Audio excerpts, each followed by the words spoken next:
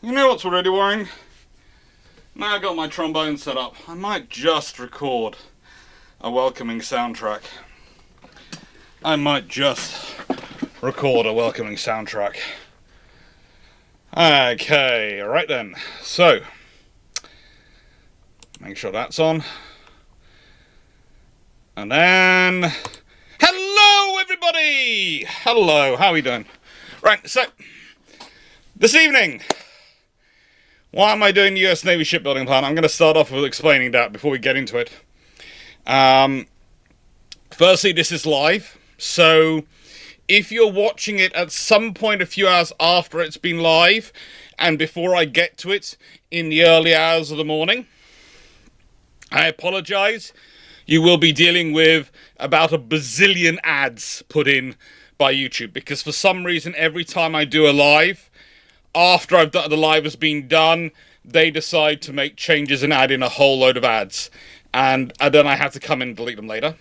Secondly, I'm doing the US Navy shipbuilding plan because I have an ongoing thing since I did what happened to the Royal Navy of I try and leave till about the last minute a live slot open for doing the British Defence Investment Plan, for looking at what's going to be in that, for looking, well, to see if there was going to be combat-ready fast jets mentioned again, for starters. And it still hasn't been published. So, the US Navy have published their shipbuilding plan, though. And it's a 30-year shipbuilding plan, which means, let's be honest, no one should take any notice of it, because in a 30-year period, there's going to be about 3 different presidents, at least, if not 4 or 5. And different, God knows how many different Navy secretaries. But it's still worthwhile looking at to see where the ambition is, where the line is, where it's going. And just to point this out, I haven't just put up the PDF copy. I have actually printed it out, read through it, and yeah, there's a reason the paper copy's sitting around here. Otherwise I might start making too many emphatic points of it, but I'm also going to grab some iron brew. So hello and welcome to a live where we're going to be looking at the US Navy shipbuilding plan for the next 30 years. Yep. So there you go. And also there's a few other announcements I'm going to make and all sorts of things done.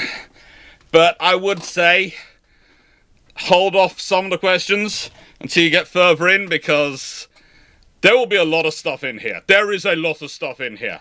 There is also something else coming. A little bit of sneak peek of what I'll be announcing a little further on in the video. There you go.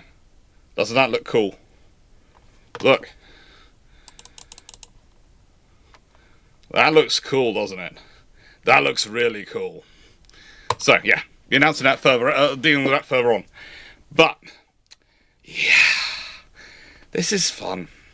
I'm also going to quickly, before we get too started, because I know Twitch is good. Twitch is good. Twitch is my friend.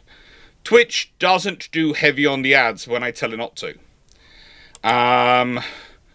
YouTube and OBS sometimes try and work their way around my settings and do funny things. So I am just going to check, and yes, it has reset it from 30 minutes to medium frequency, which means like every 5 seconds. YouTube, I'm coming for you. I'm coming for you, YouTube. It's fun. It is fun. And with that being said, hello everyone. How are you all doing this evening? Right. Welcome to the US Navy shipbuilding plan.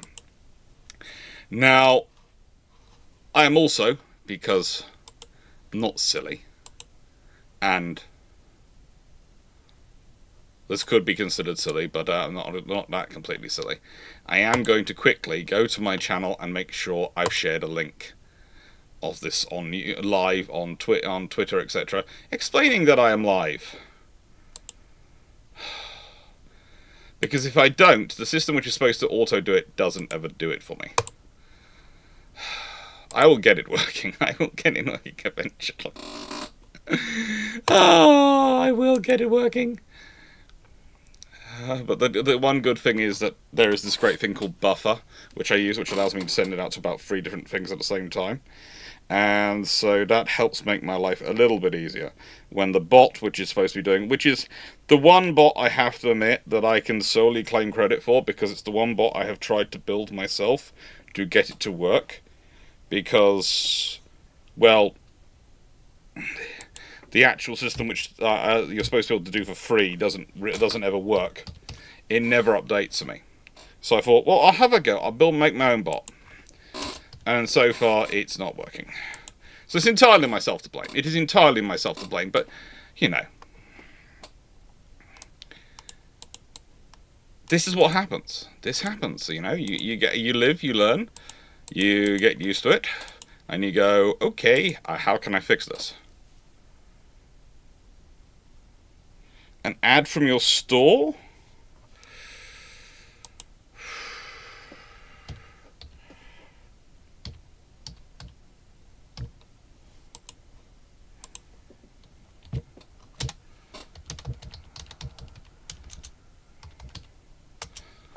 Ooh. And yeah, just go live on all of them.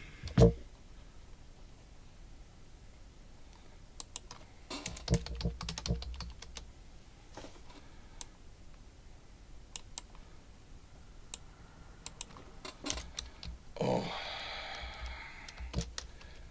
And yeah, done and go. Now, publish now, done. I don't know. It's all done. It's all sorted. It's all been YouTube. It's all been happy. It's all working at some point, and everyone who probably wants to join us is probably joining us by now. So, with that being said, let's start off by looking at the front page, because it's worthwhile looking at the front page of these graphics and going, what is there? And I was quite pleased with this front page. You've got a submarine, you've got a carrier, you've got a Burke, and you've got an amphibious ship. Okay, they could have some sort of logistics asset in there. They could have something from Sea Lift Command in there, but, you know, beggars can't be choosers. It's actually still a pretty good, you know, reflection of what makes up the US Navy and its capabilities. So I'll take that. I will take that. Now, I would also say about this front cover, as lovely as it is, it does pretty much stick to the history of these shipbuilding plans whenever they have been produced. It's not a bad one. It's not a bad one. But it is not going to be... I know it was marketed as being revolutionary, and this is going to be world-changing, etc., but really it's not. It's kind of where the US Navy plans have been going for a few years, and I realize some people are more disappointed than others. I would say... Okay, you are not going to get the I was right dance when I get to the BBGN. Okay, I am not going to make this poor internet suffer me doing the I was right dance over the fact it's nuclear powered. Despite everyone correcting me when I said it's big enough, it's going to be nuclear powered. And then people going, well, no, there's these remarks and this here and this here. It's going to be gas powered. We're sure it's going to be gas powered. And I was going, I don't think so, but okay, fine. You'll say you've got these stats and you're pointing to these pages where they do claim it's going to be gas powered, but it just doesn't look right to me, gas powered. Yeah, I am not going to do the I was right dance. As much as there are sections of the internet which deserve it. I was right. Some of the people who you're talking about in the chat might have had the I was right dance, but we'll talk about this as we go on, because it's a reason I was right. Now, this page is left blank, as is tradition. Again, Honestly, I've always thought that they leave pages blank because when they give them out to journalists and academics who are sometimes in the room in these scenarios, they have it's somewhere for us to take notes of the speeches, okay? So where the speeches differ, it gives us a notes page. And there we go, table of contents. We're going to work through this all, so it doesn't really matter to us what tables of contents are, but when you start looking at this, this is an interesting list. We've got, of course, Hung Kao, who's the acting secretary of the Navy. I hope I pronounced that right. Daryl Claudite. No, Daryl Cordy. Why do I keep going Claudite? No, I'm not sure why. It's probably because it's the Daryl L. Cordy, and I always, for some reason, moved the L into his name. And we've got Eric Smith. Now, there is part of me which does wonder if Eric Smith is an actual assumed name or his actual born name, because, let's be honest, if I was going to be a special ops operative or anything like that, and I was going to come into the regular Marines after years in the special ops, I would want the most generic name possible to hide what I'd been doing, and you cannot get more generic than Eric Smith. When you see the guy, you'll know immediately what I'm saying, but that is a very generic sounding name. But he's a very competent US Marine. He is a very, very competent US Marine, I do know that.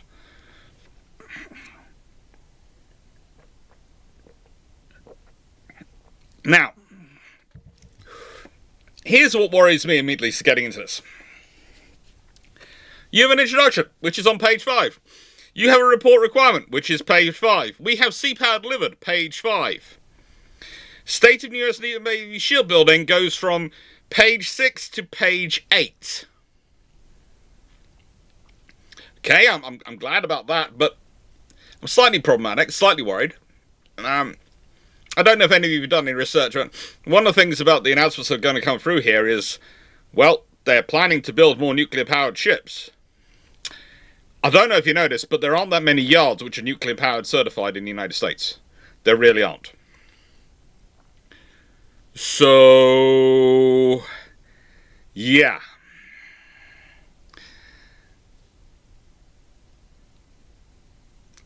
This is the reality. The US Navy has a limit on yards. And as we were talking through this, they've got planned investments at the end of industrial ship base and foreign investment support and all these things. I think if they want to build more nuclear ships, they're going to have to open more nuclear yards. But you can listen to the language yourself and work out whether that's where they're going or what they are actually planning on that one. But the trouble is, again, if you're building the yards, any timeline you have for building those ships is absolutely theoretical and pie in the sky until the yards are actually built and worked up. This is the point I make about Nazi Germany. This is the point I make about fascist Italy. This is the point I make about the Soviet Union, all sorts of things at the period of point when people were going in 1920s, 1930s. Why aren't they building more ships? They don't have the yards. And you can't just go, yards open! Yards build! It doesn't work like that. It takes years to set the things up. It takes years to get the workforce working, especially at the peak. And in the nicest way, if you keep changing your mind about the size of ships you want to build them, it then adds on years to it as you have to redesign them to do it. So, yeah. This is going to be fun. We work through them further. We've got maintenance and maintaining and enhancing maritime dominance. By the way, one thing I will say is the language of this booklet is very what I would call New York investment banker business language. When you start reading it through, you do think you're in a meeting with a load of investment bankers. I know, I've been in meetings with loads of investment bankers. I'm usually one of the people called in to do research and provide a paper and talk about, this is your proposal is planned and this is what the outlook and projections are for this country for X many years. I know this language. When I was reading through this, I was going, oh God, this is like being back in a bank. Yeah, it's exactly. Just wait till we get through it, into it. Now, 6763100.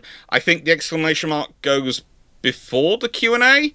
I would Can someone do the thing in the bot for YouTube to make sure the things that are coming in are correct? So, not so much that they're coming correct, but they are. Let me do this.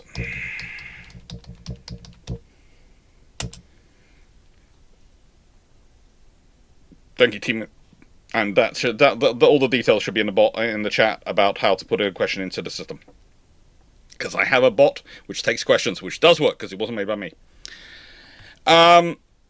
We go into the naval shipbuilding overview again. Okay, PB27. Then we go to hedge strategy, surface combatants, submarines, aircraft carriers, amphibious ships, unmanned programs, auxiliaries, strategic sea force, combat logistics force enablers, ship repair and maintenance. Okay, it's gone down the list. Surface combatants are pretty high up there, which is good. Honestly, again, I've talked about this before. It's about winning the peace. If you want to prevent a war, you need to win peace. I've talked about this before. Presence in, when you're doing conventional deterrence, all these things, it's the phrase we use is winning the peace. And you need to surface assets are far better for that than subsurface assets because you need visible expositions of power, visible statements of strength that you're willing to risk, basically, or are strong enough to take care of themselves. And you can either do that in two ways. You either make it a small enough ship that if you lose it, it doesn't matter, or you make it a large enough ship that carries enough firepower, has enough chance of rocking itself out of anywhere that gets into trouble.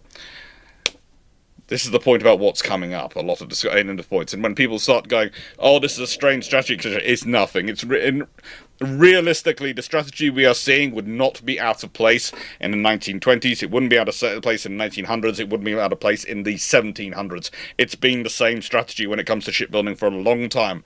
It's only the end of history freaks since the 1990s who've insisted on belief that, oh, the only way for ships to survive is for them to keep getting smaller and smaller and smaller. No, you always need a balance of big and small, of high and low assets. And it's getting that balance right. I'm sorry. I'm sorry to be blunt on that front. There is, you can go, okay, between two small powers, if they have equally small fleets, it really doesn't matter. They're going to smash each other to pieces. But when you're dealing with large fleets of peers of medium powers and above, then it's the balanced fleets which will win, and they're going to need a balanced mix of high and low assets of large ships and small ships working together as an effective combatant force. And both subsurface and surface vessels are going to be part of that. Welcome to the reality of naval warfare.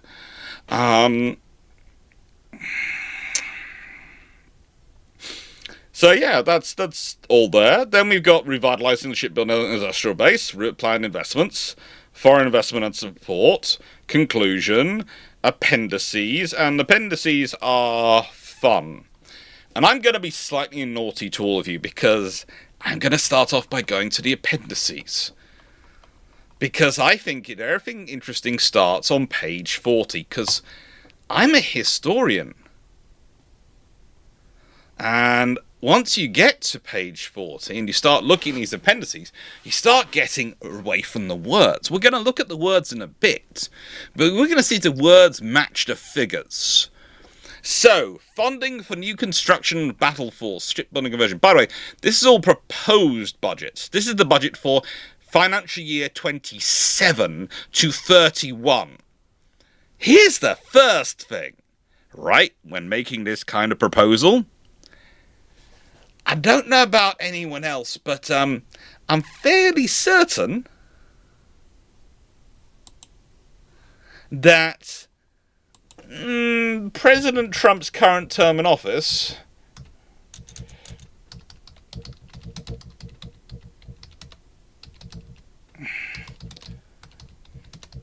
and I'm going to be doubly sure, and I'm going to check, only lasts till 2029.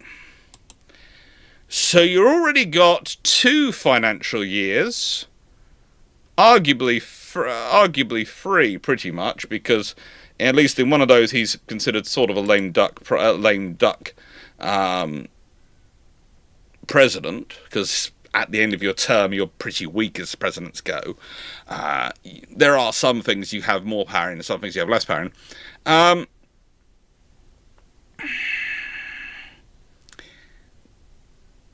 It's going to be interesting to see if he can get those things ordered. So, who knows what happens. And the first battleship, BBG, battleship guided missile, okay, that's fine, isn't going to be ordered till financial year 2028. And there's not another one booked down for till 2030, and then another one till 2031. And so, yeah, that's going to be an interesting build-up plan. Carriers, there's one scheduled for 2029 order.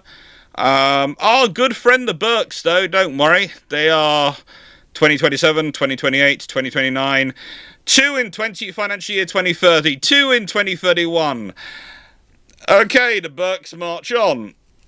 The only thing slightly more almost as disappointing as that, is the fact that the frigates are one in 2027, 1 in 2029, and 2 in 2031. So the cheap unit, which is supposed to be building up to provide numbers and some presence capability, that's really low on the construction scale. The SSNs are 2 a year tempo, which is fine, but I will point out that last year they were promising they were working up to 3. They were promising they were going to work up to a 3 a year tempo of SSN deliveries. You can't do that if you're only ordering 2. There is no chance of you delivering 3 if you're ordering 2. And the fact that they've marched it down to 2 a year suggests to me there's a limit in the yard capacity. And that probably, considering the size of America and its capability, is probably the size of the workforce. And again, when we're talking about building nuclear submarines, that's an incredibly labor-intensive, but also incredibly skilled labor-intensive job. It requires a lot of very well-trained people. And the trouble is, the mucking around in shipbuilding that went on in the 1990s and the early 2000s has meant that we have lost a lot of the workforce who would be the middle management about now, who would be coming up the rank and saying, so a lot of shipyards in the West have a lot of very experienced people who have about 40 years of experience, and a lot of people who have less than 10 years experience, and the groups in between are the ones which are missing. Okay? And that is your brake on expansion, because you cannot replace those people with machines. They are the people who assess whether the machines have done the correct job. Okay? You cannot replace them easily with machines. In fact, I was once told by someone who's involved in a shipyard, which is about as automated as a shipyard can get, they're replacing the experienced middle level of on the shop floor with a machine. Costs about the same as it would to employ a person to do it for 50 years. So that is the differential, because there is so much of it which is assessing and experience and knowledge, and the trouble is, the machines themselves, they don't have enough throughput at the moment to build up the experience of machine learning, of actual building, to actually train a machine to do it. So they don't have enough throughput going to give something 20 years of experience in a few months or a few years. And that's the issue, basically. So yeah, that's happening. The SSBNs are continuing on at a nice chunk rate. I was a bit sad to see there's no message or emphasis on suggesting some could become SSGNs.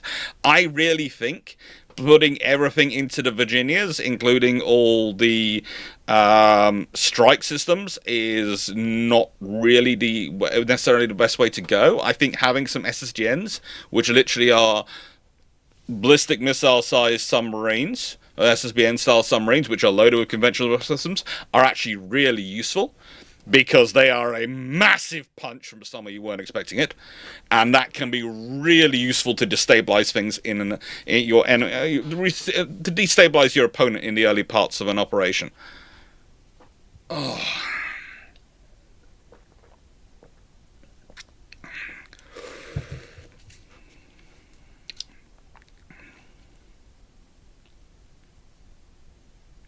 Hood, a nation's defense doesn't last a presidential term. Why is this anyone or everyone's criticism at this point? It's dumb. It's not dumb. The problem is not because it's a nation's defense lasts that long. It's because, as a rule, what happens is the moment the other side gets in, it doesn't matter which country you're in the world, they usually try and start changing everything. So the point is, if we consider traditional American politics, usually it goes from one side to the other side. It might not this time, it might continue on. But even then, a new president, like a new prime minister in the UK from the same party, etc., might have very different plans. One of the reasons why British defence has got in the state it has is because we've gone through such a cycle of prime ministers and defence secretaries over the last decade that they've kept changing their minds and their ideas on things, and you've only got different ideas in that. So that is a problem. It literally is a problem if you keep changing the people at the top. It's one of the issues when we're talking about defence, etc., and defence procurement, long-term procurement. The defence procurement systems often outlast the governments, not only which conceive them, but also the governments which manage their procurement and enter into service, and then the governments which are using them. So all these things build up. So it does become a critique. When you have a plan going in, and this is going, okay, I'm going to wait this is such a slow introduction of these ships, and it's sensible from a shipbuilding perspective, but from a political perspective, that means the one ship which is going to be far enough advanced in construction that it's more than likely going to be completed, otherwise it would be a waste of money, is one of the BBGNs before Trump is out, and who knows who comes in afterwards.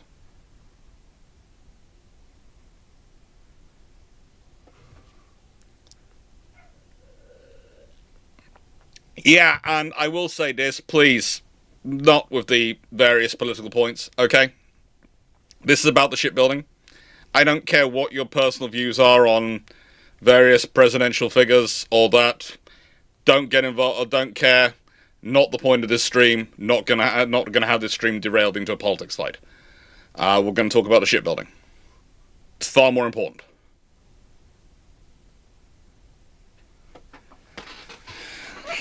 And, and this, of course, also depends on him having a Congress which is also willing to fund it, which means he probably has to have a Congress which will either agree with him or is of the same party as him.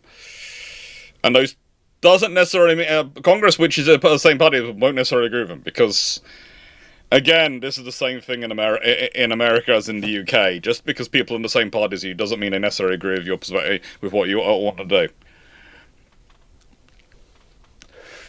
Now, the LHAs, LPD-17s, they're continuing on nicely.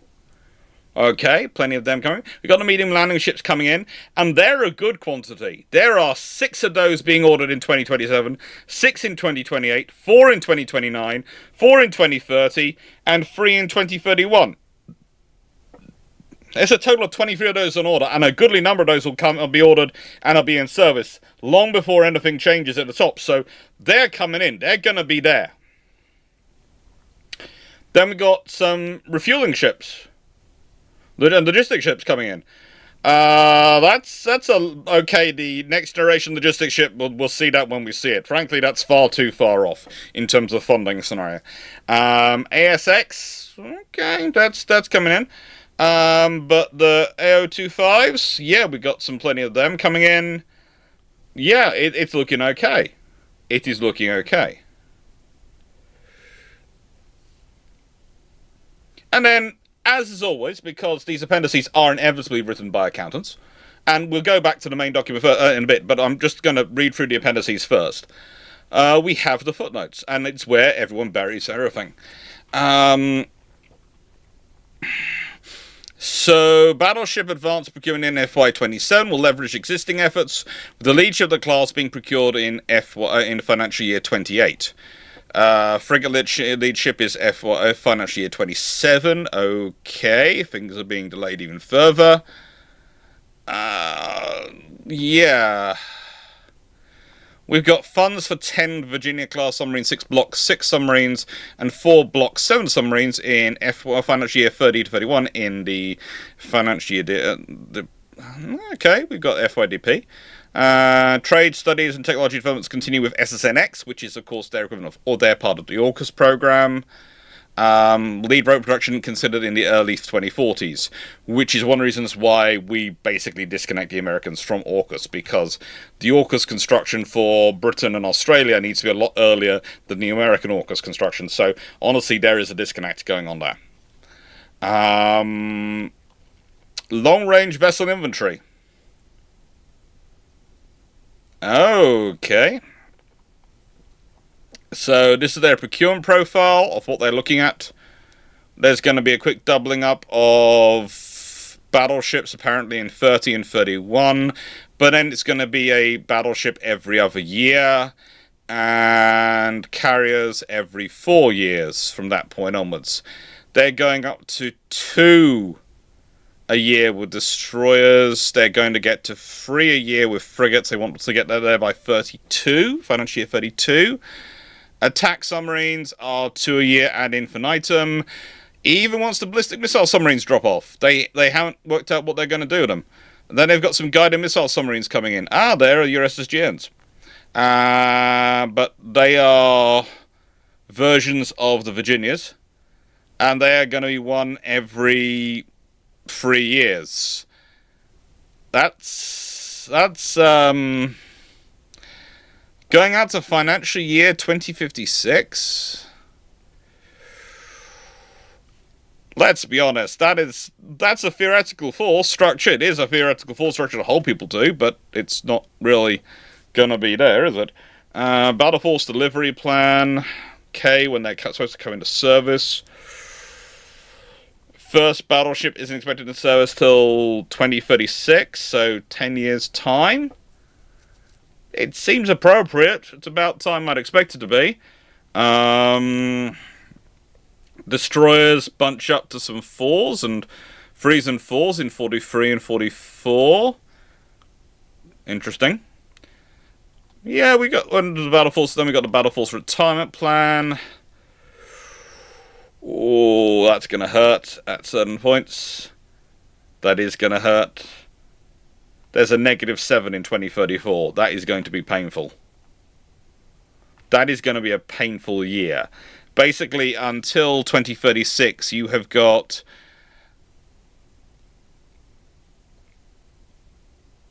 33 destroyers and cruisers expected to retire. And you haven't got that many entering service. You haven't got that many entering service. You are... I would say at about 21 entering service, roughly, in comparison. I'm just quickly doing the maths in my head.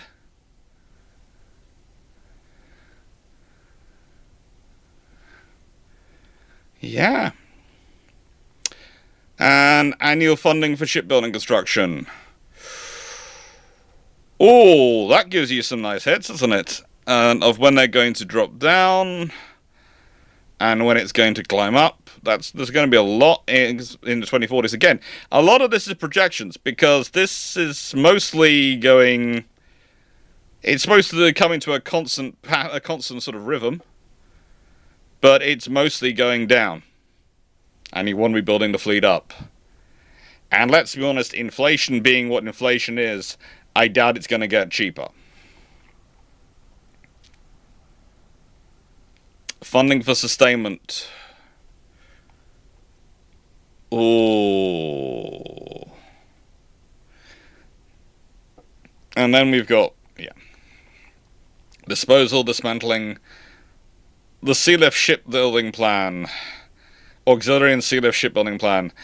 Okay, we've currently got oceanic survey ships, supposed to have 8. We have 6. Navigation test support ships, supposed to have 1. Have 1. Submarine escort ships, we have 4. Got 4, that's fine. Hospital ships, 2.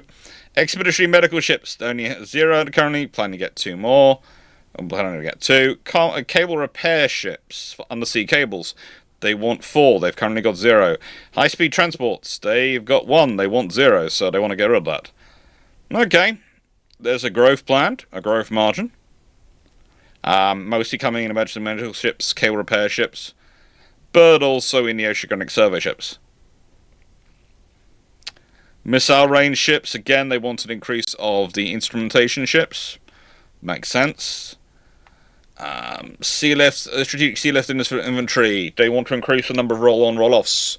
That's sensible. That's good for good transport.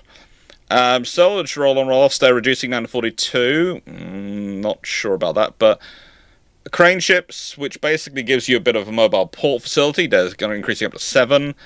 Yes, that's useful. Again, you could say this is looking at operations in the islands of the Pacific and the ability to move, maneuver, and put goods in, but realistically, those train ships are more about being able to go into port facilities you need to use, which have been damaged, and taking over, basically, providing some ongoing port facility usage in those areas. Increasing console tankers, makes sense, gives you more movement, and special capability, offshore petroleum distribution. They still get 0 of those, but it turns up, because they keep looking at it. Yeah. Oh, well, the auxiliaries, the appendices. Yeah. And then we've got the robotic and autonomous systems procurement. And yeah, they've got up to 2031. They want to procure 47 of them. Makes sense. But I wouldn't be surprised if this changes most quickly. That's that. I don't expect that stat to survive the next financial year. I really don't. That sounds terrible to say, but it doesn't. I don't think it's going to. So, let's look at what the Secretary of the Navy is doing. And remember what I said about it being very business code language? Literally look at the titles down here. First one, change how we do business. Enhance maritime dominance, revitalize our industrial base. That's very much what I would call business coded language rather than international relations coded language. So, if you're doing that as an international relations code language, you would probably be doing change how we project ourselves.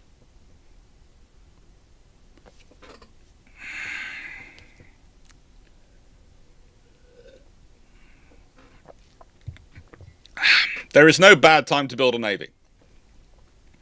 Other than, because you always need a navy.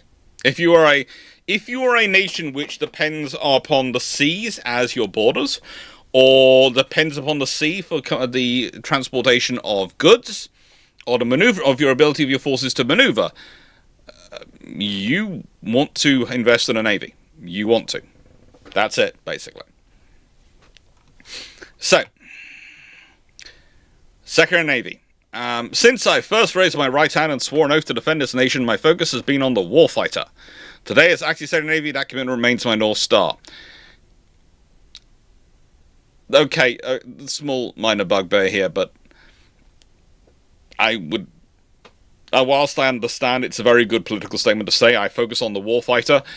As Secretary of the Navy, I'm expecting you to take a slightly more strategic position and maybe talk about be focusing on the logistics as well, but we'll see what you're coming up. But it's just, usually when I hear people say we're focusing on the warfighter, they're focusing all the teeth and not enough on the tail. And you need to focus on both, because the teeth can't get anywhere if the tail and the legs aren't getting there. People often forget that, but they talk about the teeth arm versus the tail arms. They forget, but in the middle, there's all the legs, there's all the organs, there's all the brains, everything that gets the teeth to where you need them to be. And yes, the tail can be too long and too massive and unwieldy, but the fact is, you need everything to get it there. To be a force which can get to the enemy over there, rather than them waiting for them to come to you. We are at a strategic inflection point. For decades, while America's attention was elsewhere, our adversaries built fleets at a pace not seen in generations. That's true. During this time, our maritime industrial base was weakened by inconsistent demand and misaligned priorities. I would also say there's a few other things at work here. The fact that everyone kept thinking that they could change their minds and the industry could respond on a dime, but we'll leave that to one side. This left our fleet small, our shipyards reduced in numbers, and atrophied in capability, and our people facing unacceptable risk. We will not allow these conditions to continue. Okay, nice sentiment. Let's see what happens. Over a century ago, President Theodore Roosevelt sent our fleet of battleships and their escorts on an unprecedented voyage around the globe to demonstrate America's interests, industrial might, and resolve. The Great White Fleet was a clear, unmistakable signal of peace through strength. Yes, it also depended entirely on British coal supplies and British coal organisation, but we'll leave that to one side. The reason that happened was because, once again, the US hadn't invested in their navy, hadn't got enough cruisers, and hadn't invested in the supply ships to supply them, and that gave them problems. But the British provide at this point. Please note, the reason I'm saying it depends on the British at all is because the British, at that point, provided about 90% of the world's coal ship transports, and so movement of coal. So even if you don't buy coal off Britain directly, the coal is being transported probably by British ships or Britain at certain points and put around. And it's kind of an interesting scenario that was the reality there. It was something which was felt appropriate at the time, that America was coming of age, and that was considered a good thing. But yeah, the Great White Fleet, Roosevelt was in no surprise. It was showing that they could project power around the world, but everyone knew they needed to build coalers. And those coalers are interesting because the group of coalers which get ordered as a response to that, as a response to need, lead to things like the USS Langley is one of them, which of course is the first ship the US Navy convert into an aircraft carrier. And their first testbed is one of those coalers, which is ordered as a result of the experience of the Great White Fleet, and knowing they needed them if they needed their own supply ships if they wanted to get around.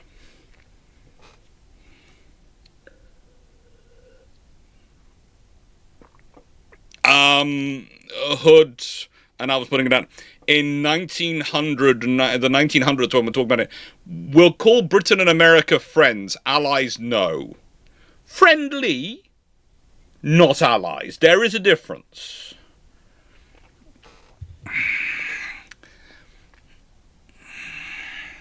There is no. The Anglo-American alliance is something which starts to come about slowly after about the 1814 war, and slowly develops over time. It's more of a case of, we are friendly and our interests align, and it's useful for us because one of the reasons why we were so supporting the Americans, and this is off the topic of room march, but explain this would make sense. We were very supportive of the Americans going around the world because we didn't want the Germans to be going around the world, because the Germans were causing us problems in Europe and elsewhere, and we also didn't want the Russians going around the world because the Russians were causing us trouble, trying to aim for India. So basically supporting the Americans was about offsetting those two powers. It combined our interests, and we were friendly. We were not allies at that point. Britain and Japan had an alliance at that point, broadly speaking. Anyway, so yeah, it was a good point, though. It is a good point. Bringing up the Great White Fleet is a good thing. I will support that. Today, under the leadership of President Trump, we will launch the modern successor to that vision, the Golden Fleet. Oh. Sorry, every time I read Golden Fleet, I just... No. I don't... It just brings up the image of the Golden Army movie in my head. I know it shouldn't, but Golden Fleet. Okay, carrying on. Couldn't it have been the Great White Fleet 2? That would have been cool. Golden Fleet? No.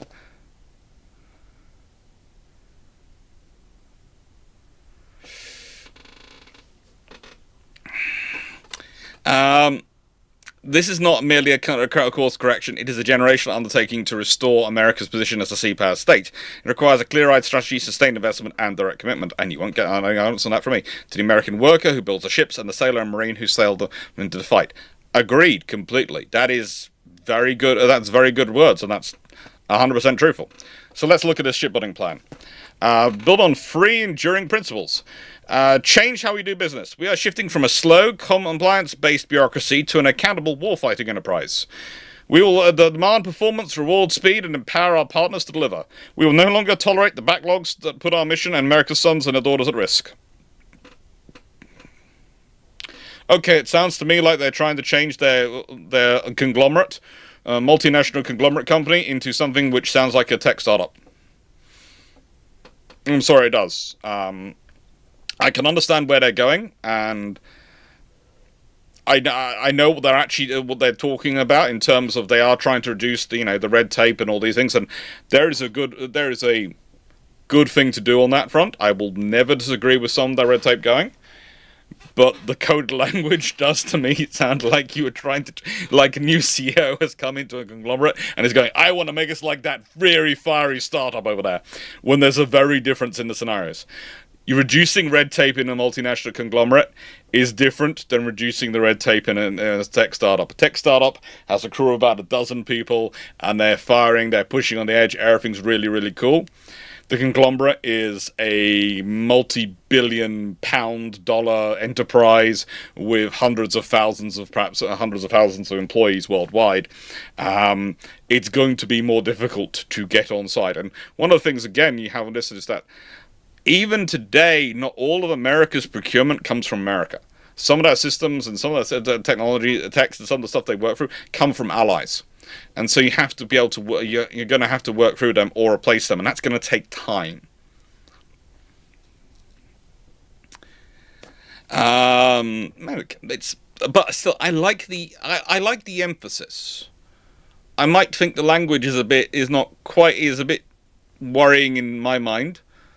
But that's because I would say from my experience of dealing with bankers, that sounds to me like someone's coming in and going to shrink the workforce by about 70%. And that can sound like a good idea, and there are some companies where you probably didn't do it at, but there are other companies where you can't, because you really don't want to fire that. That engineer who's been in the company for about 30 years and knows where all the tech skeletons are buried, that is not someone you want to let go just because their salary's high. And in theory, yes, a younger, cheaper engineer can do the same job because they're both an engineer. But everyone on this, and everyone listening to this video knows exactly what I'm talking about. The 30-year engineer who's been there, who knows where, probably buried, versus the new engineer. If you're managing a time transition and tech improvement, etc., who do you want in the company? Who do you not want to have to be spending even more money bringing back as a consultant?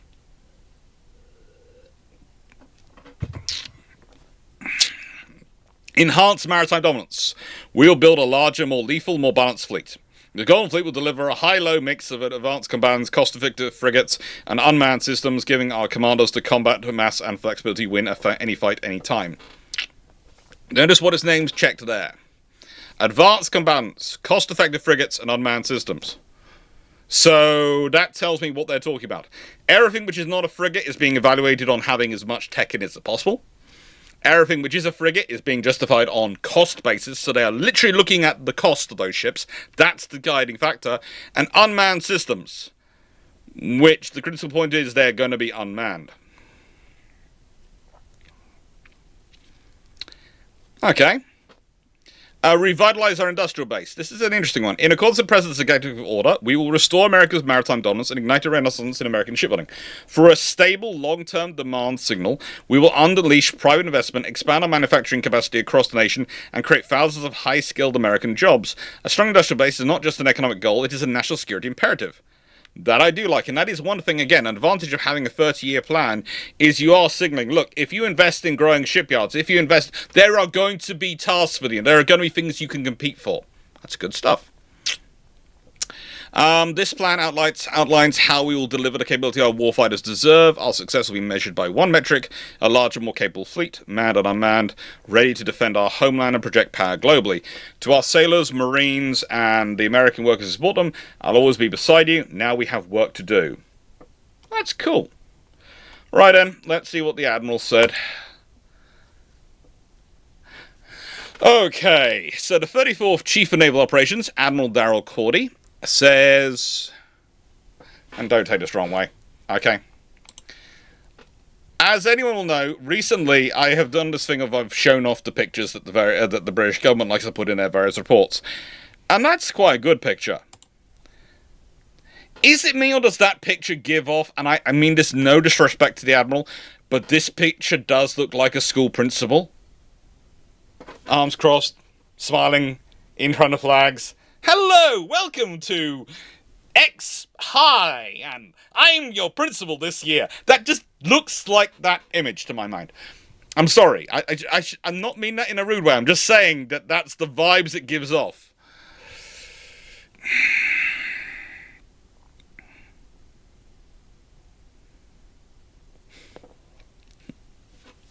Now, the United States Navy exists to fight and win our nation's war at seas. I would say yes. They also exist to win the peace. We'll leave that to one side, though. People don't like putting that phrase in there. The fleet is our most decisive instrument of national power, and its strength begins in the foundry. It's delivered through the fleet, and is proven in the fight. The fleet is our most decisive instrument of national power, and its strength begins in the foundry, is delivered through the fleet, and is proven in the fight. Someone really wanted to make those F words, didn't they? Okay, this 30-year shipbuilding plan reflects the Navy's war-fighting framework as articulated by the US Navy's fighting instructions in order to execute the Navy war-fighting concept. Oh my lord, how many times can you say war-fighting and wars at sea? And it aligns our instruments to ensure the fleet we build is ready for conflicts we may face, not just the ones we expect. Okay, that's preparing for the unknowns. That's good. We are operating in an era defined by personal competition, rapid technological change, and adversaries who are expanding their naval force at scale, because the future fight cannot be predicted with certainty. Alrighty then. Our approach is guided by the hedge strategy that builds a balanced, adaptable force designed to maintain decision advantage, not decisive advantage, decision advantage, preserve escalation dominance, and prevail across the full spectrum of operations, from daily campaigning to high-end combat. Love the way they're using hedge strategy. Hedge fund. Hedge strategy. And it's very much on a similar principle. It's not a bad principle for long-term procurement. Please note, it's not. The idea of investing in lots of different pots and basically hedging your bets by making sure you're betting on this side and on that side is not a bad way to go when you're the world's largest navy. Again, look at the Royal Navy example when it was the world number one. What did the Royal Navy spend a lot of the 1920s doing? Building the world's largest submarine force. What did it also spend the 1920s doing? Campaigning ceaselessly to get the submarine outlawed as a weapon of war. It's called a hedge. If you get one way, you win. If you get the other way, you win. Either way, you win. And that's the important thing when you are the maritime sea power, when you are the primus inter pares of the world's navies. You need to hedge your bets.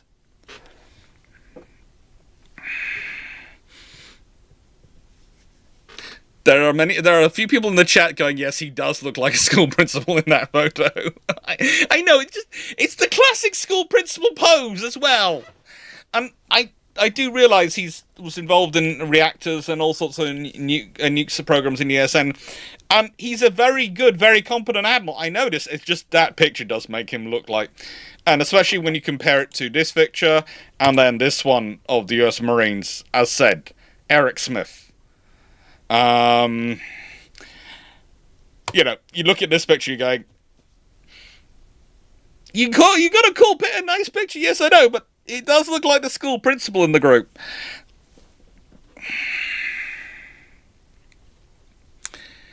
Now, therefore, to execute the Golden Fleet Initiative, this plan delivers strength in all three elements of naval power. The foundries are industrial base, shipyards, suppliers, maintainers, and the maritime workforce that make naval power possible. Continued stable demand, on time and at cost production, disciplined requirements, and long-term investment by industry are essential to restore the capacity to build and sustain the fleet at the speed and scale required. The fleet must be tailorable, upgradable, and ready to do today, well prepared for tomorrow. We will field a high-low mix of platforms, integrate unmanned and autonomous systems, increase payload capacity, and ensure the power and digital architecture needed for future weapons and networks.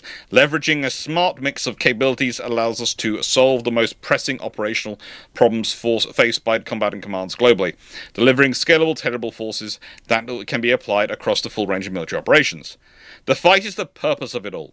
We build ships to generate and execute combat power. This plan delivers a fleet able to distribute, concentrate, and sustain force globally, providing combatant commanders credible options at our timing and tempo, ensuring the Navy remains ready to fight and win. Okay, so yeah, that all makes sense. I'm getting worried, okay? To me, ships also have to be about demonstrating smart power. That means they have to be capable of doing diplomacy. And one of the problems for the Burks has been, to an extent, they are... I wouldn't say they're bad for diplomacy, but they have a lack of really usable spaces. The hangar's quite good. They have a few mess spaces which they can use for diplomacy, but realistically, they haven't got the positions where you can really sustain a lot of the diplomacy for their size and value. Considering how big, how capable they are, their ability to host diplomacy is rather limited compared to their size. There isn't really much in that. And naval diplomacy, as in not just gunboat diplomacy, but the whole thing of turning up and having a party on your ship, is a really good way of A, showing you're interested in an area, B, building connections with your allies, and C, doing something which is both both no one can claim it's threatening and at the same time is very threatening. Because how can anyone complain about a ship turning up to host a party? Can you really complain about a warship turning up to host a party? No, you can't. You can't complain about a warship turning up to host a party. That would make you sound churlish. That makes you sound weak. But you all know what that thing is doing, because that's a big warship showing up to go, hello. Are you paying attention? We're paying attention to everything. And hello to John Craig and everyone in the chat. It looks like a university dean to me. I think the reason he doesn't look like that to me is because in the UK, university chancellors and arch chancellors tend to get pictured in gowns. They tend to get a full-length portrait in their ceremonial gown in the books. So they look more like UK ones look more like wizards. If you ever want to see reenactment of Hogwarts, and I have done this, there are pictures of me going around there at the graduation ceremonies, etc.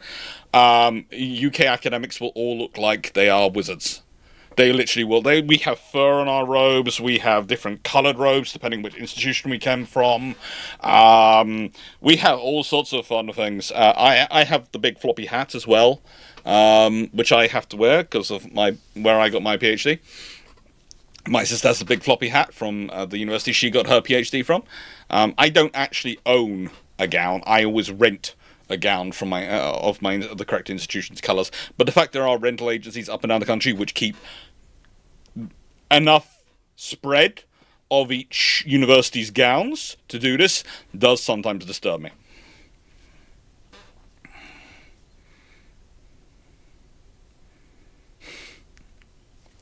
Right then. Then we got the Commandant of Marine Corps. Now, again, I'm pointing Eric Smith. Look at this guy. This just... I know his backstory. I have read up on it, but seriously, that is... He does look like he's... he does look like someone's gone, we want to produce a generic U.S. Marine Corps general now. The most U.S. Marine Corps looking general you can produce. Give him the most generic name possible. Boom. And here we are. General Eric Smith. Look at that guy. I mean, he could be in civilian clothes in the middle of an airport, even though Heathrow Airport, and I would peg him as a U.S. Marine. I would be going, yep, you're a U.S. Marine. I know you are. I can tell there is an aura. You just look so U.S. Marine. You couldn't look any more U.S. Marine if you tried.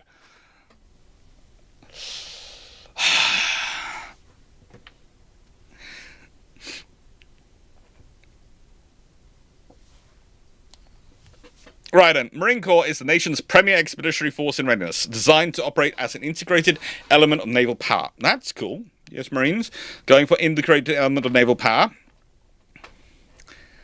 No flat tops there. No.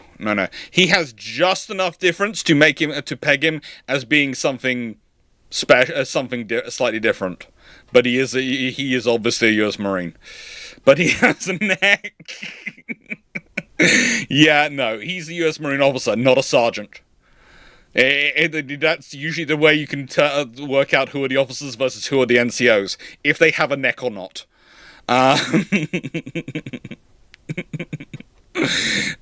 Our distinct contribution to the joint force is the ability to project power from the sea, assuring allies and partners who are providing persistent, stabilizing forward presence. And by the way, that line about whether they have a neck or not was told to me by US Marine Corps Sergeant Major, who was in one of my classes a long time ago.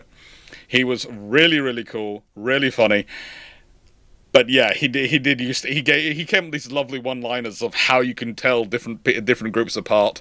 And his favorite was, he said, how can you tell US Marines apart? Well, if they have a neck, they're an officer. If they don't have a neck and they're over the age of 30, they're an NCO. If they're under the age of 30 and don't have a neck, then they're probably a private. Anna.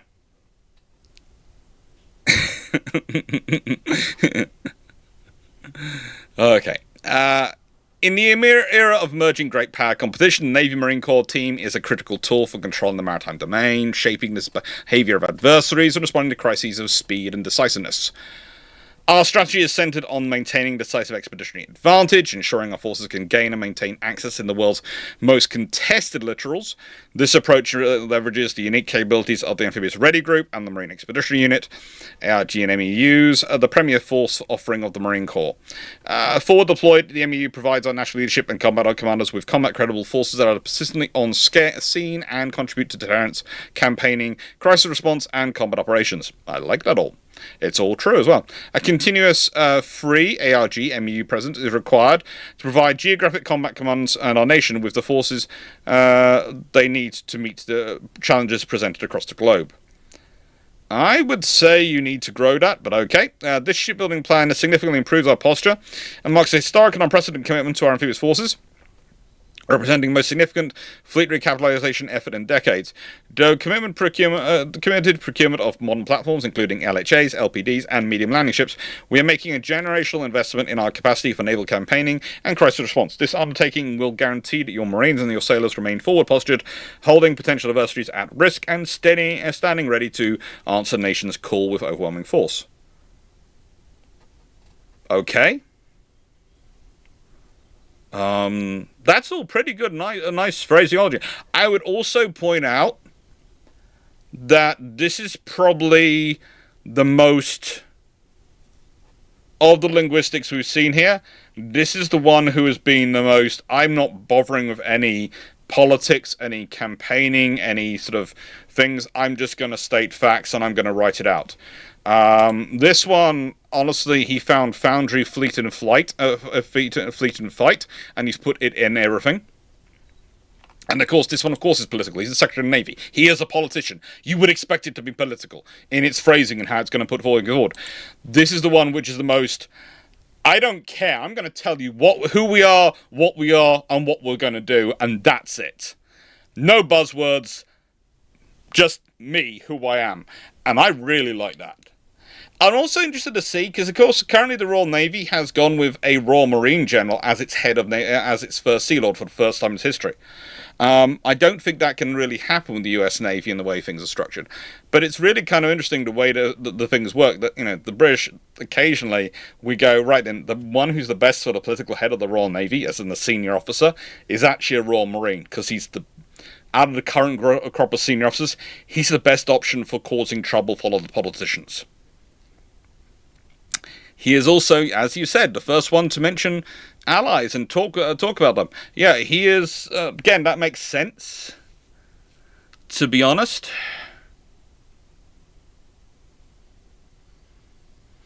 Yeah,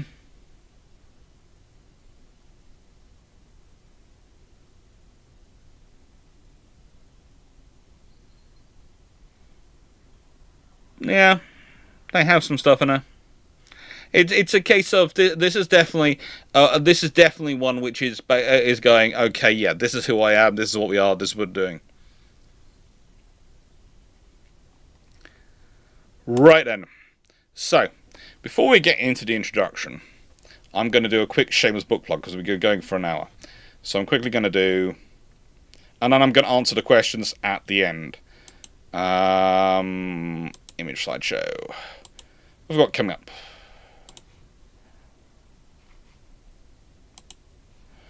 So, if you're not looking about, well, we've got the OPV videos coming out on Saturday, and next week is going to be the Invincibles. Thank you, Paul's Plane. Yes, the FAX program we'll talk about. But this is why I'm doing this, because shameless book plug, this is my own book, and of course, all these things, and thank you everyone for liking, sharing, subscribing, supporting the channel, but this is the reason why I've pinned a comment in the video. This is Cruisers. This is a book which is coming out. It's a Fund Me page, and I've actually been given a landing page for once. And it's the first time I've had anything like this. And if you go and click and order through this landing page, because this excellent cruiser book, which is massively chunky, and they're going to be sending me a copy, I have signed up for it, so I get a copy about the same time all you do as well, which is going to be lovely. And that they are sending me some chapters to read through, but I know someone who's already read through it, and it's really, really good. A really cool, chunky cruiser book. Absolutely full of cruisers. Absolutely full of cruiser stuff. And the reason I'm happy and excited about it is because if I take this out and I bring this back, if you sign up by basically going to here through the link I've provided in below the video on YouTube and in the chat on YouTube and Twitch pinned to the top, well, you get this. This is a special card, which has my channel on it. And I don't know if I get anything. I should really read the thing and see if I get anything for anyone. But this is such a cool card. And it's a town class light cruiser from World War One, when the Royal Navy had so many town class cruisers that even they were shocked when they realised the one was in the area. There is a classic line, and the reason I did put forward a town class for this, there's a classic line, is that the Royal Navy at one point in World War One are told that a German surface raider has been engaged. The Admiralty asks, by what? A town class cruiser. We have one there? Yes, it's... And they went, that's one of our town class cruisers? I didn't realise. They had so many of the things in World War One, they didn't know where they all were, and they didn't even know about all of them. That is when you are the world's largest navy. When you actually cannot remember which... How much is the book? Okay, so you put in, there's... Oh, I have got all the details somewhere, and I should know this one. I should know how much the book is. It's 384 pages, all those things. It's on Kickstarter, so if you go through this one and you set it up, you will find out. But it's putting in on Kickstarter. I don't think it's too bad, actually, from memory. I should know the price. I should do that. But honestly, I'm not going to invent something. And I should have it listed on my notes, but let me go through my notes. Do I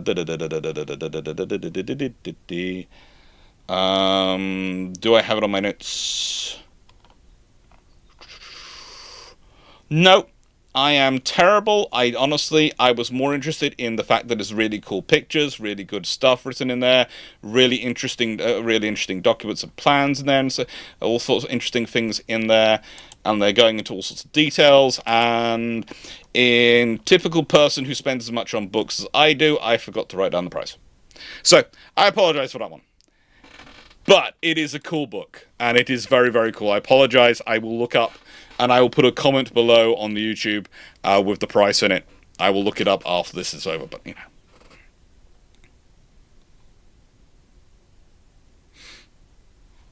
But, yeah, it's a cool thing, and it's got some great pictures down here of what's in there. And plans and details and... it just looks so cool.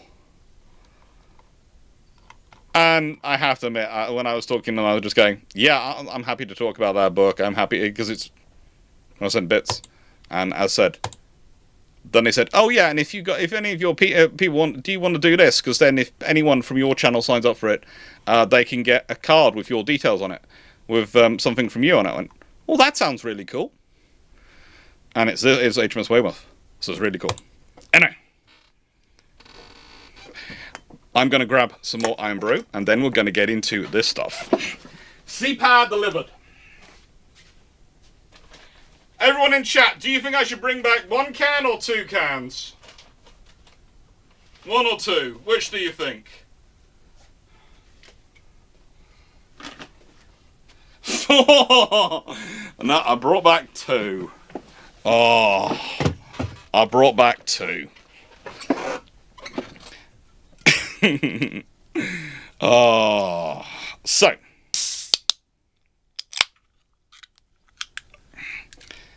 Oh, Jonathan Moon, while I'm thinking and spotting in the chat, A, thank you for being doing your mod duties, and 2, message me because I might have something to talk about for TwitchCon, which I'm going to be at, and while I'm in Rotterdam, at the end of May, end of this month.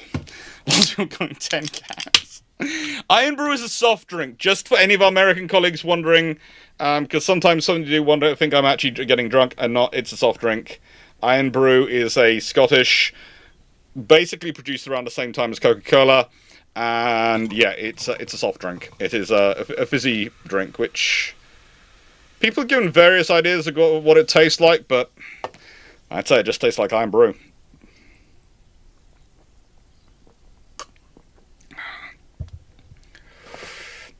I do love it though. It's very bad for me, but I do love it. Right, so, C-Power delivered.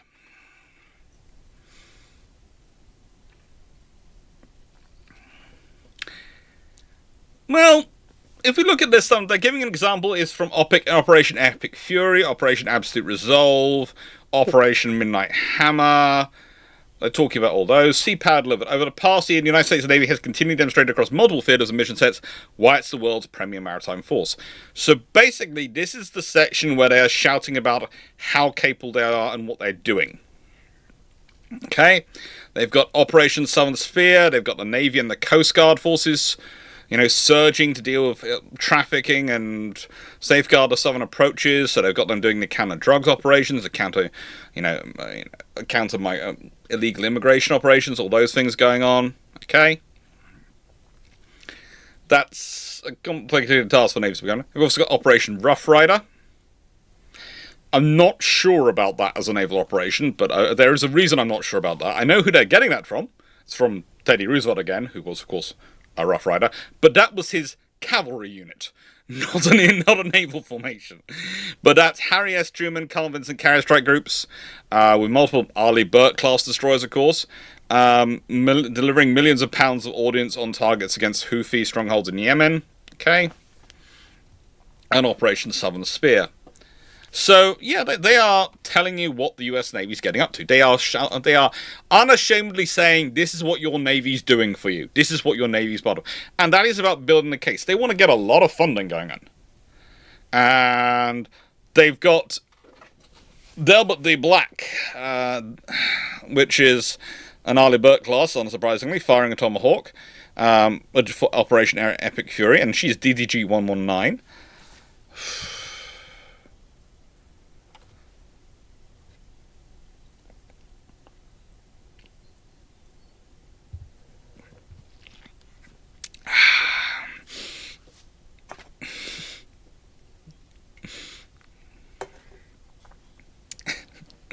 But yeah, now, I would say C-Power delivered. Sorry, I'm just enjoying the chat with the various comments about YouTube. Well, on Iron Brew. Okay, so let's go to the state of the US Navy shipbuilding, because that's far more interesting. But again, see my point about how much they're shoving into page 5? Report requirement. This report is submitted pursuant to Section 231, Title 10 United States Code, Appendices 1 to 6 provide support details. Appendix 7 is controlled unlimited distribution. I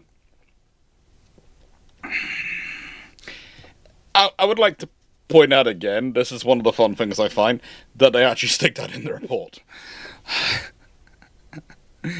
Oh.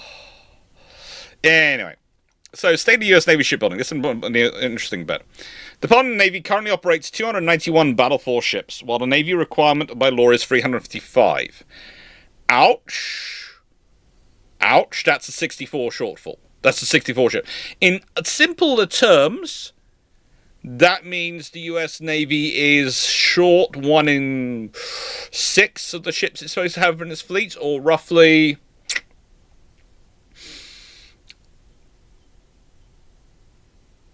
15% of its battle force. It is short. It's currently 15% below levels. Over the past 2 decades, the shipbuilding budget has doubled, yet we have no more ships now than in 2003. Well, I can argue that one of those things is because in a nice way you cut the Zermatt class short, and then had to pay for it to be rejigged back to building Burkes. There's all the massive investment in growing tech you've done, and then there's the whole LCS Constellation Frigate, now new Legend class. Yeah, there are reasons for why the shipbuilding budget has got massive and not many ships to show from it. A lot of money spent on R&D, not a lot of actually procured. Yeah, okay. This is a persistent problem, and one that's not just industrial, it is structural, and a result of how we buy, how we plan, and how we manage risk in the Navy's acquisition. I could argue that is also the fact that the US Navy has a higher tolerance of risk than the US Congress does. We'll leave that to one side. Navy's acquisition system grew administratively, but eroded operationally. Requirements expanded during execution, mature designs were modified and evolved by the Navy, and cost estimates and construction schedules were overly optimistic. I remember talking this about Sal Melquiagos about this, and talking about how the people who actually run the US Navy's procurement in terms of their engineers and etc. offices have now moved from having a centralized office to being officed in every single yard. And that to me sounds like a recipe for problems. Those are people who you do not want sitting in your yards. Yes, when the yard needs someone to make a decision, they are there on site to make a decision. But the trouble is, when you don't need them interfering, they're also still there on site trying to make decisions. This is, again, something which I would point out. The Royal Navy had its own yards and had multiple other yards when it was coordinating in the pre-email, pre-internet era, when you couldn't do video calls, when you couldn't do anything like that. And they still centralized everything and ran them mostly from London and Bath. And they still have spaces at Bath, which they use. And the point is, they would go to where they needed to be to make a decision. And if it was held up, yes, that's a problem. But is it a few hours by train in the UK? It would be maybe a few hours by flight to get there. And yet, in a multi-year project, if a ship is held up, part of it's held up with construction, is held up for half a day or a day till the decision made, is that really going to cause everything to run late? Probably not. So to me, there is an issue with having. You both need good oversight, but you can have oversight too much. Think about it from your own employment experience. Imagine if you had your manager, the big managers. We're not talking the manager of the store. Let's say you worked in a supermarket or some sort of big store like that, and let's say the district managers actually had someone wandering around watching each store individually who was not in that store's command chain but had the power to make decisions. That would cause issues, wouldn't it? Especially if they were there all day, every single day. Because who's in charge? Who's making decisions? And it causes turf wars and fights. And the thing is, these people are supposed to come in when there is a problem and they need to make a decision. They don't want to be in the weeds. They need to be out of it. So to my mind, that is actually a problem. That is actually an area where I would go, okay, you need to get them back in a centralized location.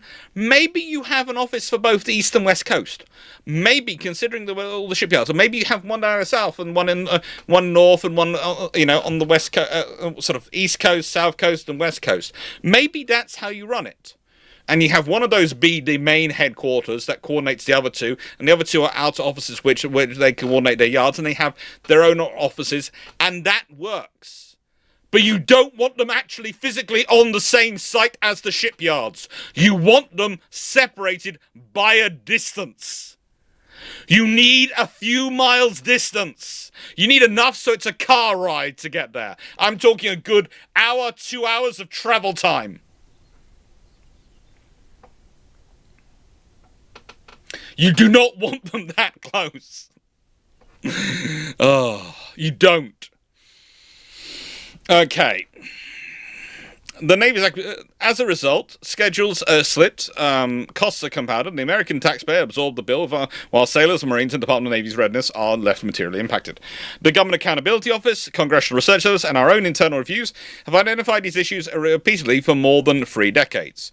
Those lessons learned are the foundation of this plan. Most of those organizations kept suggesting they needed more micromanagement, not less.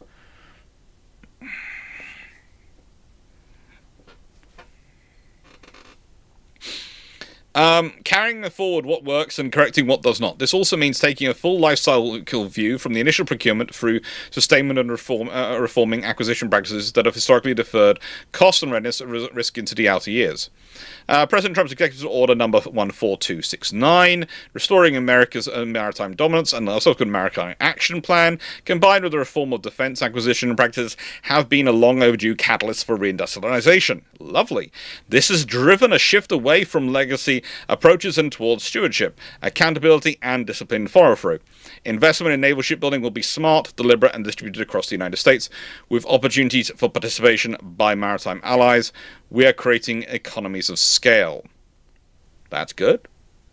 Economies of scale are good, but economies of scale only work if you are actually creating scale, which means those numbers.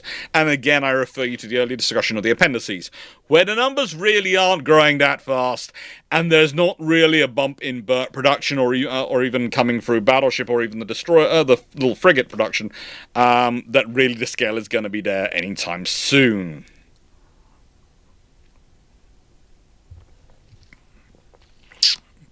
Recently implemented wage increases funded by the US government at Electric Boat and Newport News Shipbuilding have resulted in both companies achieving their required hiring rate for current year 25 and a reduction in attrition rates of 2 to 5%. This is not surprising, okay? Skilled welders, skilled electricians, skilled machinists, they can earn a very high wage. There are lots of businesses now currently which are doing things like building pipelines, etc., which are prepared to pay a lot of money for very skilled welders. Because those are companies where they want things done fast and done right the first time. And so there are shipyards, skilled labour in shipyards is often in demand by other people outside of those shipyards, which means you have to compete with them, which is another added layer to the cost of building ships. I once had discussion with someone which was, why does it cost so much relatively for ships versus, let's say, equipping infantry battalion? And I would go, well, there you have the vehicles, etc., for the infantry battalions, etc., but the vehicles, in many ways, there is enough saturation in the car market, etc., that they can get jobs elsewhere, but it's not going to be as easy. There's not as much demand. Whereas the welders, especially welders on submarine hulls, okay, the people who can do that level of welding, are in massive demand elsewhere because of their skills.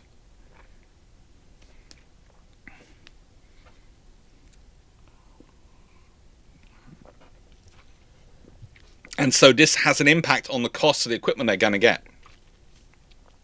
There's also the fact that a ship is pretty much a functioning, well, let's be honest, it's a small town that has also an air defense battery, a surface attack battery, artillery of various types, and its own heliport, all in, plus command and control center that would actually command a regional, a whole, division realistically in its amount of radios and capabilities it has, combined into one hull. Plus it can, its ability to move and power itself. There is a lot going on in there for them to deploy for months at a time.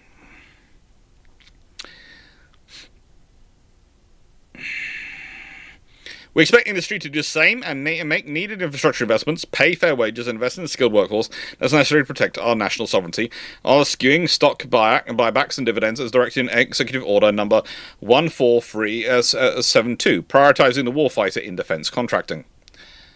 Ooh, there's been a lot of executive orders. The fleet of the future is a high-low mix of platforms. It must be built, must also be a buildable and sustainable combination of platforms that are maintained to the end of their service life. High-end platforms remain essential, but they must be complemented by systems that can be produced at volume and adapted in real time. That includes a range of unmanned systems operating everywhere from the seabed to space, fully integrated with current force structure. The high-low mix is how we increase new market entrants and competition with the industrial base. Okay, that's interesting. New market entrants. So maybe one of the reasons why the Legend classes got through is because theoretically they're simple enough that others could potentially start building them. If it's going to be allowed for us to start building them. We'll see about that. Today, roughly 10% of shipbuilding work is performed at distributed sites. Our goal is 50%. New hulls will prioritize modular digital designs that enable distributed shipbuilding across multiple yards and supplies. This is why so many Americans have been turning up in Britain lately. They're trying to copy some of the British methodology. For those who don't know, the British shipyards, even our aircraft carriers, were built as modules in multiple different yards and brought together to be assembled. So we do a lot of distributed modular construction, as it allows us to keep multiple yards open without actually building multiple ship types. This is a problem because it's allowed the individual shipyards' workforces to shrink down, which is one of the reasons why we are struggling to grow our capacity to construct ships. Okay, there is a trade-off, and it's not necessarily good, but it does mean that we have multiple yards which are trained up to the latest construction techniques, etc., because they've all built modules. And modularization can actually make actual construction more resilient and quicker to do if it's done right. The British have a lot of experience of doing it wrong. We are doing it right quite well now. Not as fast as we should be, but we're doing quite well. But we have a lot of experience of making it go badly. So if the Americans... I said there are some Americans coming over here and looking at these things. If the Americans are looking at it, they can learn a lot of what not to do by also looking at our history. It's always good to go and look... By the way, this is the first rule in life. If you want to do something, go and look at others who've done something similar and see what they did wrong in their process and try not to repeat it. It's the best advice anyone can ever give you. Study others and try not to repeat their mistakes. Okay. So, style profiling, BBs and barbecue. You're talking about modules in terms of Henry Ford, etc. Modular ship construction is pretty darn complicated. Okay?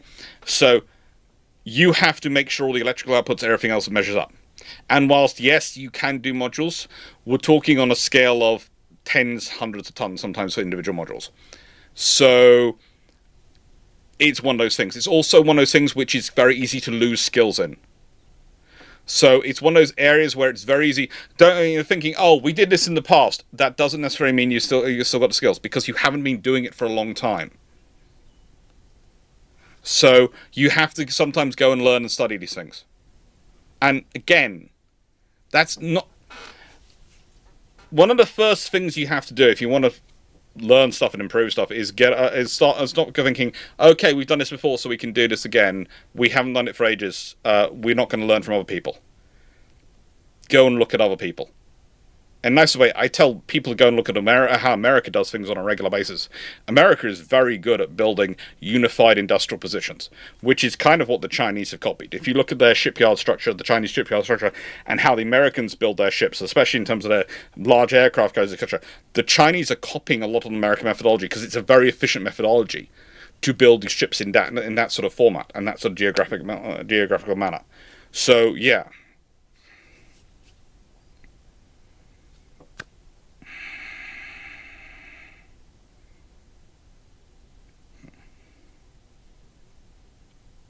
We do it with subs now. I know you do it a bit with subs, but not as much. And that's not getting multiple different companies to work together. As a whole, it's mostly being coordinated by a prime contractor. Once you're going to the level of you're getting large alliances, large groups of companies to work together, that's the experience.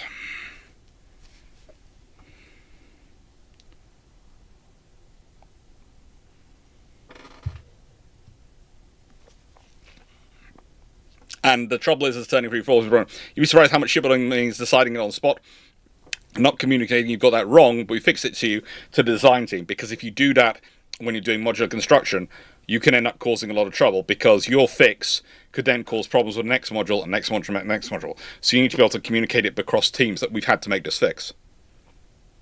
And it needs to go between the teams, not go through layers and layers of bureaucracy. And it's difficult to get the companies to do it because companies, as a rule, don't like each other talking to each other. And they don't like the different layers talking to each other because if the engineers of one company talk to an engineers of another company and they find out they get better paid in that company, they might go to that company. And that's a problem. And even worse, that company might learn something about your company, so they might get access to ideas you're developing. It gets all sorts of fun. You are off on that style and profiling. Style and profiling. No. I'm sorry, you're off on that one. Anyway, so yeah.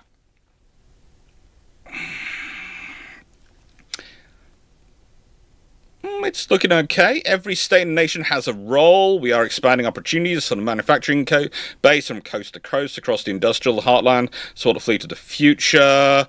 This is how we move from stagnation to growth, and yada, la-di-la-di-da. Today, across shipbuilding as a whole, roughly 10% of work is performed at distributed sites, a goal of reaching 50%. That's fine. No, what you're confusing Stein profiling with the Dreadnought program is that he stockpiled things like armor and guns and a few things like that. That's not modular construction. He was just stockpiling stuff that they needed before they built it. So instead of it having been long lead items, having to wait for them, they're already there, ready to go.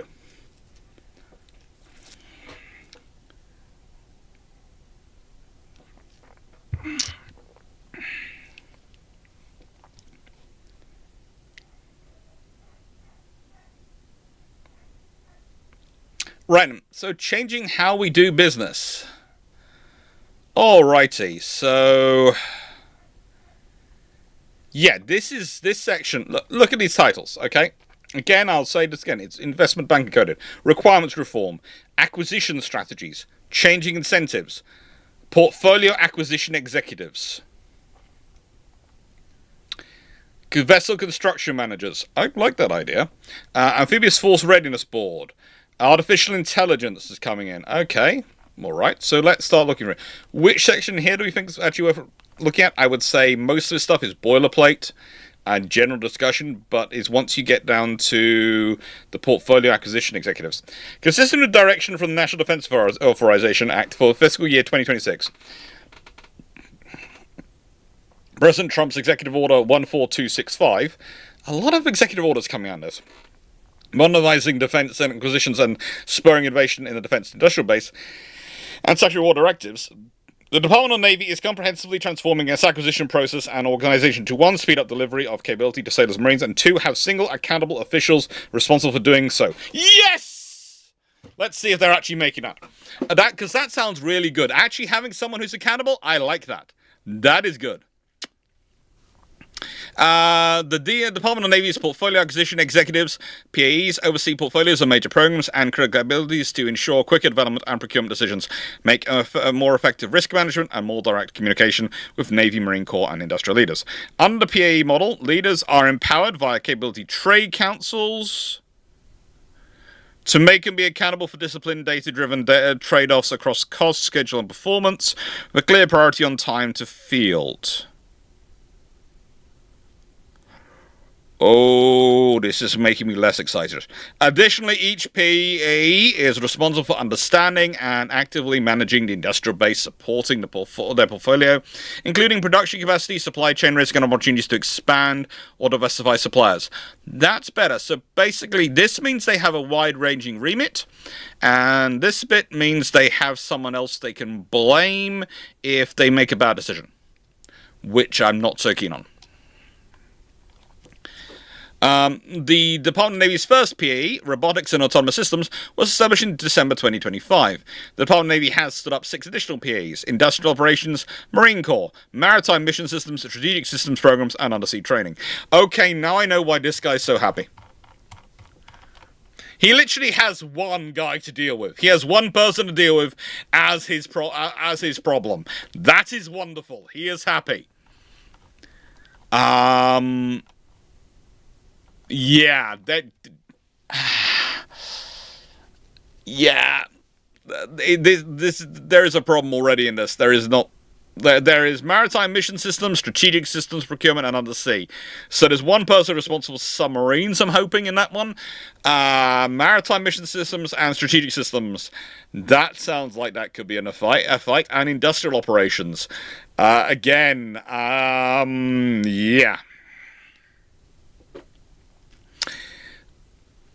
Let's see. Transition efforts are actively already underway for the remaining portfolio areas, which are on track to stand up in the coming months, completing the department's full transition to the PAE structure.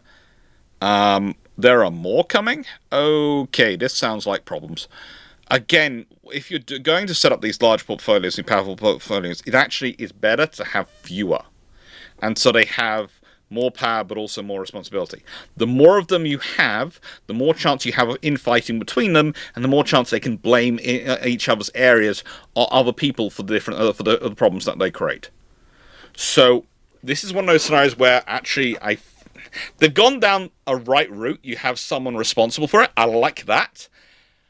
I think that's a very good methodology. Again, if we go back to systems where you said large navies, it used to be quite common. You would have a naval officer and a naval architect who would be both responsible for a program, and they would share that. To now, you're having this. I do realize executive orders are not law; they are interesting. They're interesting things. Executive orders are their own sort of thing. PAE Undersea, dual-hatted as Director Reporting Portfolio Manager for Submarines, and will direct all activities to deliver nuclear-powered attack submarines, ballistic missile submarines, and guided missile submarines. The DRPM will answer to Deputy Secretary of War, whose goal is to reach a production rate of at least 1 Columbia SSBN and 2 Virginia SSBNs per year by financial year 31. Okay. Submarine construction is a part of a broad undersea enterprise including in-service maintenance and sustainment, naval reactors, PAE strategic system programs, and the Australia-UK-US partnership, aka AUKUS. The Navy is fully supporting the DPRM by aligning requirements, resources, and execution to deliver on production goals to strengthen the industrial base, and will continue to collaborate closely as construction matures. What I love here is it really does show the differences in scale, because AUKUS is one part of an organizational manager's position in the U.S. Navy. AUKUS is the thing for the Royal Navy and the Royal Australian Navy in terms of their submarine procurement at the moment. AUKUS is the thing. So it's the difference in scale. Alongside PAE Undersea, the establishment of PAE Maritime represents the culmination of more than 160 years of Navy effort to optimize the organizational structure for shipbuilding administration. Oh, that's who's getting it.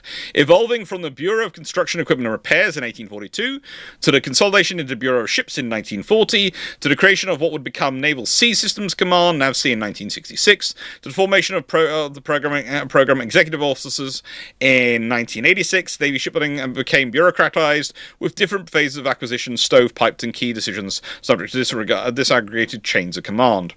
PA Maritime is designed to empower our surface shipbuilding program leaders with the subject matter experts and authority necessary to drive program outcomes, ensure safety and quality, efficiently apply resources, and make adjustments to better enable delivery on time and under budget. They will have authority to make sure that our designs are producible at speed and scale, and the American sailors and Marines are confident to take them into battle. We'll embrace targeted iteration that makes designs easier to build. We are evaluating lengths. Oh, great. So what I'm seeing here is basically PAE Maritime and PAE Undersea are the two primus inter pares. They're the two foremost of all the portfolio acquisition executives. And they are going to be probably the two fighting over resources. I can guarantee the way this has been set up, those two are going to be fighting over resources, over industrial capacity.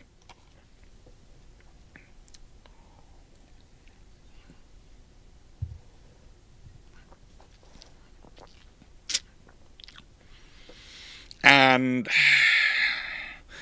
whilst you do need someone to support the way they've set it up, there are a lot of different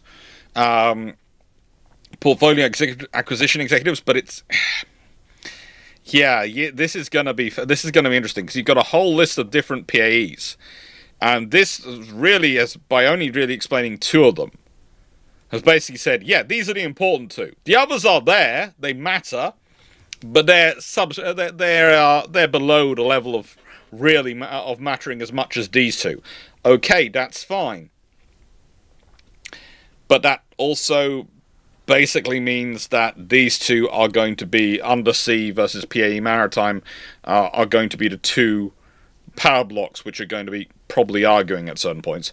It'll be interesting to see how that works out. I'll be paying attention when I hear people complain, when I hear people chatting about that. And then we have Vessel Construction Manager.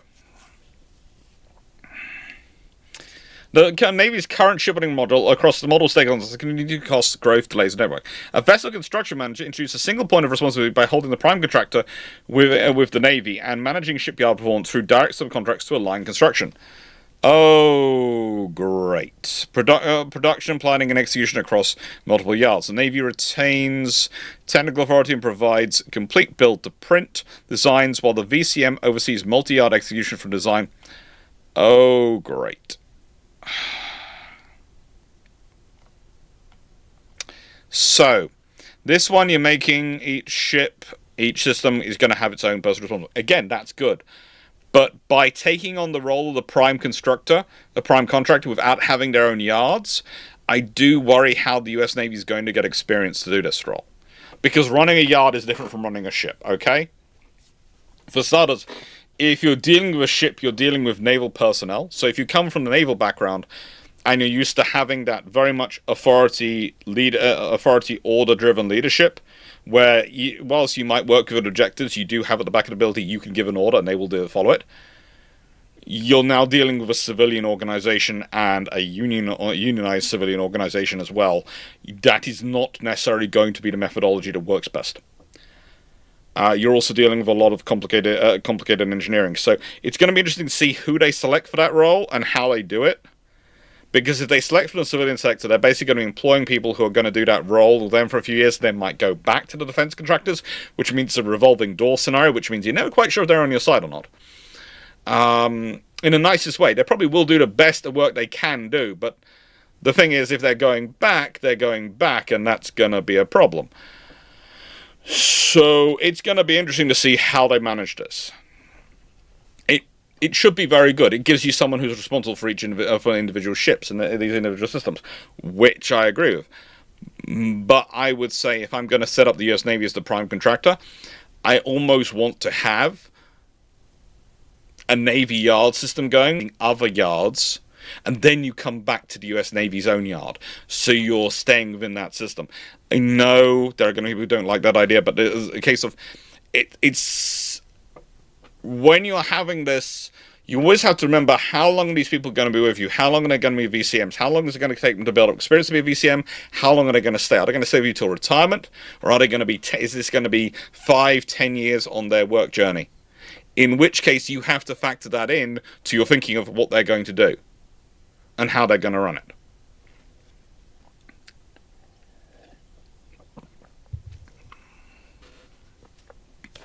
Amphibious Force Readiness Board. Okay, that's useful.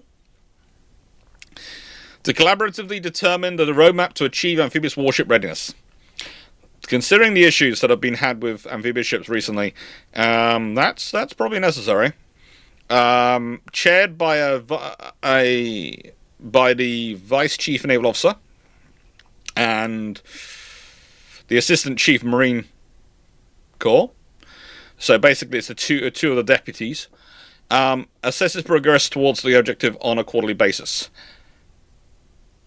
Oh. Okay, so here's the thing. If you're going to have a meeting every 3 months, I can understand because that gives enough time for things to change between every meeting.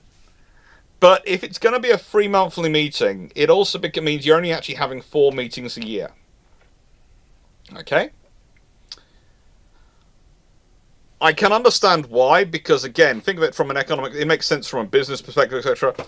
But from a defense perspective and the way the world works in terms of defense and the criteria and how quickly needs for amphibious ships, etc. can go up and how quickly there can be problems, I would have been tempted to make that bi-monthly at the most. I'd almost be tempted to make it down to monthly.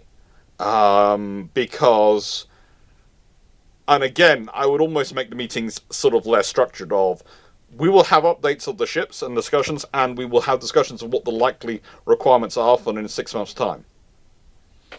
So you have time to do it. Whereas if you think things are going to get problematic in 6 months' time, and you're having quarterly meetings, You'll have one meeting, and then, well, either we have the regularly scheduled meeting, or we have to find time in our calendar when we're all going to probably be very busy people to meet up at another time and make an extra meeting. And that is a problem. Whereas if you have a monthly or a bi-monthly meeting which is already in the calendar, you have you have a regular session to getting in. And in a nicest way, these are not the type of people who are going to be working on their golf handicap. These are the type of people who are going to be very busy dealing with things. I have not met anyone who is number 2 of an armed forces organization the size of the US Armed Forces, who is not an incredibly busy person. Going to see different talk about Navy ones. They're going to visit different ships, different sites, dealing with different programs. Their days fill up very quickly. But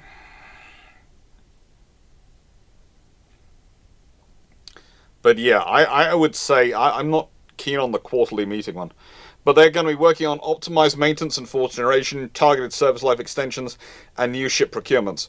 That all makes good sense, and that's all thing. But again, I would... Also, there's the fact is that a monthly meeting, it's going to sound strange.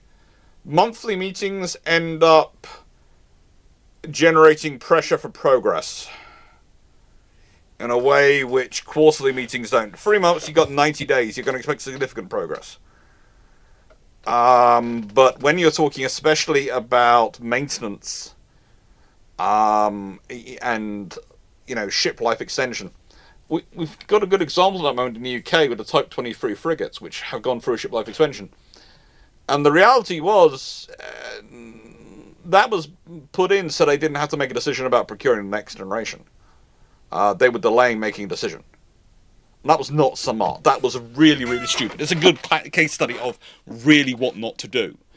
And when we're doing this, we have to, if you'd had more regular meetings where you'd sort of had a monthly meeting where people have gone, yeah, this state of this force is actually not that good. These ships are really, really old. The hulls have really, really been bashed in by the sea. You might not have had that decision-making process, because that's the other thing, is you start to get an idea of what's actually going on being drummed into you every month. Whereas if it's 3 months, you get very busy, you forget, and then, you have oh, good lord, we're in that state. Whew. You have to make all these decisions, and then you carry on.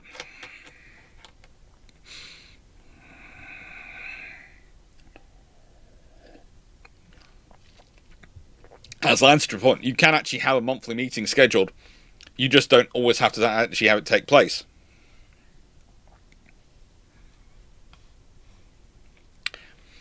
And then we've got the stuff about the artificial intelligence and bringing that in, and there's a whole lot about that. And this what I love in the fact in that AI, by leveraging industry best practices, the Navy is streamlining the time-intensive activities to modernize business operations. The contracting structure used for Ship OS is a shared risk model, where the prime contractor only gets paid when outcomes are validated monthly and delivered. For shipbuilders and suppliers included in Ship OS, government funding phases out over time as companies themselves decide whether to continue based on a demonstrated value. I know that's lovely business jargon. I'm loving the business jargon here, but there is a point here. This is not perhaps the most sensible one to go down. Again, if I'm going to be doing those sort of monthly meetings, a monthly sort of month-to-month validating of outcomes, etc., I would expect monthly meetings of various things going on. I realise artificial intelligence is different to the Amphibious Force Readiness Board, but you're getting this idea. There's a lot of stuff being pushed to monthly. Why is are the meeting schedules on a 3-monthly basis?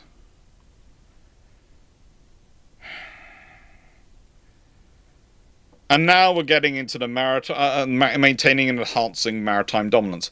And what I love is we're at page 16 of... There are 24 pages to go. So, yeah. Those expecting a short video tonight, I'm sorry, it's probably going to be a 4-hour one.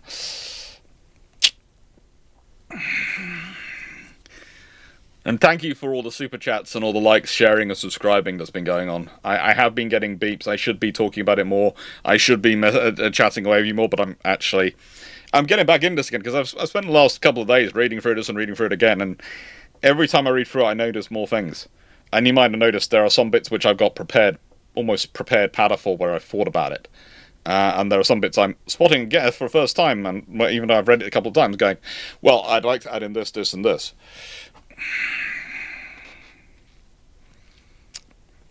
And this is the thing, is when you read through a document like this, you read it through 5 or 6 times.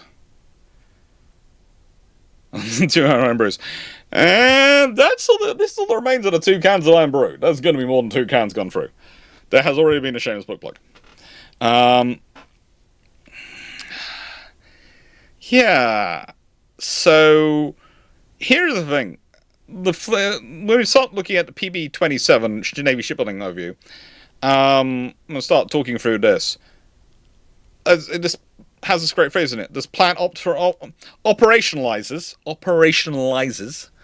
with a Z instead of the extra S, okay, the Golden Fleet Initiative by aligning shipbuilding investments to the high-low mix strategy and operational demands of the Navy warfighting concept. I'm not sure that operationalizes is the phrase I would use, but okay. Informed by recent operations, this budget requests funding for 34 manned ships, 5 unmanned platforms in FY27 alone. This shipbuilding plan includes a total of 122 ships and 63 unmanned platforms requested across the financial FYDP, a financial year's delivery plan. I think that's right. Yeah.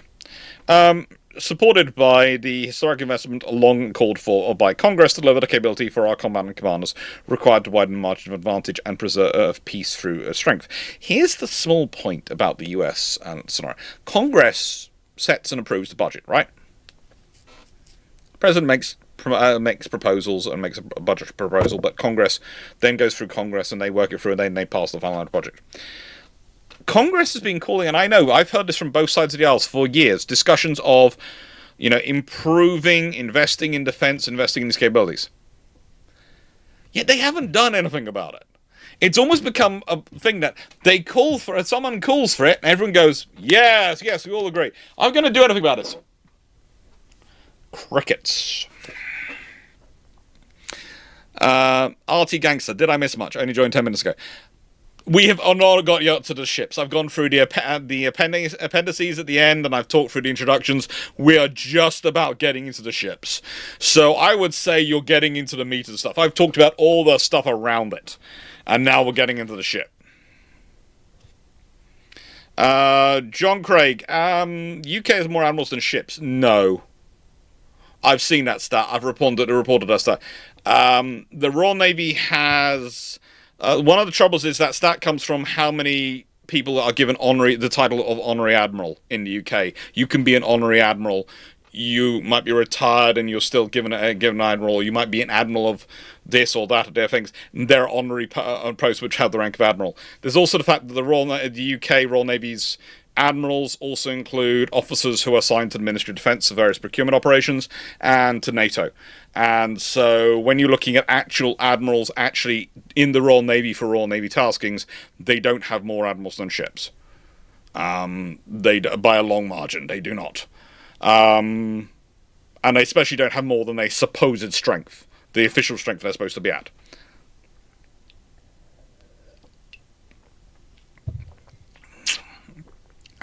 But yeah. But it's one of the stats which the other people love to go, UK has more admirals. And the reason I bring it up is because one of the persons who produced it said, this is the list of the UK admirals, and included Queen Camilla. Not exactly a serving admiral in the Royal Navy. So I'm sorry. I do know that this stat comes up a lot, but the fact that the list of admirals they use to prove this includes Queen Camilla. Just one of several examples I could go from this and go, yeah, no, I'm sorry.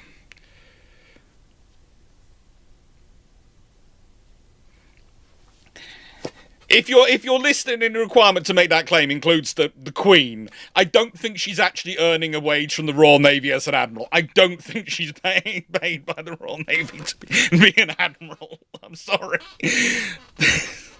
For some reason, the King's also an admiral, and they didn't include him on the list. I have no idea why.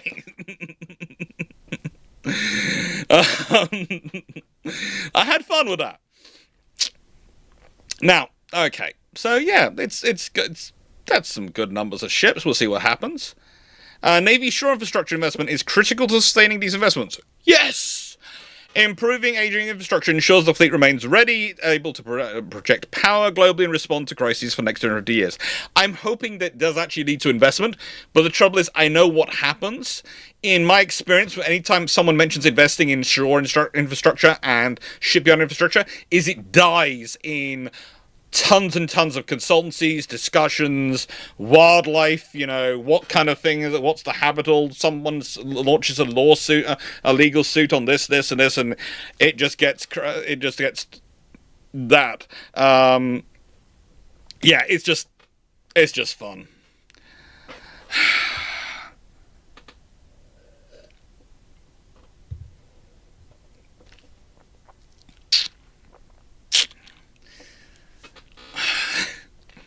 But yeah. Anyway, so I'll see what actually happens on that one. I'm hoping it doesn't get death by consultancy. I'm hoping it actually gets investment. We'll see. Fleet of the Future operational design. Ooh, okay. So what are they going for? Future vessels is reflected in table 1-to-1. Okay. High-end combatants provide survivability, command and control, and mass fires, e.g. carriers, ballistic missile submarines. Why are ballistic missile submarines in there?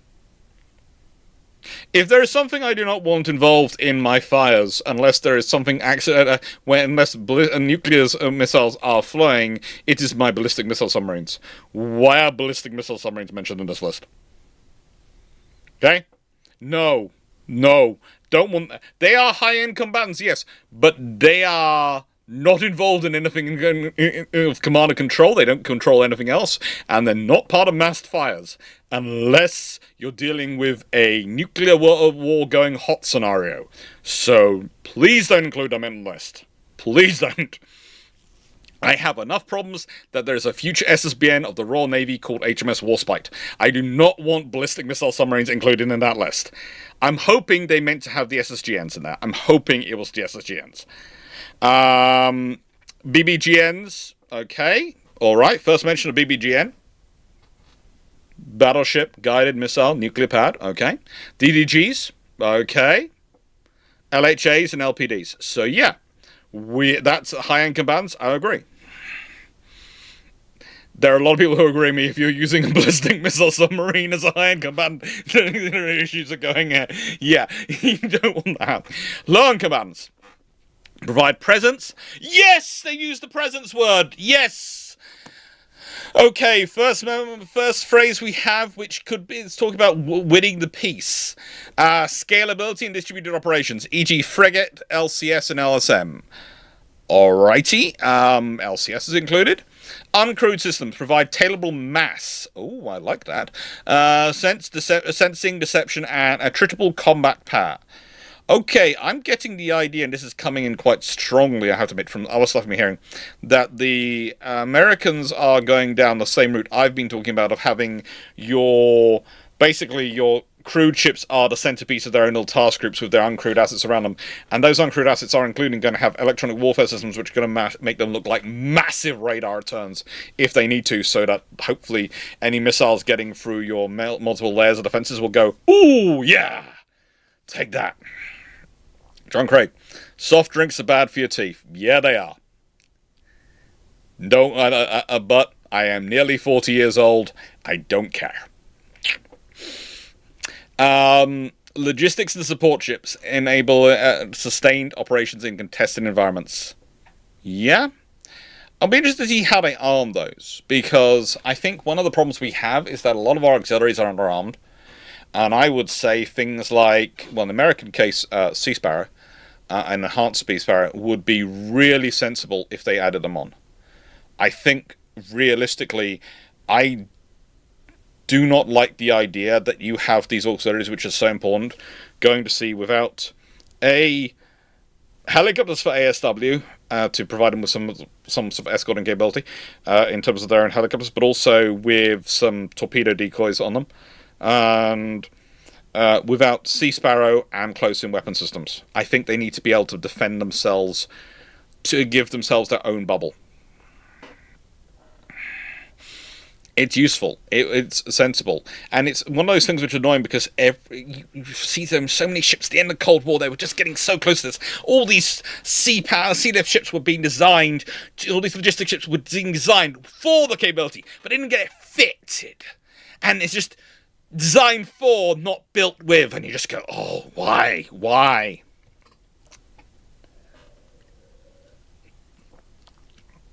If anyone really wants to have some fun, by the way, a lot of this stuff is returned to the late 1980s. A lot of these ideas we're talking about, high-low mixes, uncrewed systems, logistics and support ships being armed. Yeah. That was the plan in the late 1980s. Ploppy, so no, were some of the RFAs not supposed to have Seawolf? The Fort class were fitted for, not with Seawolf. Ploppy. They were fitted for, not with.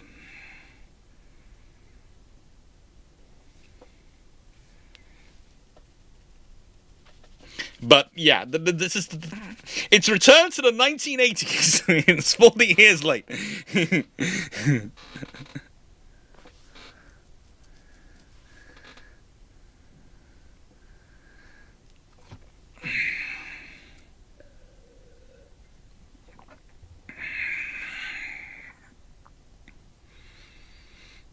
So, yeah, this is an interesting mix. But I do not like this phrase of, for the first time, the Navy is displaying a combination of battle force ships, auxiliary ships, and uncrewed vessels in the 30-year shipbuilding plan. I suppose so. It is the first time uncrewed ships are there. Not the first time they've had a good mix of ships, though. Its inclusion is driven by the level of maturity in uncrewed systems, unmanned systems, which are now projected to be able to perform CNO-approved operational requirements.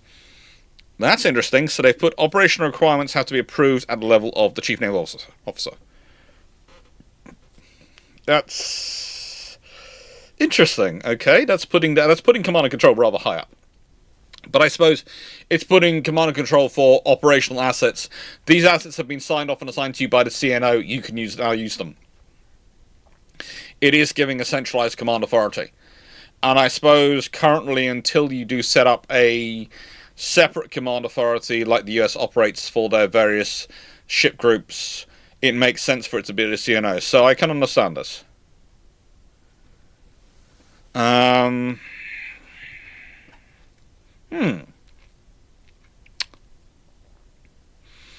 uncrewed vessels are limited to the medium uncrewed surface vessel. Based on the projected ability to meet specific CNO-approved operational requirements that are similar or closely related to those of manned naval vessels, having an approved acquisition strategy and having procurement funding budgeted. Okay. Similar unmanned systems, while important to current and future fleet design and accounted for elsewhere in budget and program materials, do not meet all three criteria for the inclusion in this plan. Similarly, auxiliary vessels are essential to sustaining and resupplying the fleet. Recapitalizing a range of auxiliary classes is a priority of this administration. According, auxiliary vessels are also being counted alongside battle force ships and covered unmanned assets. Taken together, these three categories comprise the total naval force. Naval vessel force, which will provide a more comprehensive measure of naval combat. Okay, so you're including auxiliary ships and the uncrewed vessels. And the plan is to get to 450. What the fuck? When the US Navy was planning on a 500-ship navy and then a 1,000-ship navy, including allies. The only problem with the 1,000-ship navy, including allies, was, of course, that required the allies to actually be building ships. We'll leave that to one side.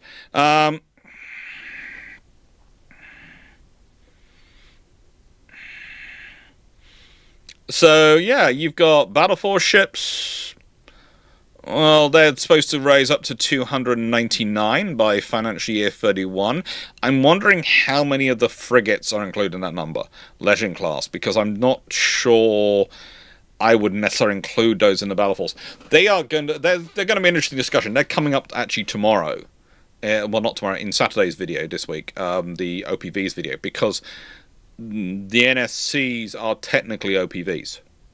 Technically. It's an interesting one. But yeah, auxiliary ships are rising to... Well, they're actually going to peak at 69 in financial year 30 and then drop down to 68. But currently they're at 68, so they're basically maintaining themselves. Uncrewed vessels are going to rise up to 83 from 39. Okay, so that's where you're getting your 450 ships from. But, and we have this able to go into this, so yeah. Let's expand this a little bit and have a look. Alrighty. Battle force ships. Again, why are my Columbia-class ballistic missile submarines included in the battle force? I can understand why they are war-fighting tools, but I don't want them actually fighting anything. I want them sitting off quietly and being a deterrent, and I don't want them getting involved in anything, but I can understand why they're in this list, but I just don't like them. There is part of me really doesn't like them anywhere near this list. As useful as they are, as great as they are, I don't want them near anywhere. I would rather they exist as a permanent ceiling on combat to stop the nuclear weapons firing, and they never actually get used. That's my personal choice. I want them just at sea, acting as a deterrent and going, no, you do not fire nukes, because if you do fire nukes, I have a lot more to smack you down with. And so we'll both end up being emperors of parking lots, or car parks, depending on your phrasing. I'm trying to use the American phraseology because I'm covering the American Navy at this point. And I presume a large majority of the... Oh, good lord, I have 130 people watching me. Hello to all of you. I don't usually have this many. Will probably be American. Then we got the Virginia class. They're going up to 10 by 31. Okay. The 10 built of them. They want to have a single aircraft carrier in shipbuilding investment in that period. See, this is one of the problems, because if you're going to invest in aircraft carriers on that later order, that's your problem. You've got 3 battleships begun. Okay, let's be honest, and I do mean this in all niceness and honesty. The battleships are basically the US Navy is finally trying to get its strike cruiser on a building plan. They have been upgraded to be called a battleship, and that is fine. Honestly, it doesn't matter. Nomenclature doesn't really matter. The difference between a strike cruiser and a battleship in terms of modern missile technology is one of which name is cooler. They both do pretty much de facto the same roles. Okay? The thing is, though, something called a battleship is going to have a lot more status when it does diplomatic events than something called a cruiser.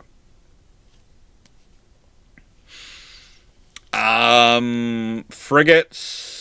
Again, there's 4 on that list by 31. Burt-class destroyers. There are 7. San Antonio amphibs, 5.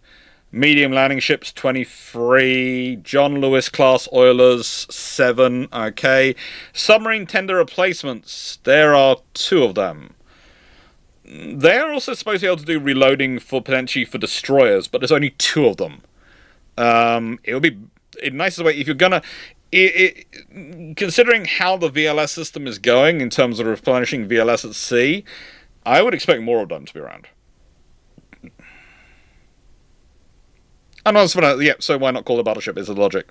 Big enough anyways. Yeah, also, I would point out, consider how many times the US Navy has tried to get a cruiser built by Congress and it's failed.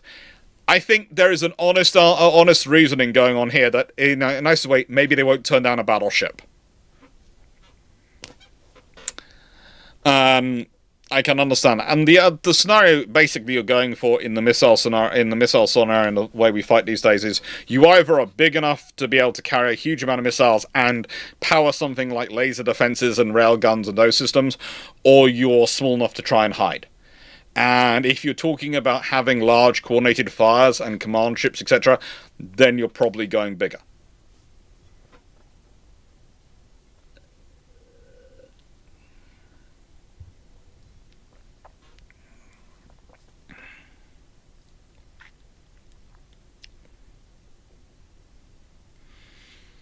No, people won't laugh. In the nicest way. It's large enough, no one's going to be laughing, and it's kind of like the Kirovs turning up. Okay? There's a thing of, yeah, the Soviets have this massive cruiser. You need it in modern worlds, of course, we want an aircraft carrier. Then the thing turns up. And, again, what you always have to be careful at is disassociating what your reflex action as someone who's very interested in naval affairs might be from looking at something to what the most of the public who, let's be honest, has other things they're interested in and doesn't really spend a lot of time looking at navies and stuff. We'll look at. Let's be honest, the vast majority, the people watching this channel, I love them dearly. It's wonderful to have you all here. Thank you for watching the video. But you're probably going to be already the people who are already interested in the subject of naval history and in terms of naval spending. Not likely to be the vast, wide open, majority of the public who have got kids to look after, have got to worry about their jobs and all these things, and it's not their own interest. Most of them, when they see the pictures, will see massive ship called battleship and think, oh, big, powerful ship. And that also goes for most politicians. So, yeah. So, in the nicest way, it being called a battleship is not going to cause anyone laughing. Anyone putting that forward is just, they're letting politics override logic on that front, and there's no point doing that. As said, it really doesn't matter at that point. I know I've made the comment several times that US Navy's finally getting their strike cruisers because they've been trying to get basically the same ship since the late 1980s. But that is the point of that procurement. Yes, it's called a battleship now. Doesn't matter. Doesn't matter what it's called. It's basically been trying to get the same ship for 40-odd years.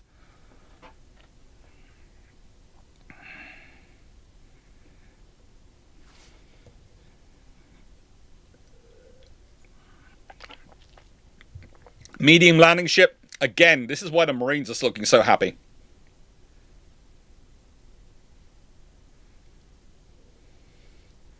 Thank you, Mazuma. Thank you, Max.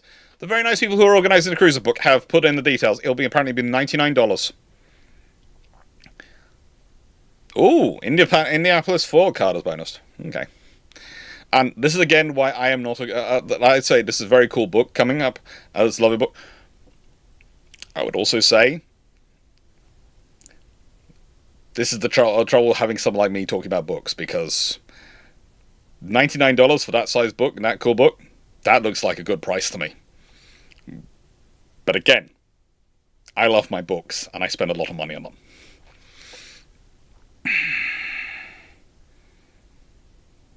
But it is worthwhile. I think it's a cool book. And we've got the ocean surveillance ship. Ooh, 5 of those. And light replenishment oilers. Light replenishment oilers, that to me is a pretty cool, again, idea. That's having something you can risk in higher threat areas, because let's be honest, the John Lewis class are massive, but we'll see how they go. And then we've got support ships investment, and you've got hospital ships, and you've got bulk fuel tankers, and strategic sealift vessels, and fireboats. Now, here is the thing. I am surprised, I will have to say this, that Sal, as far as I know, when he saw the fireboats in there, hasn't run screaming around some sort of area outside his house going, finally! And I'm talking about Sal Mercalis of what's going on about shipping, because he and I both have a similar view. Fire ships, really, really useful things to have when you have a lot of very expensive ships in your ports, and they have a lot of painting and other things going on, explosive and flammable material on them. You really want to have a fire ship. You don't want to lose vessels because you don't have a fire ship. This has happened. You want to have something you don't mind, as its job, risking going alongside a vessel, hooking up and pumping water into it so it can use its fire mains, all those things. You want to have a ship like that. Fireboats, they need them. Why they're putting it off to next year, I do not know. But they need 5 of them also, they need more than that. It's included as mandatory. I am very glad it's included as mandatory. I want it. I want them. We then have some special mission ships. I'm wondering if that's going to be, again, like the converted sort of Ro-Ro container ship.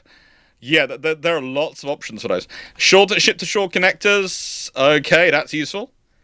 Um,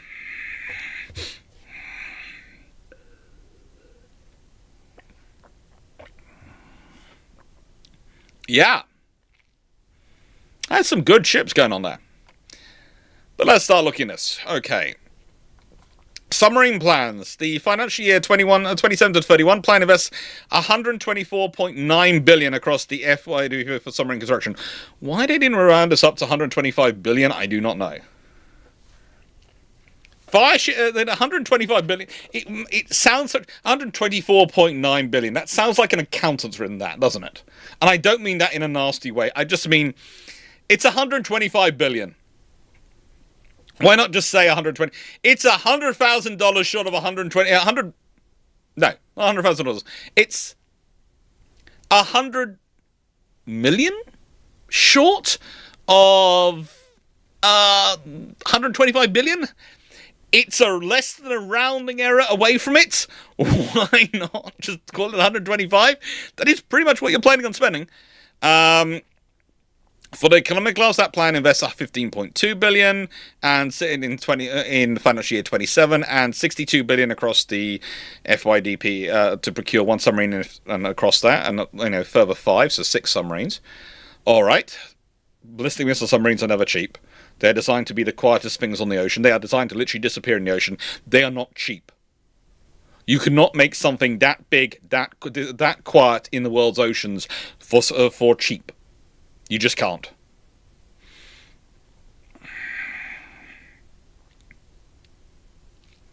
And yeah, for the Virginia class, the plan invests 14 billion in FY27 and 62.9 billion across FYDP. So 62.9 plus 62. Yeah, that's your. Yeah, basically they've got 62 billion going to both sets. And yeah, aircraft carriers, we've got their budget. Strategic accelerated procurement of CVN 82 from financial year 30 to financial year 29. That's nice. Bring it forward a year. 4.2 billion advanced procurement for CVN 82 and 3.9 billion in advanced procurement for CVN 83. So that's long lead items. While 80 and 81 continue construction. Again, and they're maxing out the yard. They can't really do much faster. I'd like them to do faster, but they can't really do it. And the same once we get to amphibious ships. Realistically, the reason why the landing ship mediums are growing so fast is because they're the ones which can make use of yards which haven't been maximized in terms of utility. And it's the same once we get to the auxiliary reset. Combat logistics force enablers and all those systems coming in. Include Colaborative 5 tankers to enable refuel support to the CLF. Potentially from overseas shipyards. Okay. It makes sense. You basically have bigger tankers to refuel the other tankers. Yeah. This all makes sense, but you also have a planned growth in nuclear assets and in non-nuclear assets. You're basically growing the nuclear assets to a little over 100 in the whole fleet structure, and the non-nuclear to a little over 400. It's all fitting in. Now, here's the interesting thing. Nuclear shipbuilder productivity enhancement. As I said, already discussed this. They want to increase the number of nuclear ships. How are they going to do this? Because you have limited yards you can build. Even America has limited yards they can build nuclear ships at. They have literally... I did the searching, and so far I can find 2 that are fully certified, and 1 more that has some certification. Limited certification, but some certification. So... that's the trouble. The Americans have actually lost yards which are nuclear certified. They have actually reduced the number of yards, especially in the last 30 years, which are nuclear certified.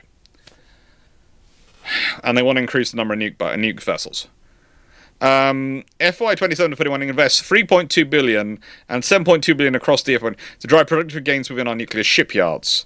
This investment underpins the shipbuilder's ability to reduce construction times for our most critical assets. That's not new yards. That's not new yards. Even the public shipyards 1.8 billion, 13.7 billion across it, so that's more than going into those yards. Short shipyard infrastructure optimization program.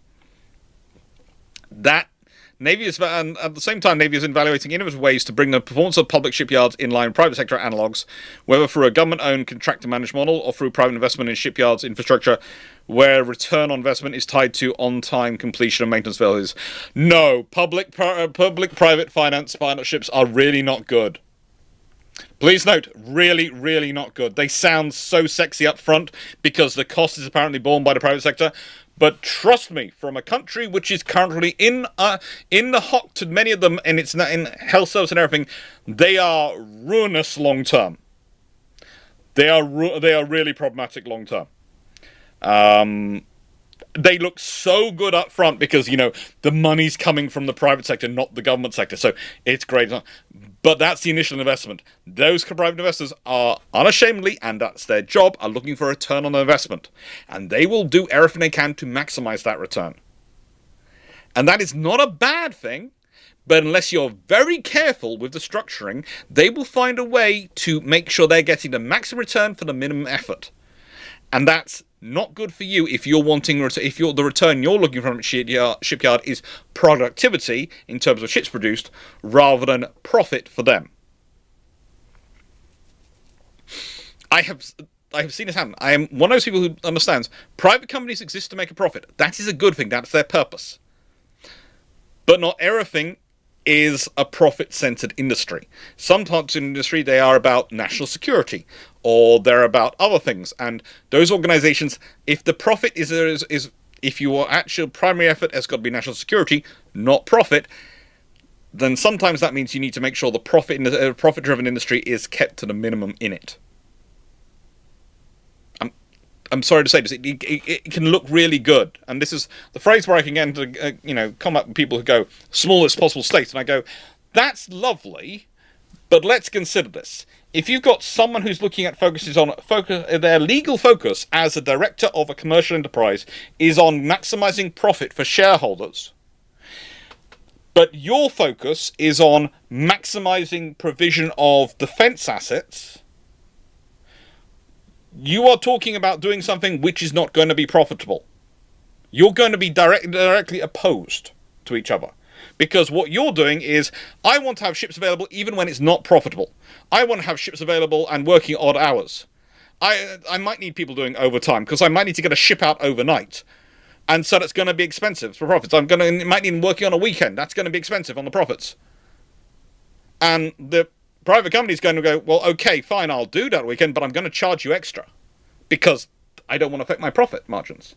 And that's completely understandable because that's a private company's focus, is to make profits, and that is their legitimate role.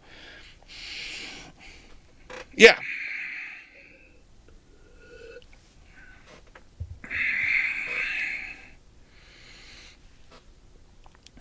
It's a fun of things. And the hedge strategy. Okay. Hedge strategy is the CNO's approach to force design investment that reduces operational risk across the spectrum of competition and conflict by combining a ready main battle force with tailored mission-specific capabilities. It pairs high-end multi-mission platforms that can deliver mass-sustained fires on demand with modular, rapidly deployable systems. These are often lower cost, attributable, and designed and address specific threats or operational gaps, augmenting the main battle force while providing operational flexibility, providing volume, and are rapidly deployable.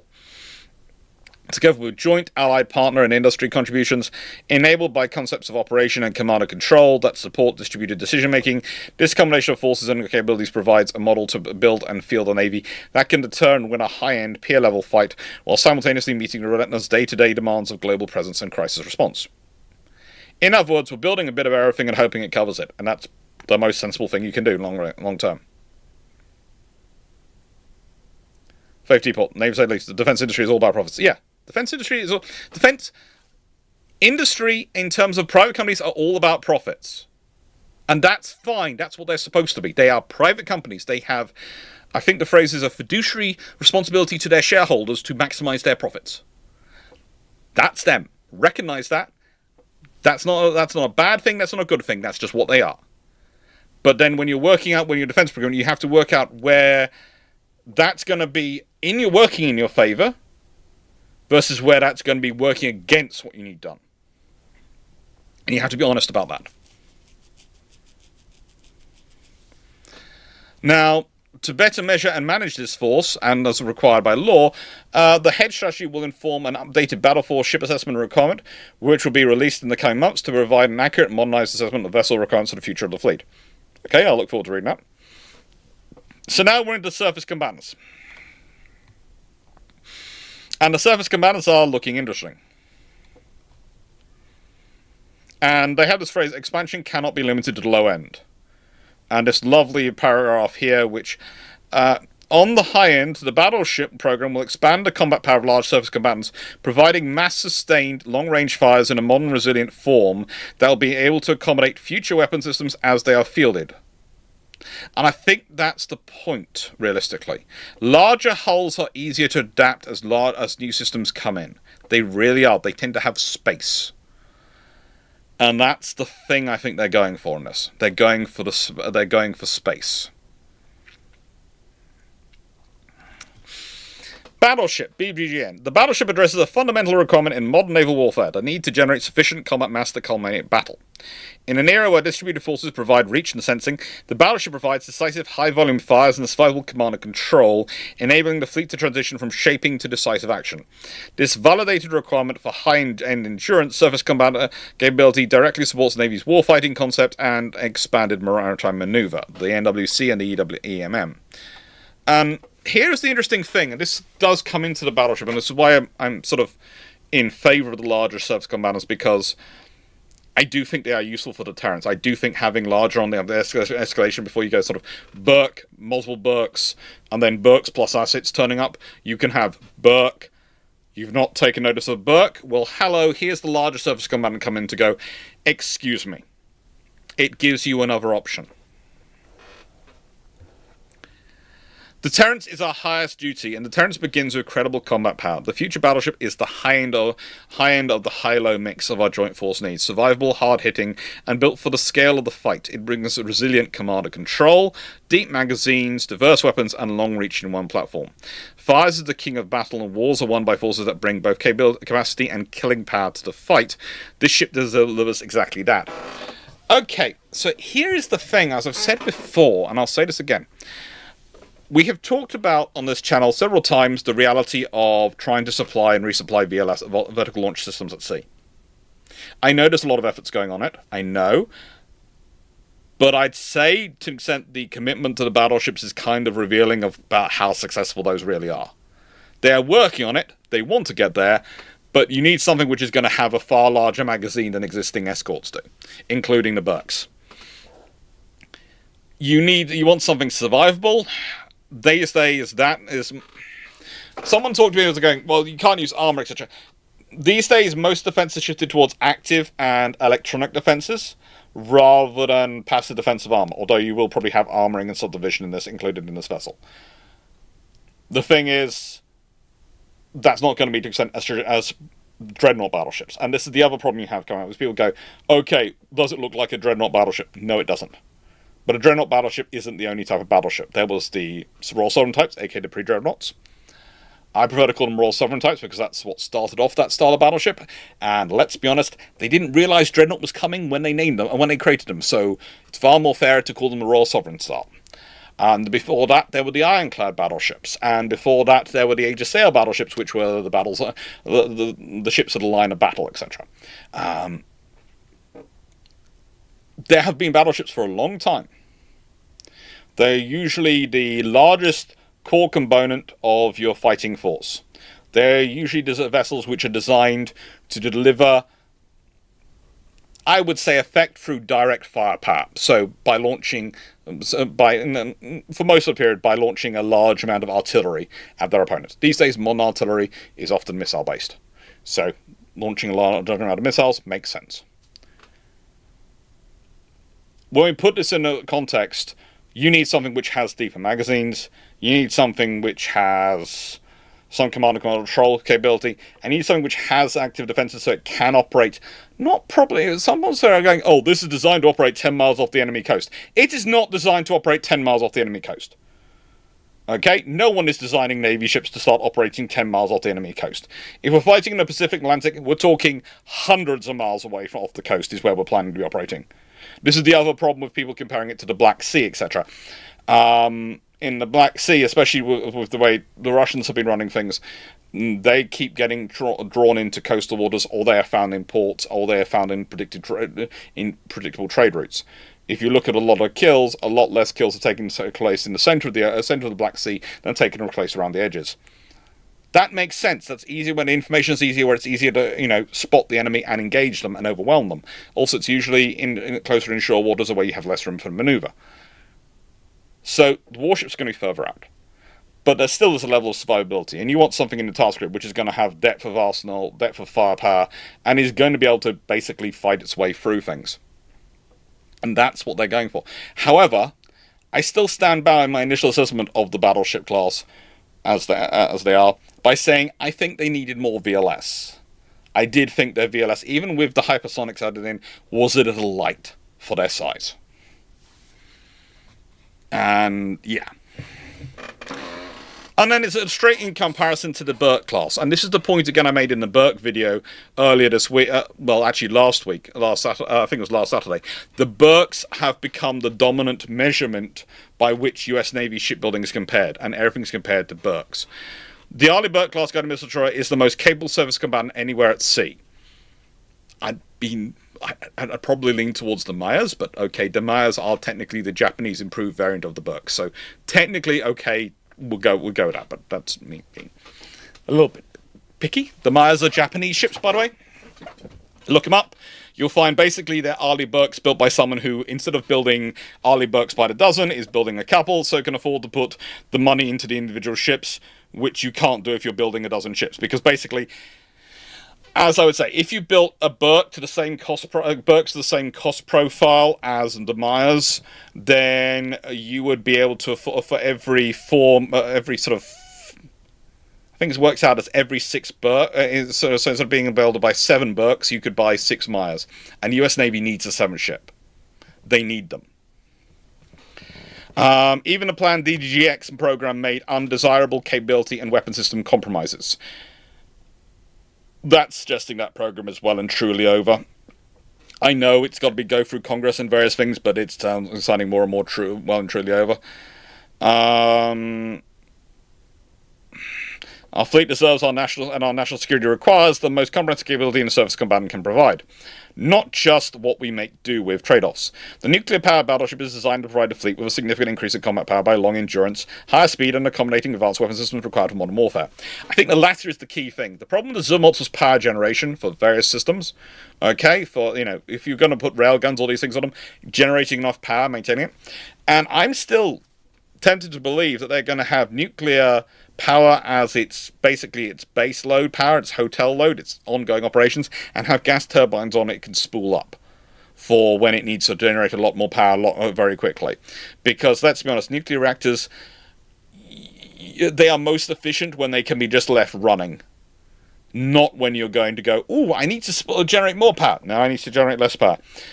That's when it really gets when you're having to maneuver around and play around the reactors more. That's when it's more of an issue. So realistically, if you want something to rapidly spool up power, you either want a lot of heavy batteries or a gas turbine. And I think a gas turbine is probably cheaper in terms of speed and these things.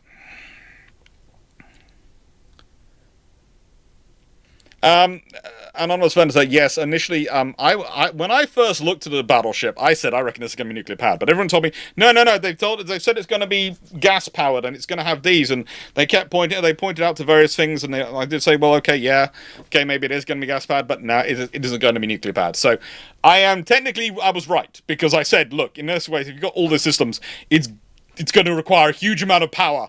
And the only way I can see that efficiently being on the ship is nuclear powered. The nuclear-powered battleship is designed to provide the fleet with a significant increase in combat power, not that I'll say that. Adding capability at the highest end of the high-low mix, the battleship's primary role is to deliver high-volume, long-range offensive fires and serve as a robust, survivable forward command and control platform. It is not a destroyer replacement, they're emphasizing that. In particular, the decision to expand the size and energy density of the battleship offers key advantages for the future fight. And they've given you, let's see, 6 bullet points about this. Okay. Advanced payload modules and space for future vertical launch systems give the battleship true long-range strike capability to engage the enemy with hypersonic weapons and other capabilities beyond the capacity of the current Mark 41 cell. Notice they're not talking about Mark 57. No point in talking about Mark 57. The Mark 57 is this bigger, improved Mark 41 VLS system, and they never talk about it. It's basically been forgotten along with the Zumwalts. The ability to deploy theatre nuclear weapons from surface units forces our adversaries into difficult strategic calculations, bolstering overall defense. Please stop saying this. I do not like theatre. Look, I do not like the idea of having nuclear weapons being involved in my fight at all, because the moment you start having any nuclear weapons involved in the fight, you're probably going to end up having strategic nuclear weapons involved in the fight.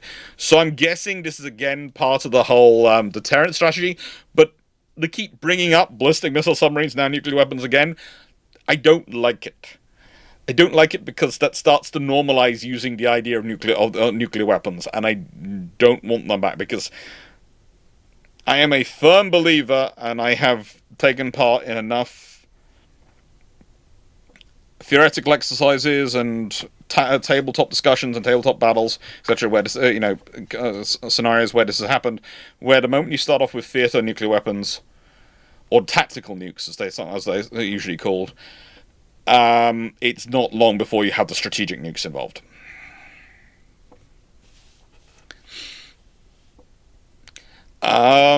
Vastly increases power generation capacity, provides warfighting capability across the entire electromagnetic spectrum, including through electronic warfare tools and high-output lasers that allow us to reduce reliance on high-cost single-use munitions for both attack and defense. True.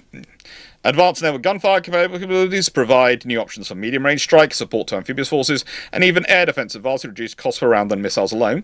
Okay, that's useful. The internal volume and capability to embark a fleet command staff allows us to take the Maritime Operations Center concept to sea. Again, this makes sense, because people keep thinking about this. One of the lessons that's been from the Ukrainian war has been that command centers, which have always been primary targets, are even more at risk than they have ever been, and even more focused. And if you just have them deployed on your carriers, then that means your carrier becomes a really, really focused on node. And I can see you don't really have space in the Burks for putting this kind of staff on her. So having something larger that you can put a staff on makes sense. And that also means that you can spread out where and where the command staff is, what transmissions are coming from them. You can reduce some of the transmission load from the carriers. It makes sense.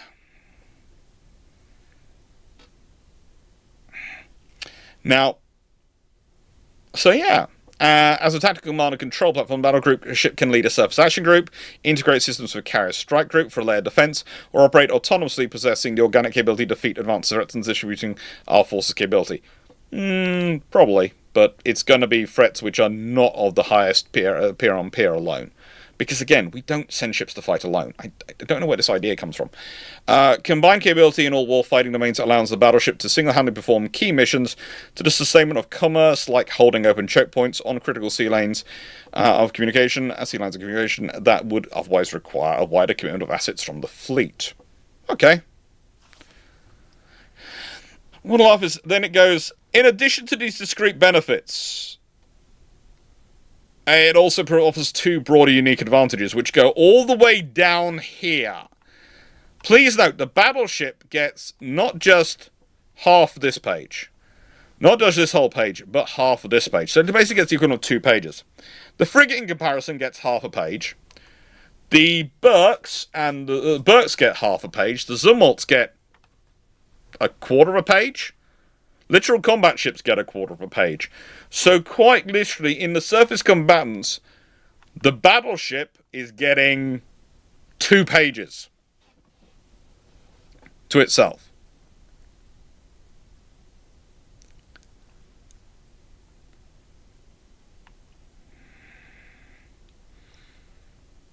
The battleship, in this one, they're going, it represents commitment to the future. Okay? And second, the battleship provides a distinct enhancements to deterrence. It's almost like they've been listening to me. I'm talking about, while unseen platforms like submarines and space systems can give adversaries pause by creating uncertainty, ensuring peace through strength ultimately requires presence. Goodness gracious, this does sound like someone's been listening to me. That actually sounds like a quote from one of my articles. I'm sure others have written similar things, so I'm not going to claim credit for that or anything at all, but that does sound like something I wrote in an article, what was it, years ago, on presence. It's one of those articles which may or may not have been published by a journal yet, but yeah, I doubt anyone listens to me, Jonathan Moon. I wish they did, but I doubt they do. The arrival of a battleship, whether in port of an ally or on the horizon, only sends an understanding signal of American resolve matched today only by our aircraft carriers. And yet the battleship doesn't need to bring a task group with it to carry that response. Whereas an aircraft carrier, you do not send anyone without a task group. You should not be that stupid. If you're sending your aircraft carrier out without a task group around it, then you are a very stupid government. And I include my own in that. Please note. I include any government which does that. The carrier is designed to be the centre of a task group these days. That's what they've always been designed to be. They've always been designed to be task group ships. That is the whole thing of a carrier. If your carrier is out alone, solo, someone has frigated up majorly.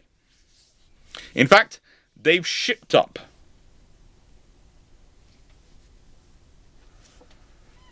Yeah, it is. It's actually also in my tribal class book as well. Learning from lessons of prior shipbuilding programs, the battleship acquisition plan is a prime example of how we are changing the way the Navy does business. This will be the first clean sheet surface combatant designed in more than 30 years.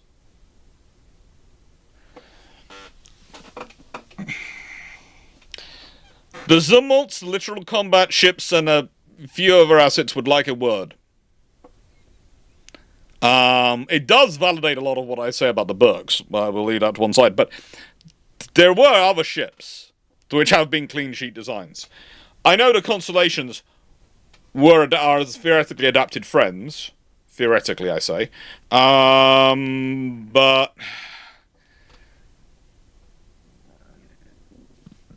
yeah.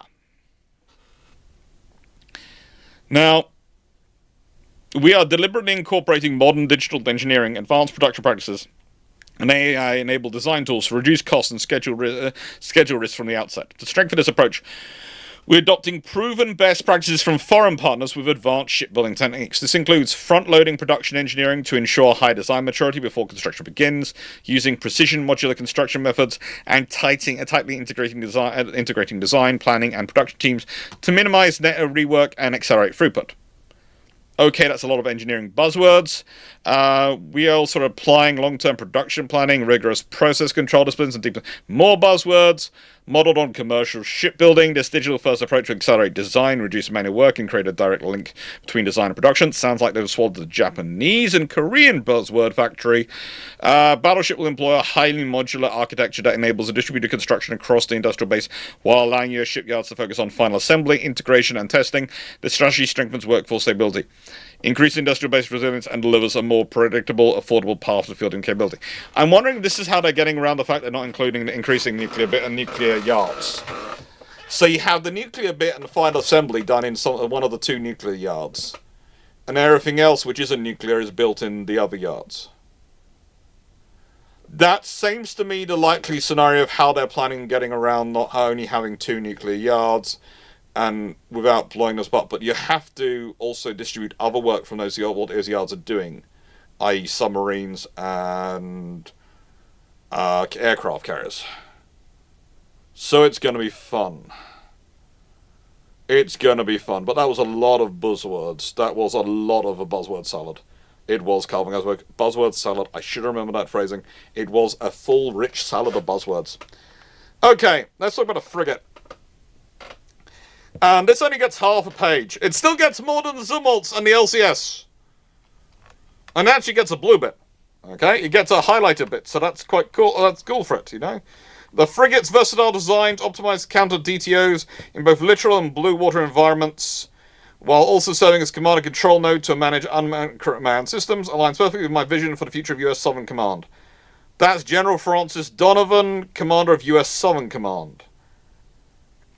They have gone around and got quotes from people, haven't they? Because this one comes from the US Indo-Pacific Command. And Indo-Pacific is a fun word. By the way, there's a great video on the Indo-Pacific, which I'll be pointing you to on Friday's video about the Japanese admiral. As the low-end anchor of the high-low mix, the frigate will relieve high-end assets such as Arleigh Burke-class destroyers from missions that do not require large multi-mission frigates, assisting coordination with MUSVs and theatre assets. So basically, this is going to take out and stop the Arleigh Burkes having to chase around backing up Coast Guard cutters. Okay. Fine. The integration of missile systems and flight deck and a hangar offer flexibility to perform a range of missions. Yeah, and include containerized tow arrays capable MH-60R platform. Yeah, it's basically we're building a hull which we're going to use for this stuff, and that is what to an extent that is what the frigate program is. They are literally building a hull that is going to be. We can bolt this stuff on. It should work. It's not going to be massive. We're going to try and produce them on scale. My problem is, though, as I've said before, is the scale they're producing them at. Because whilst I do admit that they don't have much time to start, they're just starting these things, the fact that the first one is waiting until next year to be authorized, the next one's not till 2029, and then it's 31 for the next two, and then it's supposed to be, getting on for more, going up to 4 a year in authorization. It's taking a while to get there. And yes, there's a reason for doing that, because they're scaling up production, they're scaling up yards and facilities to do it. But if there was something which they could actually legitimately farm out to perhaps foreign production to boost up numbers early in early production, the frigate program would be it. The frigate program, the NC, and the sort of Legend class are the great examples of something you could quite easily, I would say, farm out. We've got the little combat ship, the Arleigh Burkes. Yeah. This is the important point for the Arleigh Burkes. To maintain the DG-51's edge against emerging air and ballistic missile threats, including hypersonic missile technologies, the class is evolving to incorporate key capabilities for long-range fires and technical terminal defense. Specifically, the new Flight 3 variants are entering service, fully equipped with the advanced systems to include the SPY-6 radar, Aegis Baseline 10, and starting with DGG-138, Surface Electronic Warfare Improvement Programs, Block 3, enabling them to replace cruisers as air and missile defense commander in carrier strike groups. Oh, great. So they're replacing the Tychos, as we all knew. In parallel, the DGG Modernization 2.0 effort ensures the continuing combat relevance of previous flights by upgrading to a similar combat suite, with 26 destroyers receiving SPY-6 and Baseline 10 over the next 16 years. That's not a lot. 26 over the next 16 years is not a lot. That's less than 2 a year. It's not quite 1.5 a year, but it's not a lot. Yes, I am prepping for questions at the end. There are going to be a lot of questions at the end. I have seen that there are a lot of questions coming in. Once I get to the point where I've read through everything, I will then close questions and then go through the questions, and then I will, once I finish them, if it's not too late, I will open up for more. But I'm reckoning, considering I'm only on page 25... and I've got to get to pay. I've got another 15 pages to go through. It's probably going to be well into the third hour before I get to questions. I started off by doing the annex first. I'm a typical historian. I did the appendices first at the end. I'm sorry, not the annex, appendices. I did the appendices first. Typical historian. I don't read these things in a normal way. I go to the appendices first. That's always the first thing I read. I go and read what's hidden before I read the rest of the book. I will be needing to get another amber. I think I need some more for my drinking to keep my voice going, because we've got all the submarines to go through, and then we got the aircraft carriers and amphibious ships, and then we've got the medium landing ships, and then we get into young crew programs, and into all these vessels, and then we get into auxiliaries, and then we get all through these, and then we get into the ship repair and maintenance schedule, which I'm going to be having fun with. And, Honourable. Yeah. You can really tell the American legislators' British heritage when you're rolling out things like the Honourable. And then we got the conclusion. Oh, that's going to be fun to read through. So yeah, I am going quickly to get some more iron brew. I will be back in a second. I'm probably going to get another 2 cans, because I think that might keep me going for a little bit longer.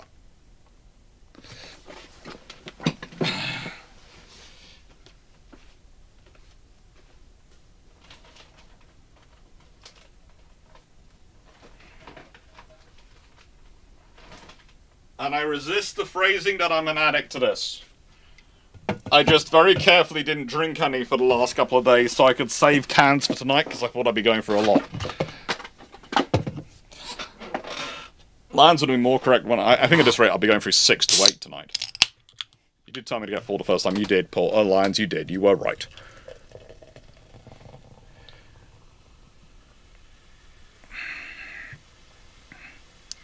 Now, let's consider submarines. Okay, so submarines, and goodness gracious me, how many adverts is YouTube going to put into this? And again, this is live, by the way. If anyone wants to know the question, it is live. It's not a recorded video. It's not a premiere. It is live. Which is why we're taking questions, and questions open. So, submarines. I always love it because so many different nations do this. They write, the Navy's submarine shipbuilding programs form the backbone of a nation's undersea warfighting advantage and require stable, predicting funding and authorities to meet urgent warfighting deterrence timelines. The fact that so many people have to feel they need to emphasize that submarines are part of undersea warfighting. When I say so many nations, I mean, while reading this, I've gone back and read not just the British, but also French and the Australian and the Japanese, etc. And almost every single one, when they get a submarine, goes, this is part of our undersea warfighting. So, no, these documents are technically supposed to be written for your politicians, for your leadership. You honestly telling me you have to tell your politicians and your politicians that the submarine's about undersea warfighting? And then I remember the clip from a few years ago of the Australian politician who believed that submarines could only spend about 4 or 5 minutes underwater. And I go, actually, I do understand it. I understand this. I wish I didn't. I wish I didn't know why that had to be stated every time. But having seen that clip, I do realise that there is a reason.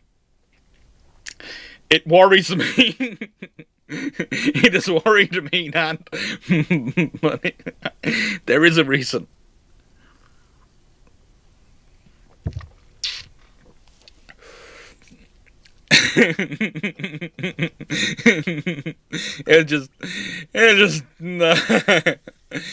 It's why, honestly, that reason is why anytime anyone says there's these conspiracy theories of running the world, I go, no, I've met the people who are apparently running the world. I don't believe they could run a...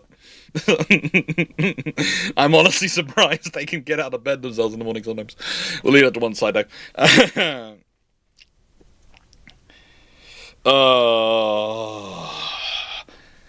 Westwood sailor or the US politician that was worried Okinawa could capsize. Yeah, I remember that one. Oh god. Yeah.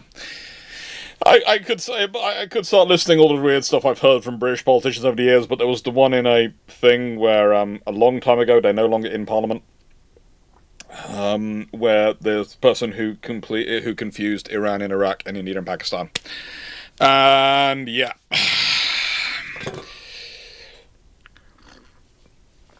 That was a fun one. Oh. So, alongside his recapitalization effort, because we're just skipping here, because it's all about the SSBNs, replacing the Ohios and sustaining them. And, by the way, an enterprise that delivers 2/3 of our nation's strategic deterrent every single day. With that as the point, again, please stop putting them in your battle force, okay? I don't want them actually fighting unless they need to do it, unless the worst case scenario happens. I want them not included in those numbers, preferably. Okay, I want them as far away from that as possible. But anyway, we'll leave that to one side. Alongside the recapitalization effort, maintaining Virginia-class production and advancing SSN-X design are essential to preserving undersea dominance and stabilizing a submarine industrial base under significant strain. Together, these programs strengthen the workforce, expand supply capacity, and reinforce the maritime industrial foundation that Congress has repeatedly identified as vital to national security. The thing is, though, America, like a lot of nations, has suffered since the end of the Cold War with what I tend to call the end of history dogma or doctrine, depending on who I'm talking to.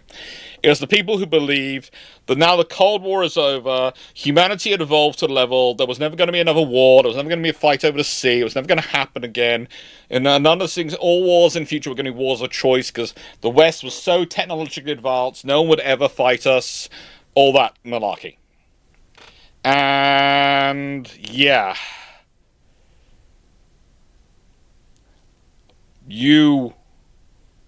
Those people, that doctrine, that thought process is what led to so many issues we've had over the years. That has led to so many of the things being procurement. Well, who cares? As long as we're procuring something, it doesn't matter. Does it matter if it's late? Not really, because we're not going to have to actually use it.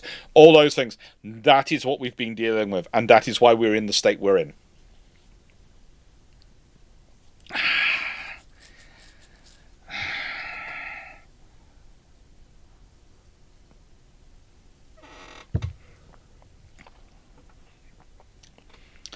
Steve, stop putting those ideas out there. That's disturbing everyone. Okay? No. Don't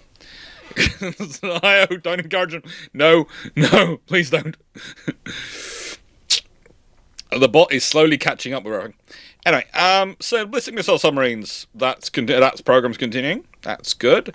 General Dynamics Electric Boat is the prime contractor of construction conducted jointly by GDB, Huntington Ingalls Industries, Newport News Shipbuilding, and other outsourcing partners. Columbia-class SBNs are built in modules and assembled in GDB's Groton facility. The class incorporates several innovative technologies, including fly-by-wire control with an X-plane stern configuration. That's like improved quieting technology. Yeah. The program of record is a minimum of 12 ships in 3 builds. I would prefer to use the phrase boats. That's what we usually describe submarines as, but okay, carry on. Build 1 is 2 ships, and Build 2 consists of 5 ships. Starting with the 3rd ship procured in FY26, Columbia-class ships are procured and constructed in a serial manner to deliver 1 per year. These contracts will be heavily incentivized to drive schedule performance and impose penalties if schedules are not met. Okay. Fast attack submarines. And this is Rich Cornell is here, the U.S. Strategic Command. Our sea-based strategic deterrent, the SSBN force, and associated NC3 are the bedrock of our national security and provide the most survivable leg of the nuclear triad, ensuring the president has strategic options to deter aggression and maintain peace. And that is the thing, as I've often said, about ballistic missile submarines. Okay? If you want to have a nuclear deterrent, which I would suggest for major powers is probably a sensible thing, because they probably need to deter people from threatening the nuclear weapons, then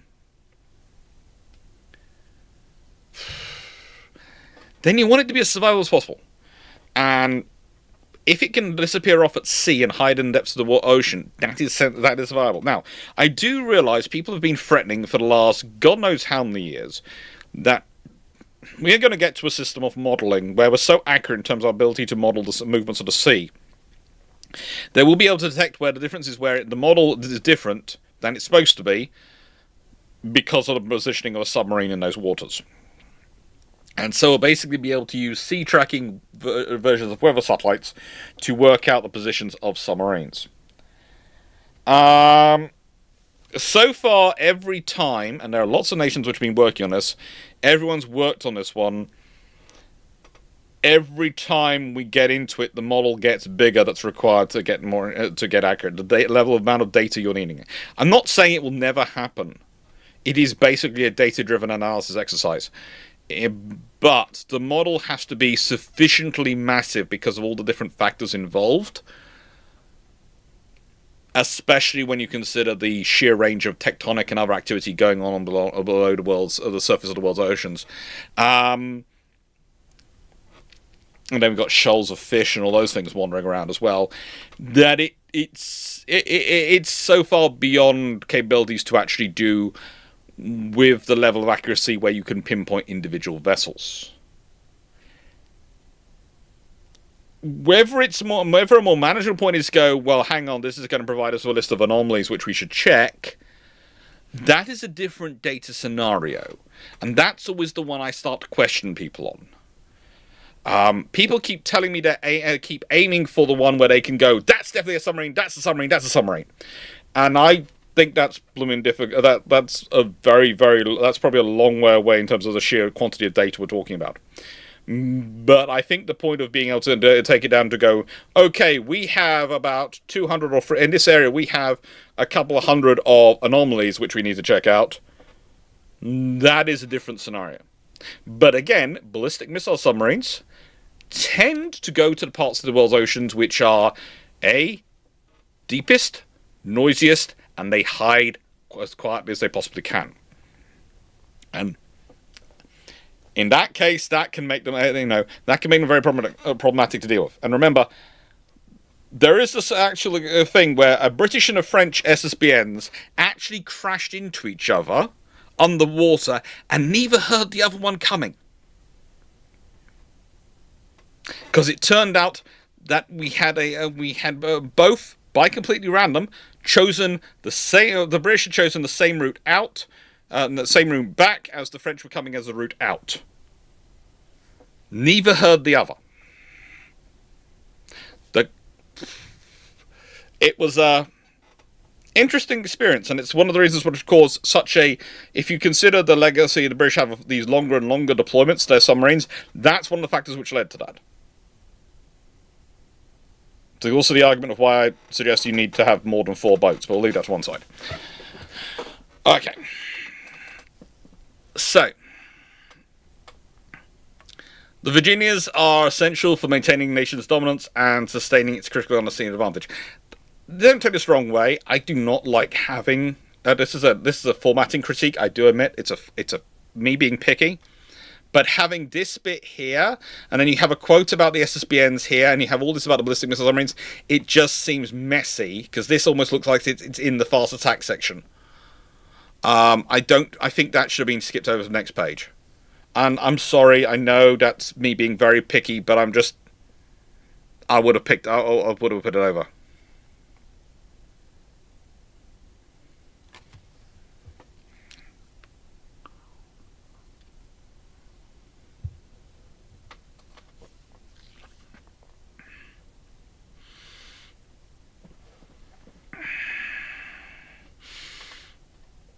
They both heard the thud. They did.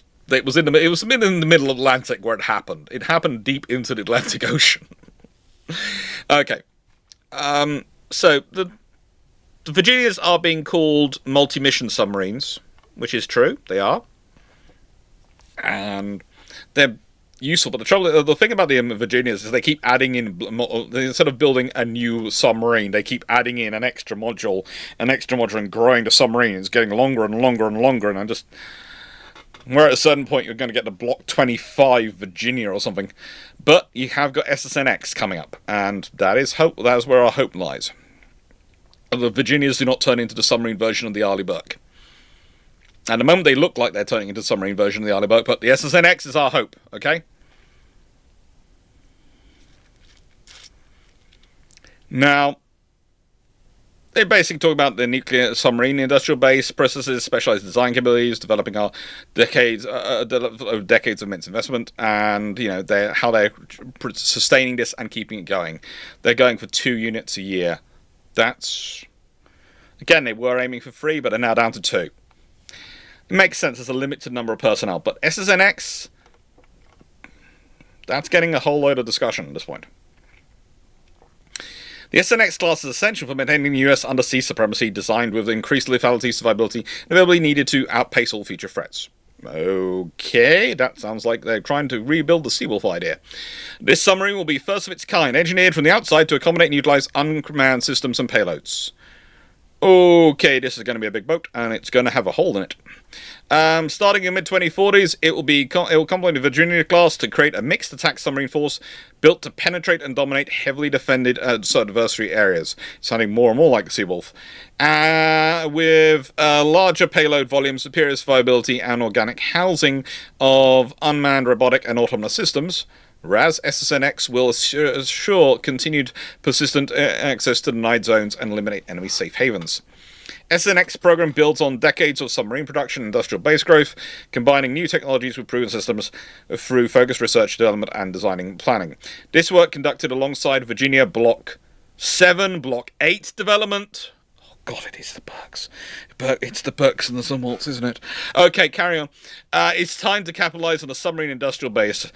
Assessments being made for the Virginia and Columbia programs. This ensures SSNX will benefit from revitalized industrial base, full capacity and capability and capacity. We cannot repeat the mistakes of the 1990s. Again, this is the Seawolves. They are rebuilding the Seawolf doctrine. You have the Seawolves and the Virginias. We cannot repeat. When a false sense of security calls leaders to allow the SIB to atrophy the submarine industrial base. Again, it's the Seawolves. They are rebuilding the Seawolf idea. That is it. But I'd say yes, bring back the Seawolf, but you notice there's also Block 7 and Block 8 of Virginias in there. Please note, we're up to Flight 3 of the Burks. We're up to Block 8 of the Virginias.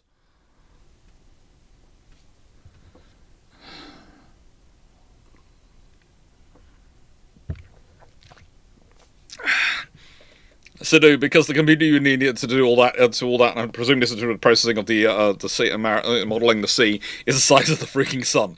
You're not far off. Basically, the last time I saw it was someone suggested that they could do they could set up a system that could do it, and basically the price tag ran to several trillion pounds. Hello, Runon.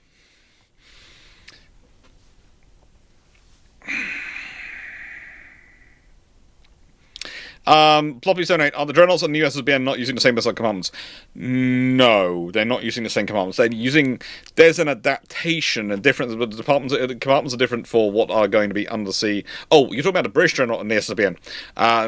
Columbia. I thought you were talking about the, yes, they are using similar compartments, but it's broken up into different modules, so the British have a certain number of modules and the Americans have a certain number of modules. I think the Americans have more. Sorry, I was thinking, for some reason I went on to the hypersonic modules. I have no idea why. I do apologise. Right. Now we're on to aircraft carriers. And considering how important aircraft carriers are to the US Navy, and there is not mention of the air groups, we're going on to this. So, let's see.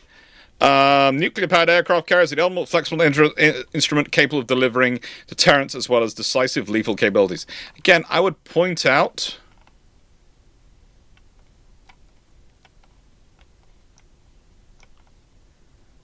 that the battleships actually got more pages devoted to them than aircraft carriers and amphibious ships combined. If you add on the medium landing ship, then the amphibious ships and the aircraft carriers do slightly outweigh the battleships, but the battleships got more.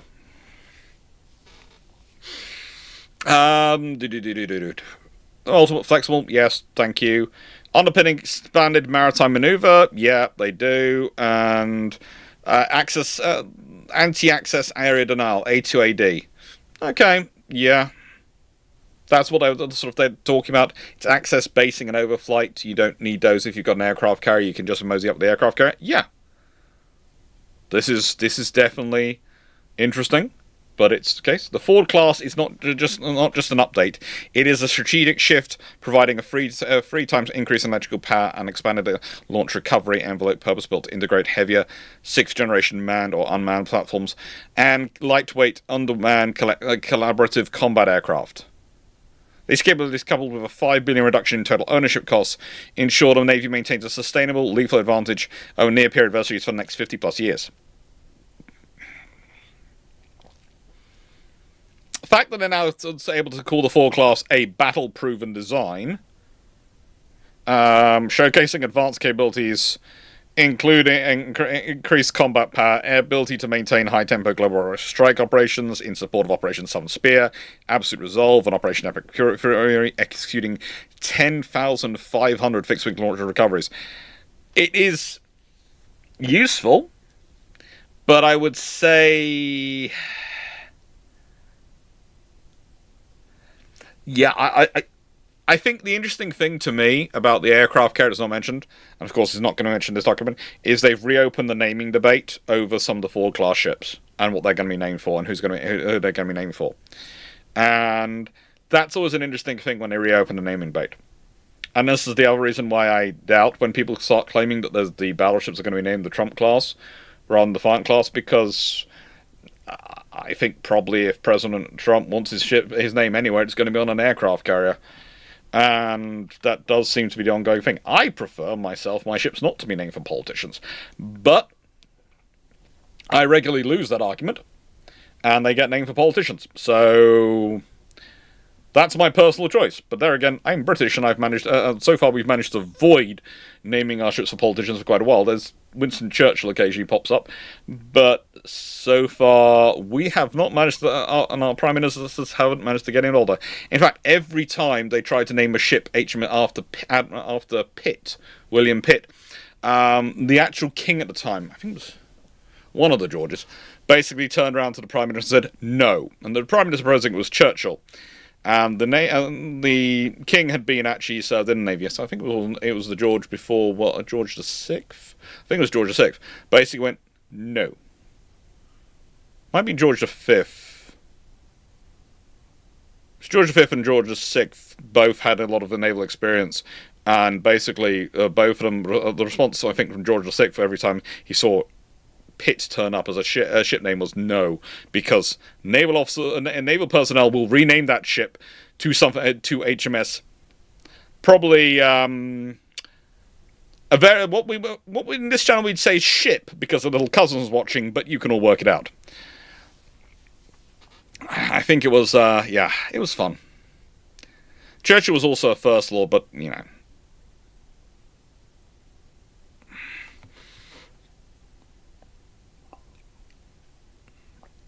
He was a First Lord of the Admiralty, not a Sea Lord. I don't think I did call him Sea Lord. If I did, I apologise. The US Navy does have a USS Churchill. It's an Arleigh Burke-class destroyer. Is there any surprise? The US Navy does have a USS Churchill. It's an Arleigh Burke-class destroyer. If in doubt, it's a Burke. So the amphibious ships, basically they're continuing on the America class, and they're continuing on the San Antonios, which is not bad. You know, they've got the new Flight 2 landing platform docks. They've evolved the landing of the San Antonio design to a Flight 2 design, and yeah, they are happily building those. So that again, it's nothing new. They're building constants of the ships that they've already got. The medium landing ship. Now, this is a new ship coming in, and I'm surprised it's not getting more attention. What you might notice here is that looks like it doesn't look to me like in terms of this vehicle. That has the United Nations on it, this graphic, and it does not look like the US Marine Corps' new APC to me. So I'm not sure why they picked that vehicle to be coming off from the United Nations to be carrying off, but I think that's, part of the, disaster relief response, allied support, so yes. It has guns on it, which is always useful to provide it with some defense. It can carry its own landing craft. I think they look to me like LCVPs, landing craft vehicle personnel, rather than LCUs. So they're the smaller of the landing craft options, but they could be actually LCUs in real life. I have looked it up, and there seems to be some discussions either way. I'm sure there's going to be more weapons on it than are currently shown, but yeah, that's there, and it's basically rebuilding the classic LST for a modern world. It's going to be an interesting vessel. For island warfare, it makes a lot of sense. For when I need to get a company-sized group with all their support to this place. And the trouble is, if you consider Britain's raiding module, raiding example, which was, we built the literal strike groups were supposed to be built around, and then we've got rid of the ships which were the centre of it. The literal strike groups were supposed to be about being able to send up to a battalion-sized force, a squadron-sized force, with basic emphasis on rapidly deploying a company. By an air group and having supporting supporting forces to come with it.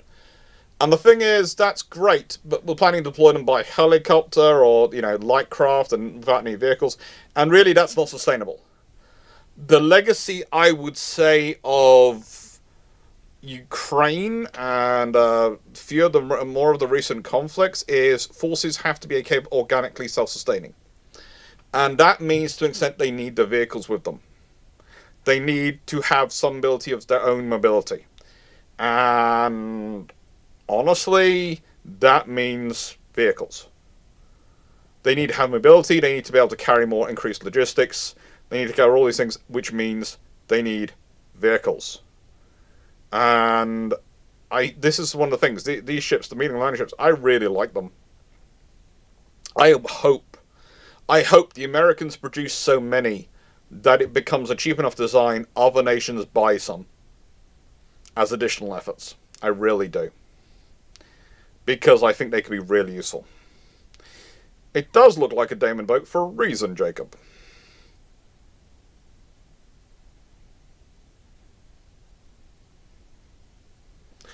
Oh, the Falklands War was long. The Falklands War is long before the recent literal strike concept, Paul. The Falklands War was still when we were talking about 3rd Commando Brigade doing administrative landings into Norway, which I had to explain to someone recently because they basically said, well, hang on, Royal Marines were built around a raiding force structure.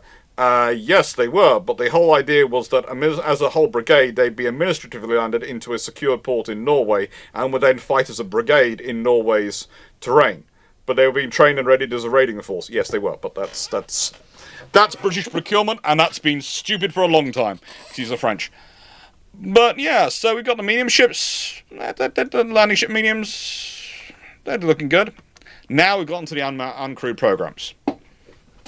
Okay, uncrewed programs, let's see what we've got.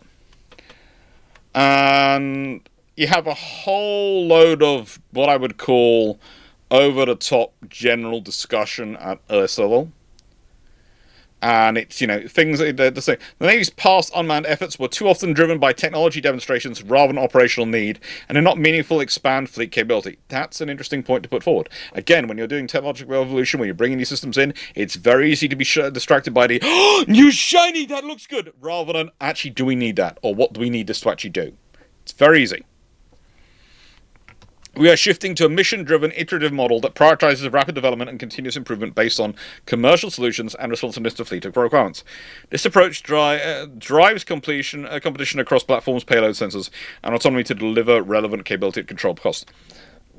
We'll see what actually happens, because the only way you can really have competition is if you have multiple types of platforms. But that is difficult. If you have two different companies producing platforms, etc., and they are slightly different, that's going to give you logistical issues, that's going to give you command and control issues, because they're going to have differences within them. But that's the only way you can really have competition, is if you have difference. And this is going to be an interesting problem. Take care, KVG. This is going to be an interesting problem to see. We'll see what happens with it and see how it develops. We will, but it's...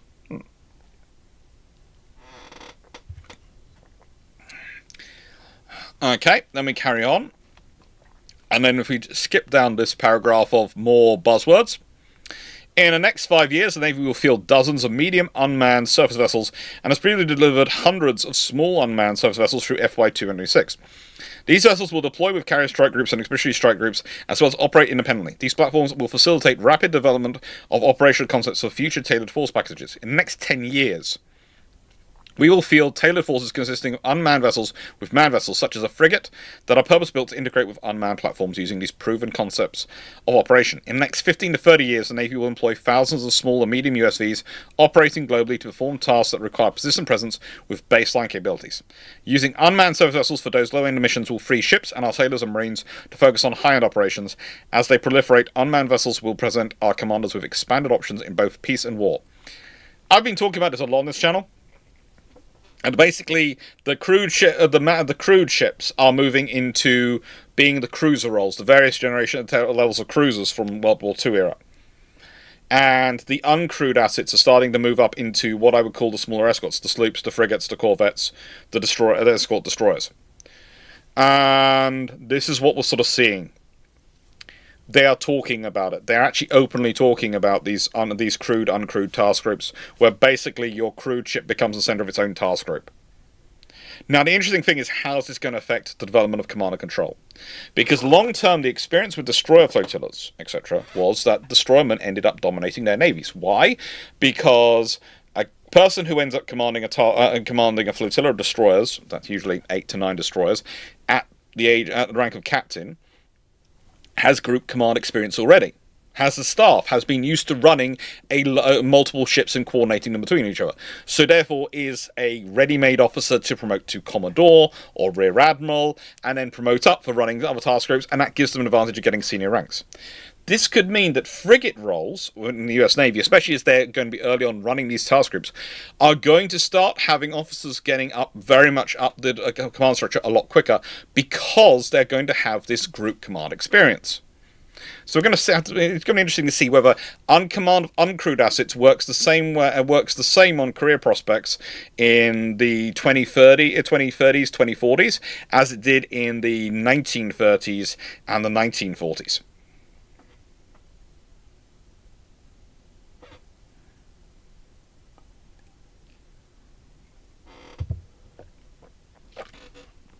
So it'll be interesting to see how it works out. Now, yeah, there's going to be some interesting things going on in terms of these crewed assets. And one of the things also you're going to have to see in terms of the frigates is probably space for having extra maintenance personnel on board to go and maintain those MUSVs, etc., all those vessels, because they are not going to be sustainable solo. They are going to need some level of maintenance. And this is, again, something which I've talked about on this channel. And in my mind, basically LPDs, a version of an LPD in Advert, becomes a sort of a person, something as a scenario of it. Hood, you are missing the point. I'm basically saying the frigate captain, the people who are in command of the frigate, so are running people on the frigate, so they're commanding a ship, will also be leading a task group. So you're going, they're not desk jockeys.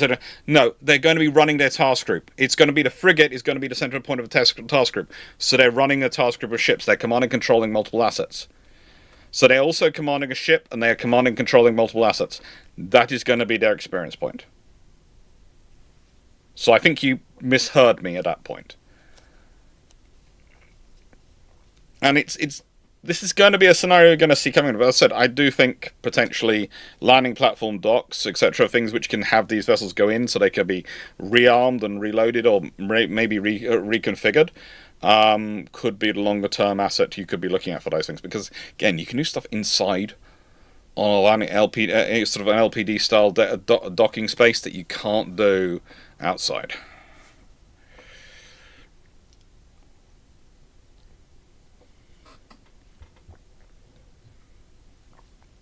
Exactly. So, new commander will probably be a commander or a captain, not a lieutenant commander. They might try the lieutenant commander rank, but as I said, if you give it a lieutenant commander, that's going to mean that lieutenant commander is going to come out and is already going to have had a group command experience. And yes, they're not going to be crewed assets, but the thing is, they're going to have to coordinate with other crewed assets as well as coordinating their uncrewed flotilla. So, yeah.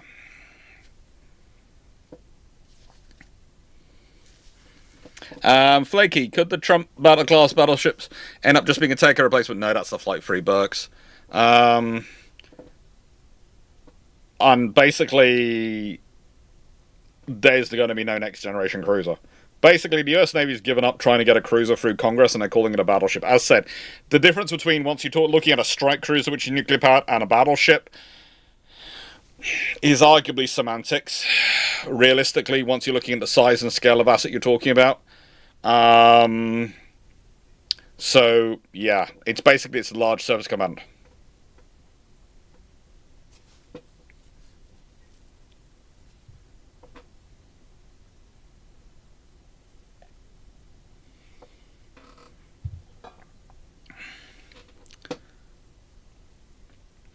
Like, I didn't realize the Flight 3 had staffing facilities. They have staff facilities. I wouldn't call them amazing. It's that scenario. Anyway, let's move. Oh, we got Admiral Brad Cooper of U.S. Commander, U.S. Central Command. I've observed firsthand how robotic autonomous systems deliver a wide array of capabilities that swing the advantage in conflict. Okay, the commander's ability to tailor these forces to meet unique security demands is essential. Yeah. Let's go to the real reason for this.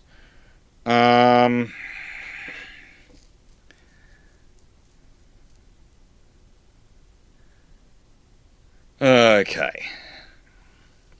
We've got we've got one of those PAs being mentioned. Since the stand-up of the PAE RAS, the Navy has a regular engagement and investors industry to make clear the demand signal, timing, and the amount of investment available. PAE RAS will provide identifiable mission-based requirements to industry through a regularly recurring marketplace system. We'll see what happens, actually, in that scenario. Senator Canary, I didn't write the cruiser book. That's why my name isn't on it. Medium unmanned surface vessel. In line with the Golden Fleet Initiative and the NLEC, MUSVs will enable the dynamic tailoring of naval forces through swappable containerized payloads. The optional permits, this optionally permits optionality. Optionality? Again, there are so many words that are ending in here.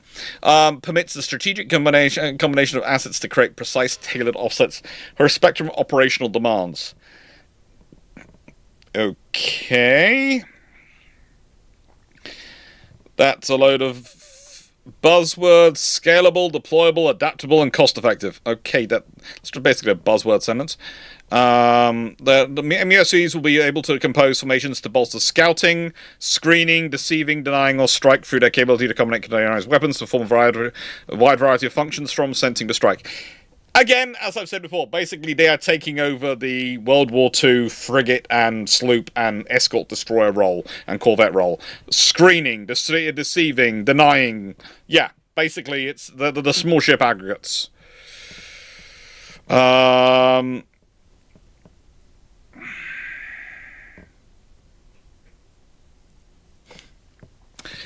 we got containerized payloads. Okay, and oh, yeah, and C4I and command modules. Alright, so they've got all those there. Acquisition strategy for the MUSV is directly related to the Navy's objective of revitalizing the defense and shipbuilding industrial base. The Navy will use other transaction authority, which will provide opportunities for new shipbuilding entrants. MUSV will create opportunities for new shipyards to come online and for existing smaller shipyards to expand their workforce and add capacity in parallel with combat and strike ships in the production of established shipbuilders. Okay, so they're looking at the MUSV as the program to expand shipbuilding. Okay, that makes sense to an extent. And I'm not going to disagree with it. I would say that the landing ship medium or medium landing ship, depending on what you would call it, and I would say also the frigate program are good things to expand shipbuilding. Especially if you're trying to diversify out of existing shipbuilds so they can concentrate on churning out your Burkes, your Virginias, and eventually your battleships and your carriers, your high-end stuff. So that seems to be what they're planning on doing, but they are...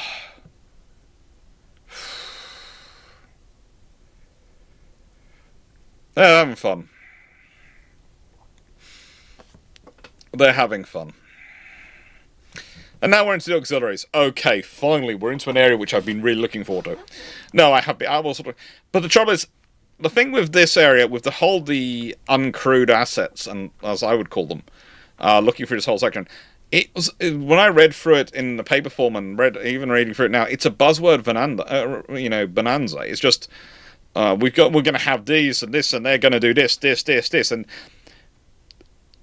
it's all things over the next 15 to 30 years. It's all a long-term projection, and as I've said, my experience with long-term projections when nations make them is the next government, the next change in parliament, the next change of defense secretary or naval secretary is going to change these goals again.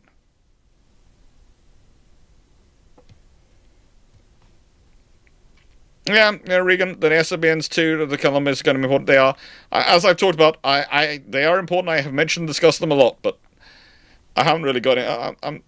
I'm worried about Arsed. I don't like the amount of times they be mentioned as part of the battle force worries me. I realise why they're part of the battle force. I just don't. I'm not that keen on the idea. Now, so let's talk about the fleet replenishment of ships, oilers. Class the TAO 205 class oilers replacement class for the current fleet of Henry J. Kaiser. Oh, the Kaisers are going. Well, I suppose they need to, but naming it for Kaiser was always a cool one because he provided a lot of support for the US Navy. World War II, which are reaching the end of their service life. Yep. TAO 205 class orders will be the primary refuel assets to the carrier strike groups and other affiliate forces, provide vital Navy inter-theatre replenishment capabilities. These capabilities enable credible logistic support for global presence and wartime missions. These ships are produced by General Dynamics, NASCO in San Diego. The first 5 TAO 205 hulls 205 to 99, have delivered, with TAO 210 planned to deliver in the summer of 2026. Navy plans to procure 20 of these ships. They've got 6. The 2024 block buy contract created opportunity to deliver remaining ships ahead of the planned delivery schedule, with significant cost savings for the Navy, as will provide NASCO's industrial base with a stable workload through FY 2035. That is an interesting thing. Basically going, okay, we're going to fund them to be able to work at a peak efficiency. So the yard, instead of going slow, is able to work and order everything at peak efficiency. They're able to do a lot of the bulk ordering now ahead of schedule. They're able to order it at a lower price because inflation and things, everything will get more expensive. So that does make sense, and that's a good idea. It's one of the things I wish more nations would do. The idea of, well, if we get these ships earlier in service, how do we deal with that? We'll need to crew them, that'll be problematic, but also we can retire the older ships earlier, and we can manage things. Because a ship is not going to turn up, oh, I'm being surprised this ship has been delivered. No, you're going to have months, and if not years of warning, that ship is going to be completed earlier in service. You can adjust. A ship is not suddenly going to go, woo, I'm here, I'm your ship, I've snapped into existence. That doesn't happen. It's going to go, hello, I've arrived. And then we go into the strategic sea lift force. Okay. So, the prepositioned ships, the Maritime Prepositioning Force, Sea Lift Fleet, consists of 5 AKR vessels, commercially known as RoRos, positioned forward in full operating status, and 2 AKR loaded at Blunt Island Command in reduced operating status. The requirement for Marine Corps prepositioning is 2.1 million square feet of cargo capacity. The MPF reduces deployment force closure timelines and provides strategic deployment options across the full range of military operations. And that's the point. 2.1 million square feet of cargo capacity. That is not taken from nowhere. They've done a lot of studies on this. And it's been around for quite a while. So we know those figures are fairly consistent. Surge Sea Lift. The Navy is executing comprehensive two-part strategy to recapitalize the nation's surge sea lift fleet for a combination of used vessel acquisition and new construction ships. Used vessel acquisition is always fun. If you want to read some really creative works of art, read the maintenance manuals of merchant ships which you're procuring, because, how do I put this politely? This is coming from my experience talking to my dad and others, because my dad did some time as a Lloyd's surveyor, basically surveying ships and checking they met Lloyd's standards, and it's especially important for insurance claims, etc. And as he would say, the reports on the ship's service life are often very much a version of the truth, and they are certainly accurate from a perspective. They are close enough to the truth that no one can sue them. They also are interpreting the truth in such a way as that the ship is insurable. If it's not insurable, you can't use it and can't make money from it. So you have to be careful with these things. But, I'm sure they'll properly survey them. I'm sure they will.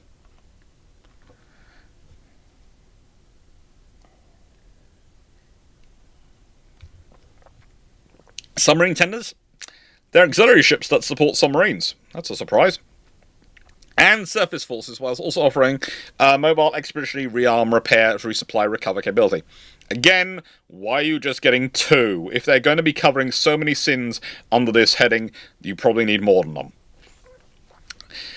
These units are designed to support submarine and surface forces in contested logistics environment, allowing for forward sustainment and enduring operations. ASX is a replacement class for the US Emery S Land and US Frank Cable.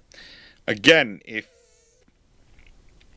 those submarine tenders have operated well beyond their expected service lives, and if you're going to need to do this, and you want these to operate, especially as the phrase is, contested logistics environment, which means they are going to be primary targets, why do you only have 2? They're not things you can rapidly recreate. They've got too much gear and equipment on them. Too many long lead items, because they do rearm, repair, resupply, and recover capability. Yeah. They are going to have a lot of long lead items, a lot of internal industrial capacity, fabrication capacity, maintenance capacity, parts, part storage, all these things. You want more than 2. I would say myself, if I was it, I would have 2 operational for both Atlantic and Pacific, and I would want, I think, another 4 sitting in reserve. If I was the US Navy, I would be wanting to have 8 of them.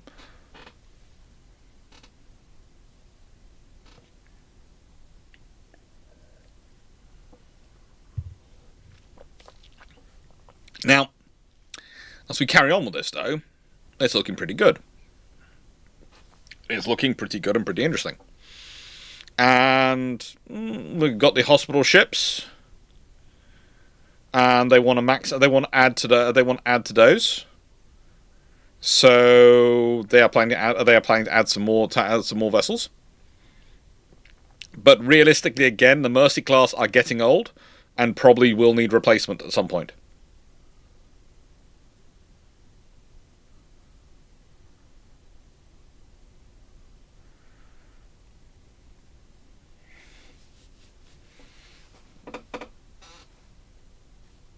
It's a case of, if you're going to distribute forces, that's one thing, but the way you tend to distribute task groups is you have multiple task groups and they're self-sustaining over a wide area, and naval warfare tends to be distributed anyway.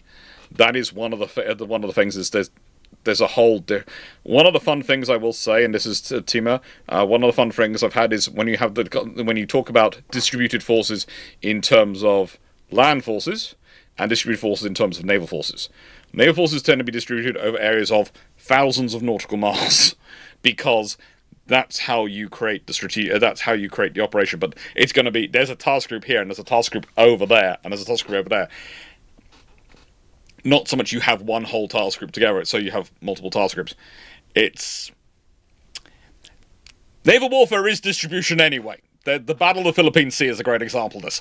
It is distributed. There are task groups everywhere doing lots of different things, and it's such a widespread battle. It's almost technically a lot of little battles rather than one big battle, but we tend to group it together in one big battle. And so that's the distributed warfare, and naval warfare has always been to an extent distributed. But it's when they start going, oh, we're going to spread an individual task group over this area. No, that's not probably what's going to happen. Although I will say this, every photograph you ever see of a task group is a complete another fabrication for the photograph, because usually ships aren't so close together, they can be easily photographed. It would be a long way away and all the ships would be individual little blips. Even the carrier would be a little blip. It just wouldn't work, because they don't get that close. They usually we're talking measures of ship between ships in terms of miles.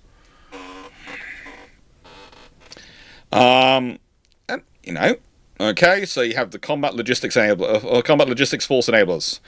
Oh, lovely, the CLFEs. We have the Auxiliary General Ocean Surveillance Ship. Useful. Yeah, you want to have these sort of assets. Consolidated Cargo Replenishment at Sea. Consul tanker is planning to construct a new acquisition plan with lead ship, potentially producing a foreign shipyard as part of a direct foreign investment bridge strategy into US brownfield or greenfield investment, using a lead-follow acquisition model informed by Coast Guard's IC-Pact Arctic Survey security cutter approach. The approach is designed to accelerate capability, deliver while expanding domestic shipbuilding capacity. It also leverages responsible for a foreign investment to help establish new US shipyards and strengthen the industrial base for future auxiliary construction. Okay. So, we are now on to the last section. Right then. And we are almost at the 4-hour mark. Oh, yeah, this is going to be a fun one. This is a fun one. And Seneca, if you can't, Howard, Hood and Bismarck, if you can't figure out you at people, that's usually how you get the replies in chat.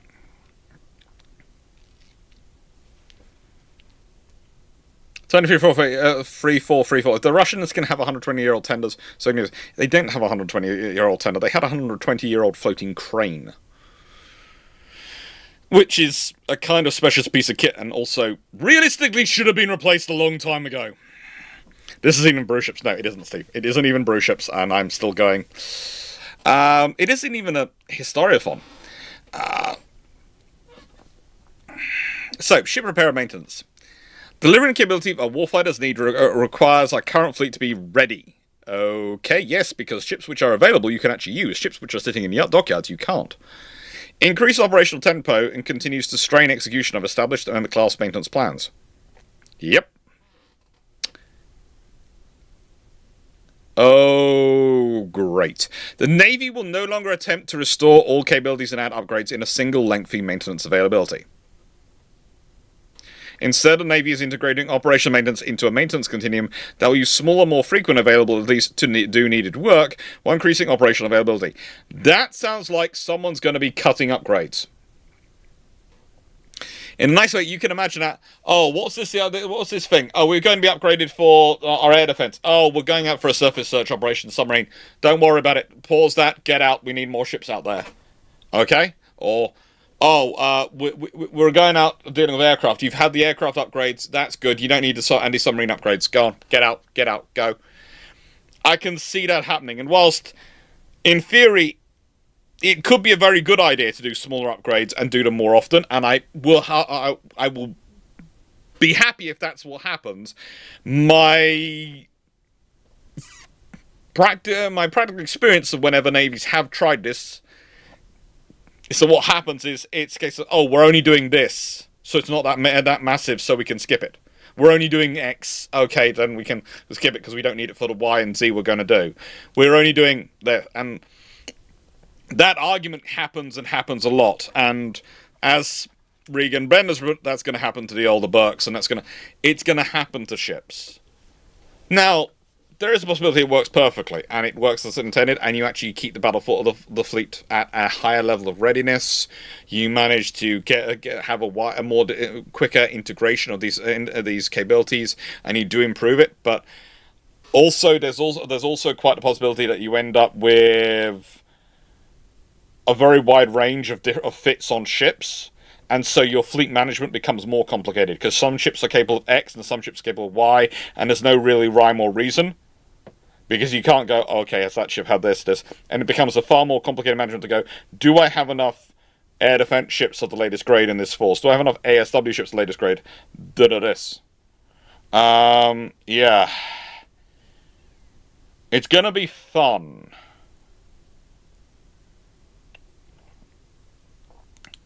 We must fix our maintenance schedules with disciplined planning measures to the hour, because every day a ship sits in dry dock beyond plan is a day we lend initiative to an adversary.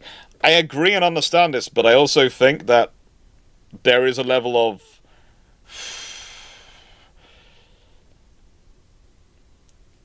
you need to start pushing these things. You need to start thinking about what these things are going to be. You need a lot of discipline. That you do not disrupt the upgrade program. You do not disrupt these refits. You do not pull the ships out of refit when you need them. You can do that if you have enough ships. If they do manage to grow the fleet to 450, something like that, then maybe they have enough ships they don't keep disrupting the program. And most navies which have tried this have been far smaller. And that's the problem. The ships get disrupted because you have politicians screaming down the phone at the admiral going, I want a ship deployed! I've got to... my national status is on a line. No. Oh, our nation looks like we're idiots because we can't deploy a ship. Deploy a ship! Deploy it! Okay, sir. And then you shorten the refit and you push the ship out. And it's not really ready. And that happens. And then you get build up and example I will give, the most recent example, because it's fresh in everyone's mind and it's kind of did obvious and made world news, is the Royal Navy and the Type 45s and the Type 23s, because that happened repeatedly. Their sustainment, their refits, etc., kept being shortened and kept being pushed. Parts kept being drawn from other ships to, they kept robbing Peter to pay Paul to keep ships in service, and you can only do that for so long before you have a crash and you no longer have anything available. And that's what happened to Britain. That is the exact example. Everyone keeps saying, we've got to do this, got to do this, and people keep bending over, pushing, going, okay, yes, Jan, tomorrow we'll do it, get it done, we'll have time tomorrow, and so eventually you have nothing available. And yeah, that's a smaller navy, but you've seen this happen with other navies as well, and there are navies which have skewed this methodology completely. The US are the largest navy in the world, currently, in terms of large warships, and in terms of large surface combatants, in terms of tonnage. And they can hopefully maintain this and hopefully keep this, but they're going to have to require iron discipline of people saying no when they don't have a ship available because they're in refit, to go, no, this can't be done.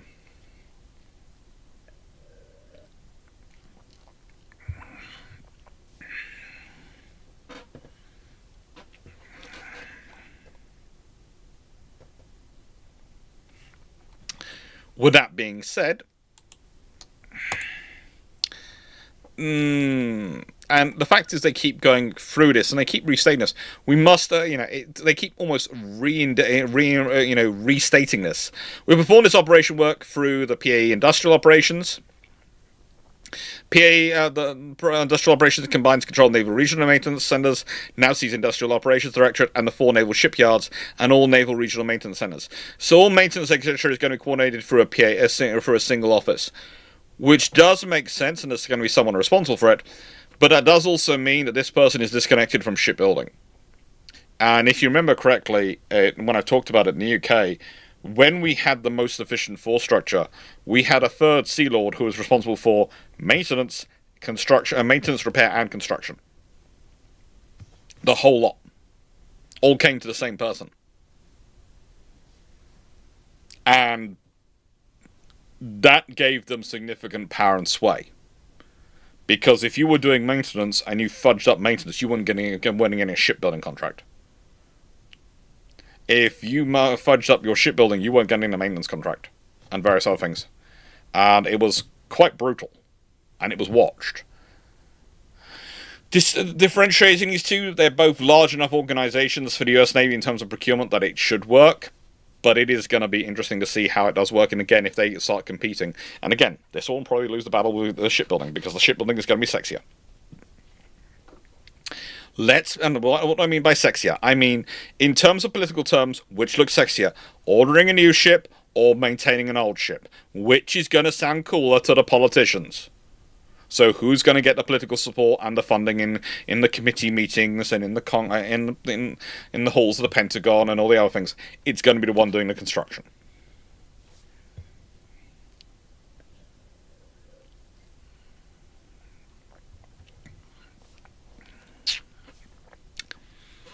And we must address and repair maintenance by fully employing our most capable asset, our sailors. Oh, great. The re-establishment of shore intermediate maintenance activities will expand their role in performing more advanced maintenance, increasing capacity in peacetime and ensuring continuity of operations in conflict. Oh, you're going to have to increase the recruitment. If you want to do that, that's fine, but you're going to need more sailors. You are going to need more sailors. Part of the reasons why a lot of this stuff has been paired off to contractors, to other people, has been because of a shortage in terms of personnel numbers. So if you want to do this, you're going to have to start increasing your recruitment. You are going to have to massively work up your recruitment. And I do love that I had to say, this has led to excessive non-competitive source awards in follow-on procurement and sustainment, driving up total ownership costs and degrading the department's organic maintenance capability. Again, I don't disagree with this, but if you want the people doing this, you are going to need a lot more sailors and a lot more people. So, that takes us to revitalizing the shipbuilding industrial base.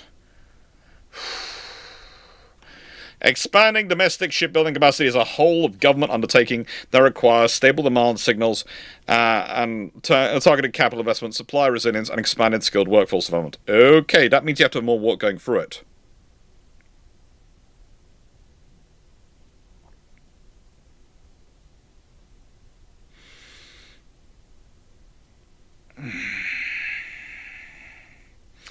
Between financial year 2018 and financial year 2026, Congress has appropriated more than $20 billion to support shipbuilding, industrial-based resilience, and expansion. Okay. Improve workforce development, hiring, wages, training, childcare, transportation. Alleviate shipbuilding bottlenecks, e.g. blast and paint facilities. And mitigate supply chain risk by distributed shipbuilding capacity expansion and lead time reduction. Okay.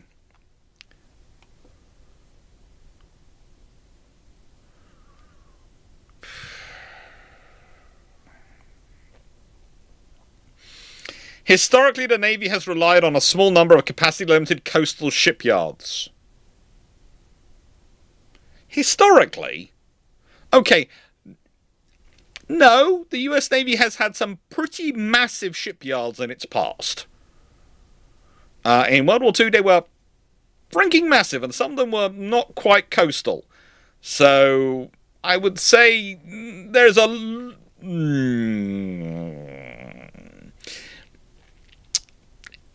It's one of those phrases which is accurate up to a point. It's... I think the phrase should be historically as a median or an average.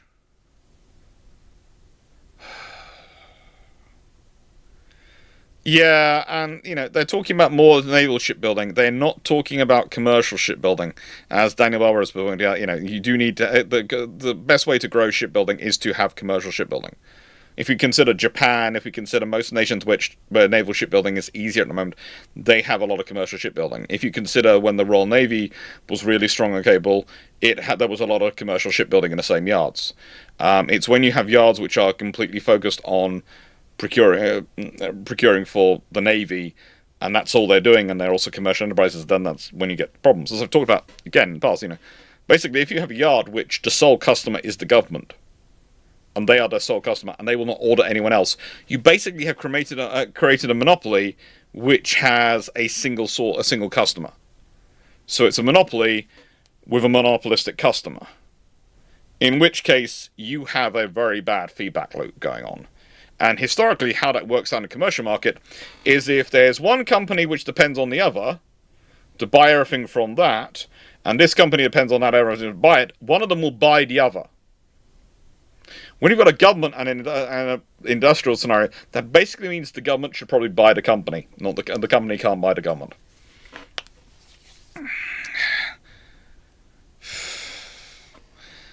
Yeah, it's a monopsony. Yes, I know, Judah.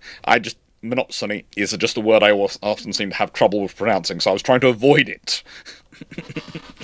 It's a monopoly and a monopsony. It's a bad relationship. It can turn very quickly into a very toxic relationship between two companies.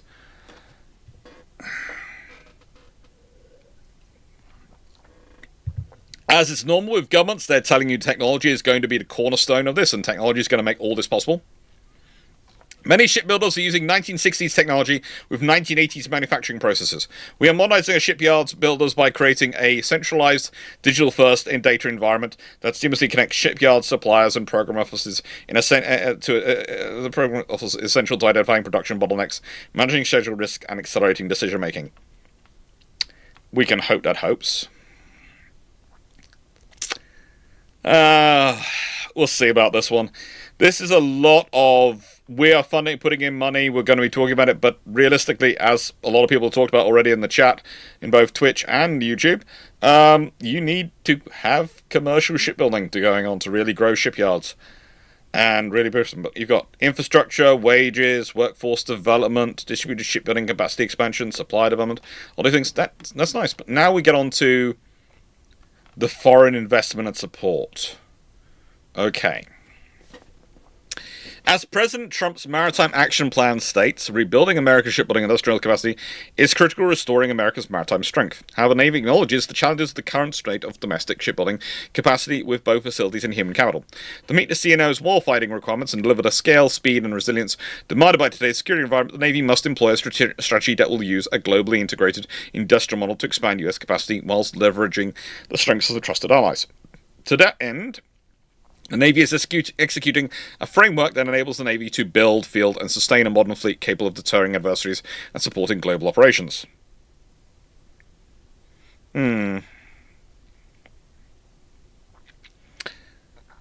With the President's support, we are bringing the same partnerships we share with key allies to bear on our industrial needs. Foreign shipbuilding investment in the United States is a priority. We expect to announce major investments in U.S. domestic shipbuilding by foreign partners who can pair their capital and their shipbuilding expertise with the human, material, and geographic resources available here in the United States to create new construction capacity to deliver on the fleet of the future. It is not enough to merely improve what we are doing today. American shipbuilding must expand. Okay, but they're also going to buy abroad.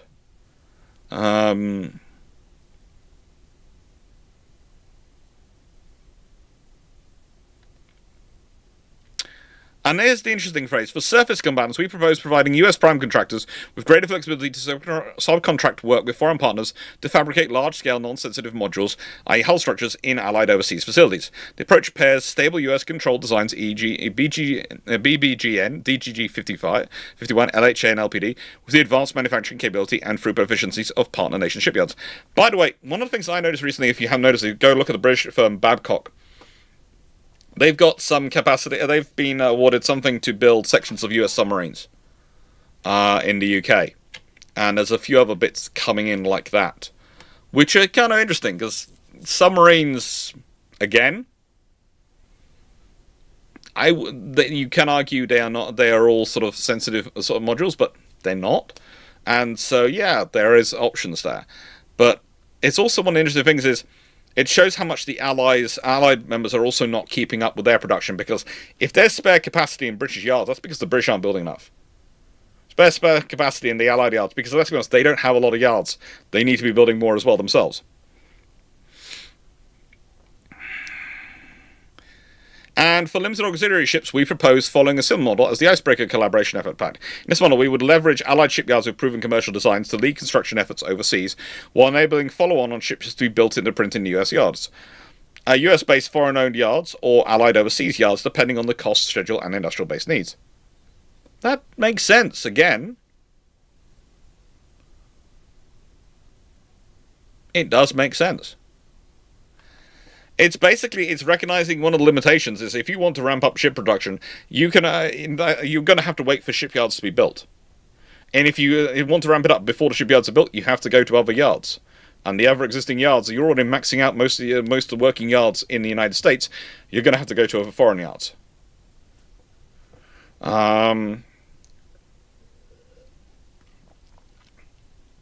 It takes years to bring a shipyard online to actually make it up to full spec. There was a movie a few years ago which had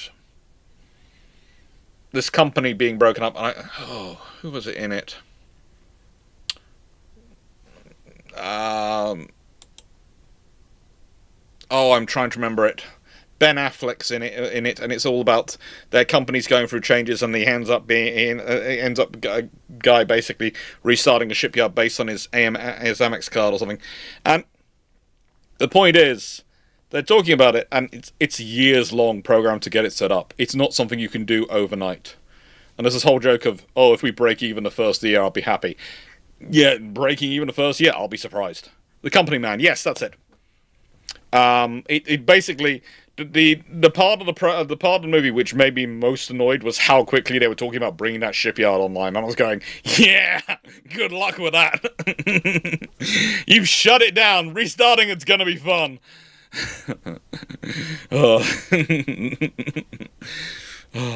But I'll say.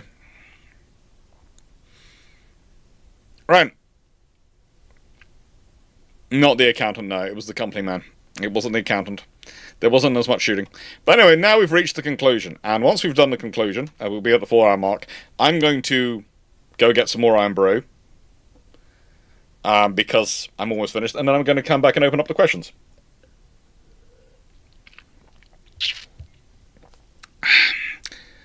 So, the plan is a decisive course correction, and one that considerably asserts American maritime power by restoring the capacity, speed, accountability required to win in the era of greater power competition. It has got some accountability in it. I do like the personnel being put in charge of things. I want to see more about their terms of service and how exactly they can be fired and how exactly they can be held to account, but we'll see that. The Golden Fleet Initiative came up a lot at the beginning and has come up at this point, but otherwise it has disappeared to some extent for it. And I would, as said myself, I'd prefer the Great White Fleet to number 2.0, but no. So it's going to be fun. Let's see. We will measure success the only way that matters. More capable ships in the water, delivered faster, a stronger, more resilient industrial base, and a fleet that is ready, lethal, and globally present. This is our moment to act with alignment across the Department, Congress, and industry. We have the opportunity and responsibility to deliver a generational transformation in American sea power. Now, the thing is, I like this section, but again, it's the traditional thing. This is a 30-year plan. The vast majority of senior people implementing this will not be still in the same post, in 4 years' time, let alone 30 years' time. So, if you're going to make this sort of plan work, you have to get buy-in from people who are not even joined the US Navy yet. They're still babies. In fact, because if you think about it, the admirals, people are going to be admirals in 30 years' time. They won't join the US Navy for at least another 10 years. They are kids at this precise moment. So you're talking about someone who's going to be in their 40s in 30 years' time. At the moment, they're in their teen years, if you're lucky. They are probably in the single digits. It's the same with politicians. It's the same with the senior staff people running in 30 years' time. So this is another point I try and make about these things when we're talking about 30-year plans. Okay? We're talking about long-term plans, and this is a plan which does require a lot of long-term investment. There is nothing short of 10 to 15 years here. One of the problems you're dealing with is that the people who the people you need to commit to this plan are not just the people in office at the moment. They're the people who come after them and the people who come after them. You're dealing with generational changes. So this is a good plan. There are many good points to recommend to this plan. There are points in it which I question, as you've heard. That my cynical sarcasm tends to come out of all these things. But there are points in it. There are good points. It's not a bad plan. But the trouble is the timescale. That is my big problem with it. And I know people don't like you pointing out the timescale because they're going, that's terrible. But no, people change it. Admittedly, I have a faster example in the UK to point to because of how quickly we went through defence secretaries and prime ministers at one point, that they had a new plan every 5 minutes, and so that really mucked us up. But it's the same thing happens in America. Think about it in terms of, if we're going back 30 years from now, we are in 2026. If you go back to 1996, who is President of the United States? Who is President of the United States? Think about it.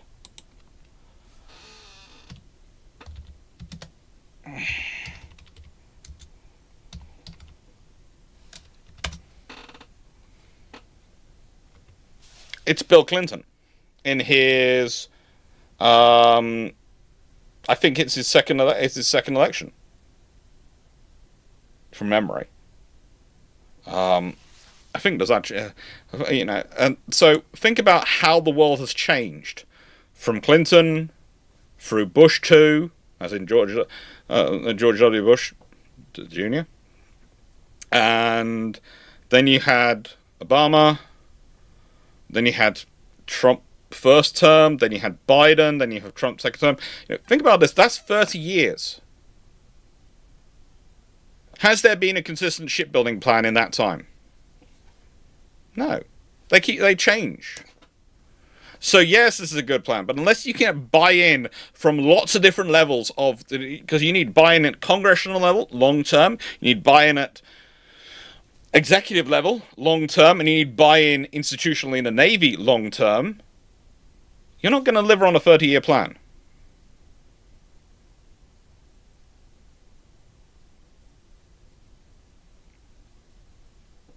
So,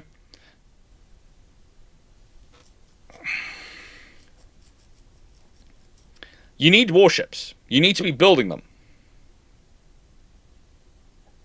You need to have this force structure. And this force structure doesn't. As I said, I can. There are good rational, there are good logistics, there are good explanations for it. There's obviously been a lot of thought, and there are various people I can point to. Could point to in the U.S. Navy who I'm sure have been thinking behind this and are working on this.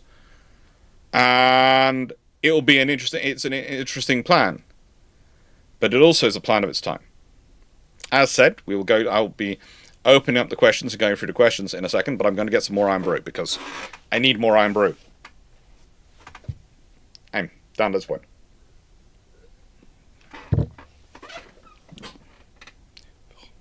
That'll be cans 7 and 8 of the day. Yeah, that's a lot of iron brew.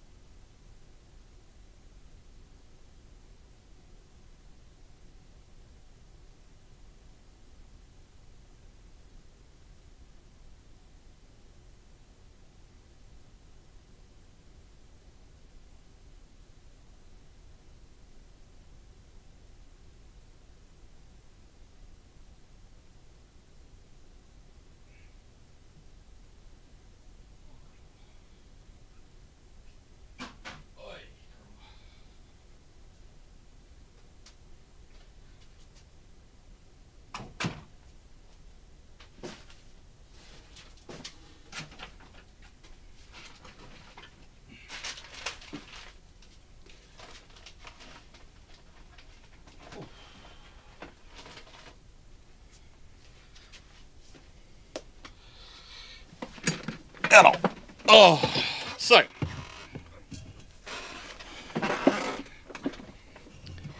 now the thing is,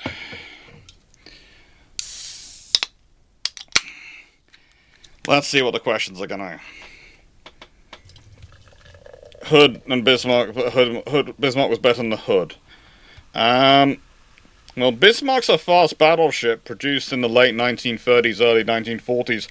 And Hood was a battle cruiser built in the late 1910s. If it wasn't better than Hood, then there'd be a problem, wouldn't there? I never understand that one. People go, this battle cruiser was... It's the equivalent. No, it's not. You're dealing with a hull which is 20 years older.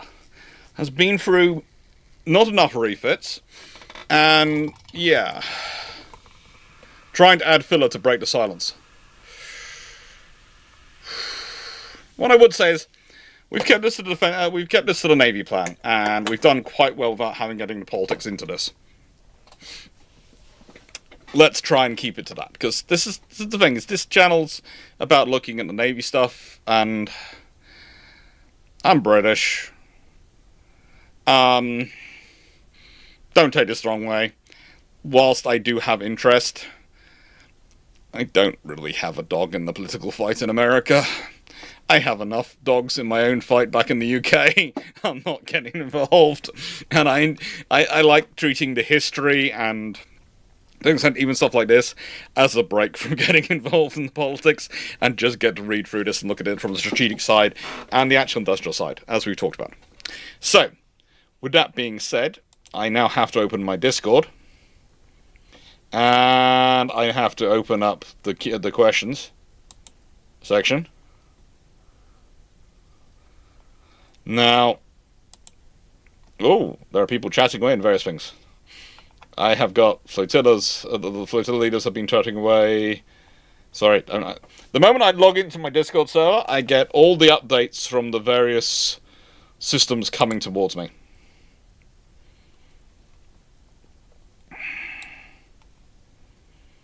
And that is useful, but it also means that I need to do that. And if I go... Not that one. Not the image slideshow. Do that, and I have questions. And are the questions being released? They are. Okay. So we're now into the question time, so... I should make a stamp of that, because how long... We are 4 hours and 10 minutes in. Oh, goody. Right then, I'm just gonna... In the nicest way, I'm going to do...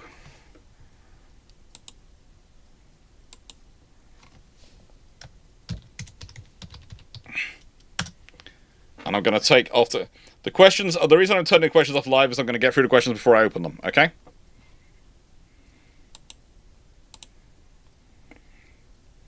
So, 9684. How much capability gap of the Ohio SSGN retiring could so easily have been prevented if the Ohio class numbers 1924 had been built? As the Ohio class SSBN were to be a 24 class overall. It would have been potentially possible. If you had built more of the Ohios, you would have had more resilience and you would be able to convert more hulls and potentially bring that about, but it's... Look, as I try and make the point about hull life, submarines have a hull half-life because for them it's the dives and it's the depth they operate at. So across the class, their aging will not be uniform because of how they're used. And one person once turned around to me and said, oh, this boat must have been really badly built because it had to be retired earlier than its predecessors in Los Angeles class. And I don't know it for 100%, but I'd heard enough about that boat to know it had done a lot of sneaky beaky work in its time. I'd heard it had been used a lot for that. And I was thinking, no, it's been used very hard. It's done a lot of very intense operations, and its hull life has gone. And that's the thing. Submarines do not age uniformly, whereas surface ships, pretty much you've got the constant pressure of the sea, and whilst there are occasionally storms and other things, that will not affect, that will have an impact on their life expectancy. That is a lot easier to refit and repair and work with and maintain some semblance of similar life expectancy than it is a submarine, which is going to have to go really, really deep and really push itself at a very deep level because of the effects on the hull. So whilst in theory you are right, in reality there are issues.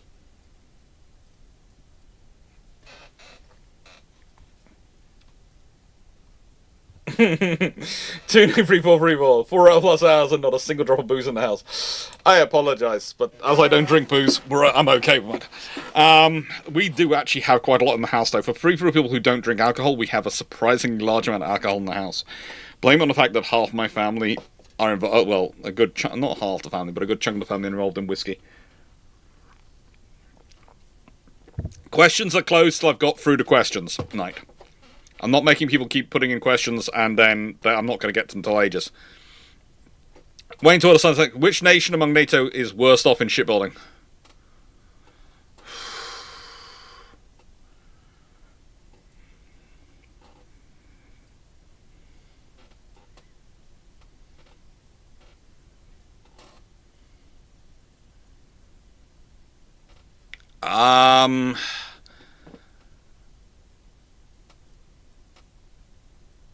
That's kind of like picking which one has managed to stab themselves in the eye the most.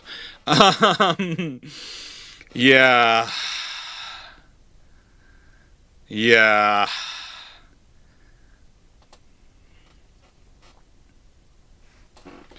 That is kind of shooting themselves the most. I would say that's not really a good that's not really a good question. That's one I'm going to avoid. By instinct, I would probably be leaning towards one of the smaller nations. There is a specific one which is coming to mind, but I don't want to. I don't want to be that cruel to them. Also, I have a lot of friends who are involved in that navy, and frankly, they work very hard to justify their existence to their politicians. I don't want to crush them even more.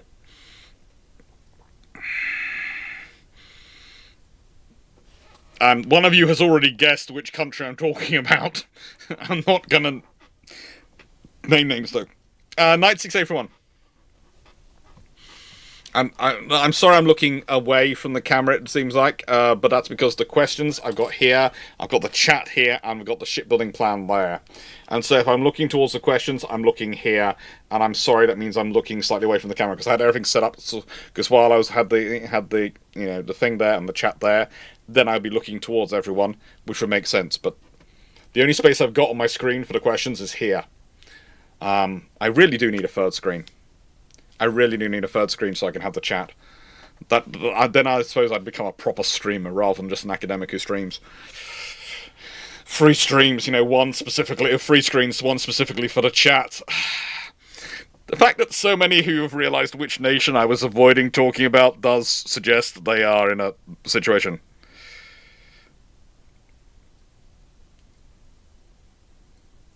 Which brands they work for? I don't know what you're talking about, Hood. And you've just said which brands. I don't know. I have ViewSonic screens. That's all. That's all I have. And by the way, tonight did feature the first ever, not so much sponsored stream, but stream where I have mentioned something. In terms of the ship, I am supposed to apparently get something from it. As said, I have no idea what. I should really remember. I don't think it's that a lot, but it's people. But basically, I want just people to use the card. It's cool. I haven't still done a technically sponsored stream yet. This is more well. Yeah, you've got a cruiser book, and if people go use the link that you got, then you, I think basically I'm getting the book out of it. I think that's what I am. So, but we all know me and book purchases. I'd been buying it anyway. Oh god, I spend way too much on books. Nights everyone. How have American politicians not been forced to explain to Congress why the US entered in a position and where it can be argued as because you're presuming that Congress has been just as responsible for it as anything else. Oh, working whiskey. Oh, they do work. They work around. They work around. There's a couple of them who are masters. Which is the? Can I? Which one? When does I need to mind what? Do I need to mind me mentioning them? This is what I'm just checking, mentally checking. I'm going for a list of do they mind me?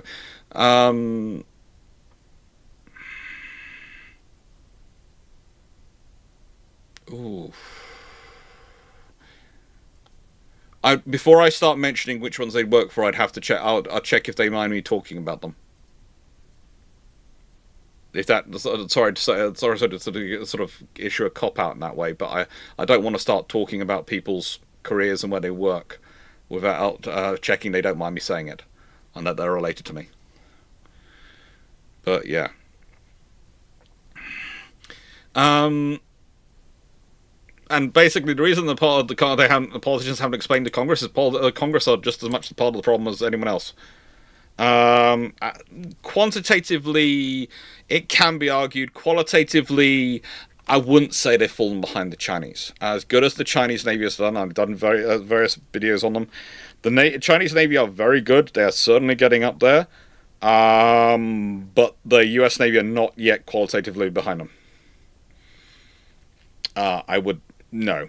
They have improved dramatically. When you get to the era of submarine, that is going to be a whole discussion talking about the evolution of Chinese submarines and how they've gone from vessels which, frankly, you could almost follow them with a Geiger counter as well, rather than needing to use a sonar, to ones which are getting as definitely as good as the latest Russian models, if not better. And I'm talking about the latest Russian models as the latest Russian that are being built, and are accelerating past that fast. Where's what a sign? Sorry, it's a Canadian T-shirt. I'm not sure. Technically, was a T-shirt which was. This sounds terrible. This was bought for me, I think, by my mum, but it could have been my cousins. I got given a whole load of new T-shirts at Christmas because that's basically my family's go-to present for me is T-shirts, because they know I will always be wearing them. So yeah. It sounds really bad when you say you're almost 40 and you very rarely buy your own T-shirts, but the reality is I get given them as presents because they're everyone's go-to present. Again, some of you will probably understand this. When certain families, if you're a male of a certain age, you basically get either T-shirts or socks, your presents, at Christmas and your birthday. And they are your gifts. And so you don't end up needing to really buy your own.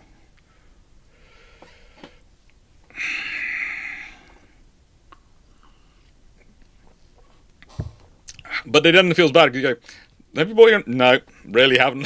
I never need to buy. If I bought my own as well, I'd have no space for me to be in this property. Or jumpers coming from Steve. Yeah. It's a certain thing of people just love to give you clothing and they presume you can't shop for your own. And I just go, I don't really care, I don't have to. Yeah, that no one tries to buy me books in my family anymore because they just go, how many books do you have? And you've already bought these, how many will you get them?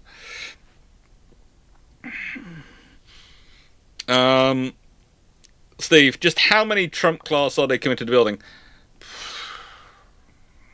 At the moment, there's actual orders for about 1, but it's supposed to be getting into a dozen to 15. We'll see how many they actually do build. We'll see what actually comes of the program. I think the US Navy has been looking for a nuclear strike vessel, a nuclear-powered large surface combatant for a long time. And it does fit their need. It does fit their requirement. But the interesting thing will be what impact that has on other navies coming in. Because what I can see other navies doing is pursuing a path which is somewhere between the Burks and this new battleship.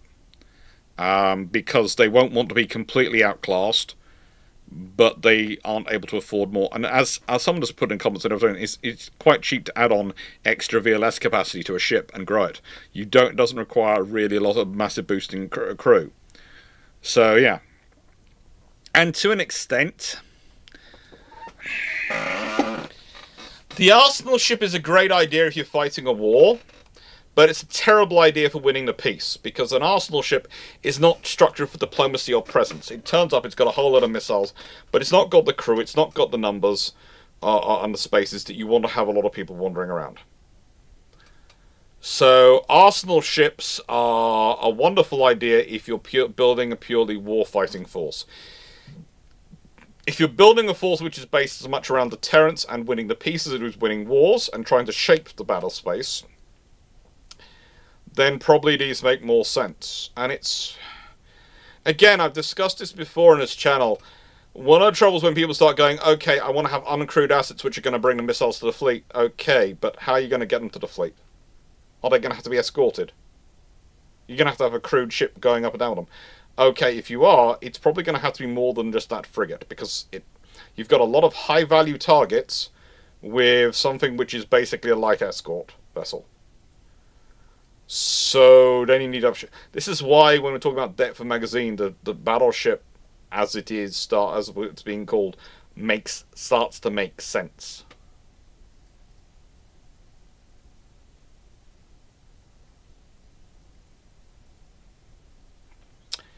I would say it actually makes sense in certain other spaces as a replacement for the carrier battle group in terms of presence. That's the thing. It's sort of a case of, do you need a carrier battle group in the South Atlantic if you can send one of these? No. Do you need, not with current threat profiles, does it help with the Southern Indian Ocean? Yes. Does it help with certain sections of the Mediterranean? Potentially. Potentially it does. Instead of having to use a carrier battle group. I can see it reducing the strain on the carrier battle groups in terms of the major presence asset, which is going to be useful. In terms of warfighting tool, it's going to be useful as depth of magazine for defense of the carrier battle groups. and it's going to be useful for some of the other capabilities in terms of its, ability to be a command and control asset. And that's also something which you cannot be got rid of. It cannot be ignored.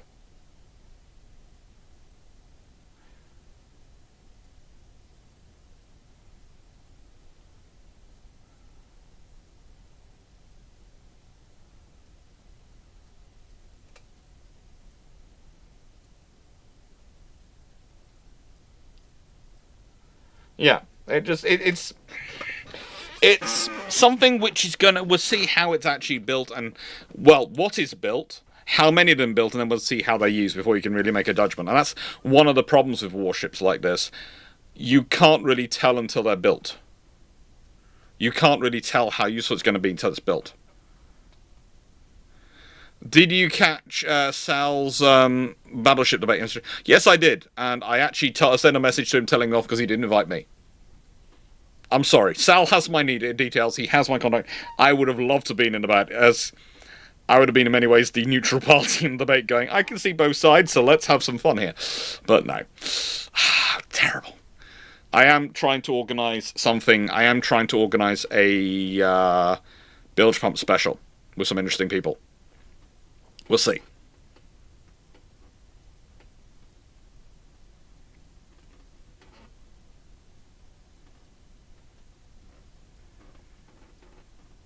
Calvin Gosberg. Could the nuclear-powered ships use the small portable nuclear reactor modified? Potentially. Potentially they could. Okay, I guess, 6763100. Thank you, KVG, for reposting that. Yeah, it could potentially be using that. There's other options, but they could use that. We'll see what happens. There are options for what they could reduce. At the moment, they are listed as going to use the same reactors as the carriers. And that is, again, a small problem because, frankly, they need to accelerate production of those reactors. And I'm not sure how well there's space to do that because so much of the carrier program has become producing it every 4 years, etc. And producing the two. I wonder how much of the infrastructure has actually solidified around that production timetable and that production route. We'll see. So, answer that one. Thank you, 673-100. Turning 3434. To what extent do you consider the battleship mostly a talking point to get investments in infrastructure foremost? I think it's a bit of a flagship asset. But I also see it as, along with the frigates, as a way of breaking the Burke monopoly. Honestly, for the United States, the trouble is they have to move the discussion beyond the Burke. Because otherwise they're never going to build anything else. Because the Burke has become such a safe place politically for politicians to put their money. It's kind of like the Virginias and now with Block 8 we're talking about. I will not be surprised if you see Flight 4 Arleigh Burkes. I will really not be surprised. But yeah, it's to me, some of these assets are literally about breaking the Burke monopoly so that they can actually build something other than Burkes in the destroyer category. Because the trouble is, that's the middle of the road, everything. Sort of the large asset for presence missions, the task group assets that builds up your fleet's backbone is built up of. Everything's depending on the Burke force, and you need to be able to move beyond it because the Burke, as good as a design it is, and as I put in the video about the Burkes, it's only can be around for so long. It's going to be around for a century already. At current plans, Flight 3, by the time Flight 3 retire, the Burke will have been the conversation for US destroyers and the construction of US destroyers for a century. If there are Flight 4, Flight 5 Burkes, goodness gracious me, we could be talking 150 years of these ships. And as Daniel Baker's put, realistically, you do need to divide the Burke role into 2 ships. Realistically, you do. But they're not going to get it while you've got the Burkes in production, and the Burkes being the dominant thing. So, this is the reality. Because the Burkes are too safe politically. They are too good at all-rounder. They are too safe politically. No one is going to lose their job politically if they've ordered more Burkes. So the Burkes, the B-52 to the C. Yes, and there is an argument between the FV432, aka the Bulldog, and the Bradley over which of those two is going to last longer in service as well. Lord help us, this is where we've got to. The Bradley is probably going to be in service for at least another, oh goodness knows how many years. And if you haven't noticed, the Japanese have started reopening the production of the AAV-7s.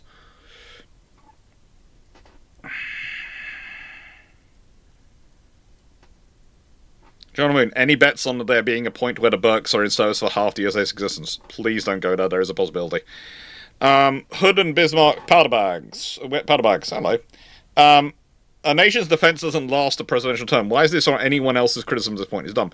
I think I've already explained this point several times, but I'm going to explain it again. I'm going to explain this time. It's literally because defense procurement takes so long, and because the moment you have different people come in, they have different visions, and they want to start changing things around. Unless you can get them on side, unless you can get true... This is something which Japan has been pretty good at, to an extent, and Finland's pretty good at. Unless you can get multi-party buy-in and everyone basically buying into defense procurement, they can't. You know, then it doesn't really change. But the trouble is, as the Netherlands is a good example of this, if you have that as your system, then it is so frigging long to get everyone to agree. It takes forever.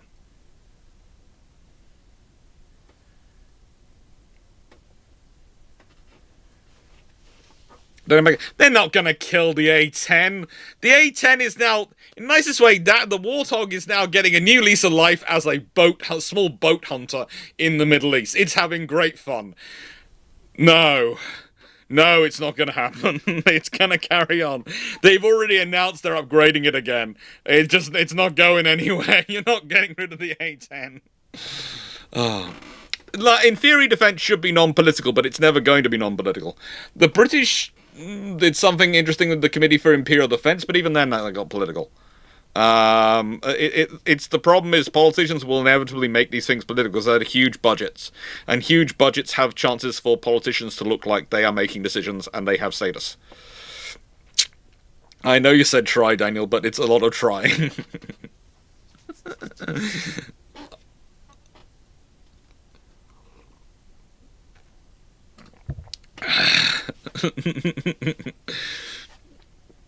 Brandon Larson, what are your thoughts on the number of Defiants and them being nuclear powered? Nuclear powered makes sense for that bigger asset. Again, as I said, I am not doing my I was right dance, but please note I am mentally thinking it strongly, and there have been people who critiqued me online, who are my friends, about it being nuclear powered, who I have messaged back and gone, so you're gonna say it? Yeah. And I will say this, they've all taken this adultly, and they have all admitted that, yes, I was probably right. But so here them have gone, yeah, we'll see what actually gets built. As for the number of the Defiants, it makes sense for there to be more of them than aircraft carriers.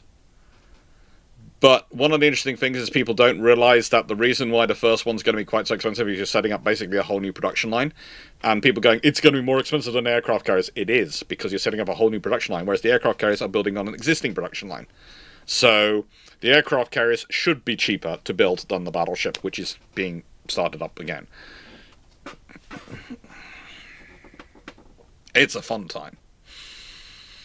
And then...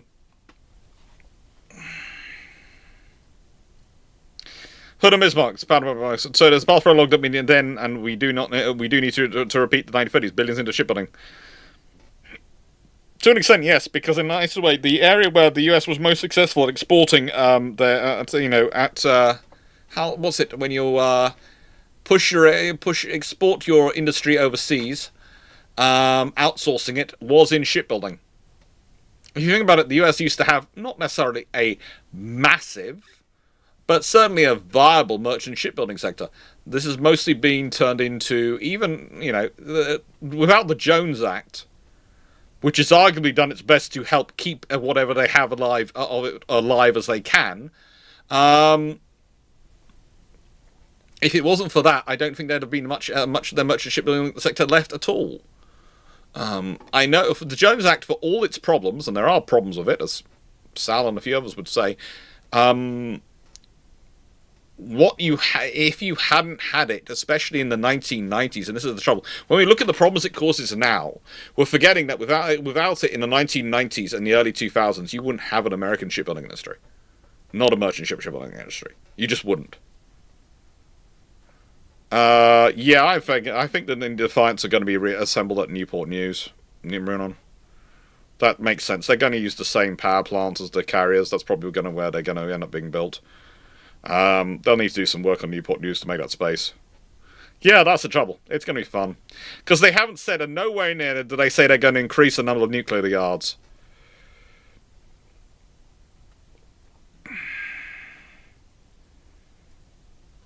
And I'm not defending the Jones Act. There are issues with it. As I said, Hawaiian shipping and all these things.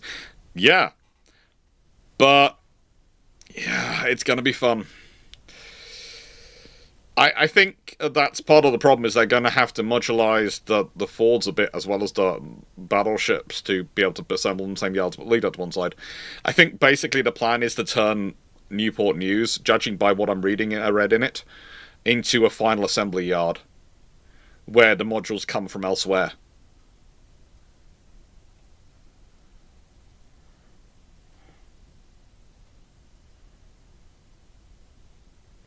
So that's basically what they're going to do.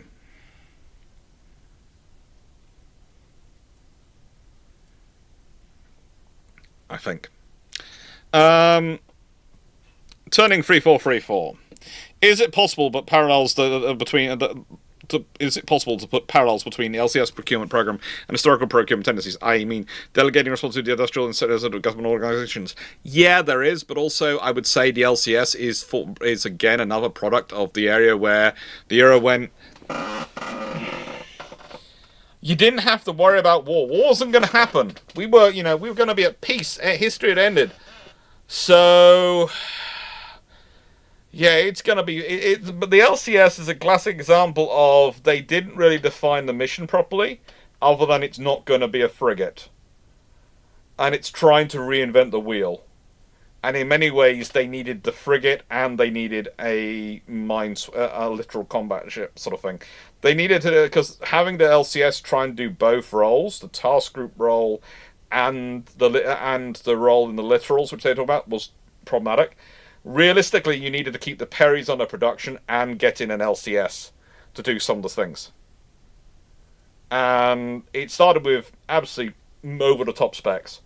But realistically, you were trying to make it do too much. Man, trying to make it do too much. And there will be a brew ships on Sunday, but we'll see. We'll see how many... I've only been going for 4.5 hours, and I've got a few questions left. I don't know how many questions I've got to go through. Okay. Carl Gosberg, might be off, but any mention on ramping up missile and the smart shell production? Not in this document, but it should do. It should do. But the Mark 57 VLS, not mentioned at all in this thing. Can't find it in here at all. Steve, running a navy like a business, just how practical is that? Navies don't make profits, they're not designed to have profits. That is one of the problems with these things. It's a common refrain. Business is efficient. Yes, business is efficient at creating profit. You judge the efficiency of a navy by in terms of the capability it brings to deter conflict and fight conflict, i.e., manage risk and de-risk a situation. So, waging a war is de-risking a situation. Managing risk is deterring war. Okay, that's how you judge it. And that is a very different metric than you manage the efficiency, than you worry about the efficiency of a business. As I once talked about it, I was talking about, was it Jeff Hoon or one of the British Defence Secretaries put it? If you want the British Armed Forces to provide an aircraft over the Channel to do Overwatch, they'll get 3 aircraft, 6 air crews, at least 3 aircraft, usually probably 4, at least 6 air crews. And there'll be an aircraft up 24 hours a day plus all the maintenance, and it'll be up there providing watch. You ask a commercial company to do it, and they'll provide one aircraft on call, maybe a couple of crews that alternate shifts, and it'll go up when it's needed. And that's the difference. One is running it as a for-profit scenario. One is a guaranteed capability and present scenario. It's how you approach it. One is they're both providing Overwatch capability, but the commercial ones say, well, look, we're going to be cheaper and more efficient. Yes, you are, but you're going to provide not a constant capability. It's not going to be on call in the air. It's going to be on call on the land. It's a different interpretation. And if you try to get the company to do the same as the armed forces in terms of providing those numbers, then their costs and the armed forces costs would be very, very similar, if not greater, because they've got to make a profit. Because again, they're a private company. It's their fiduciary responsibility to make a profit. There is nothing wrong with that, but that's the reality of it.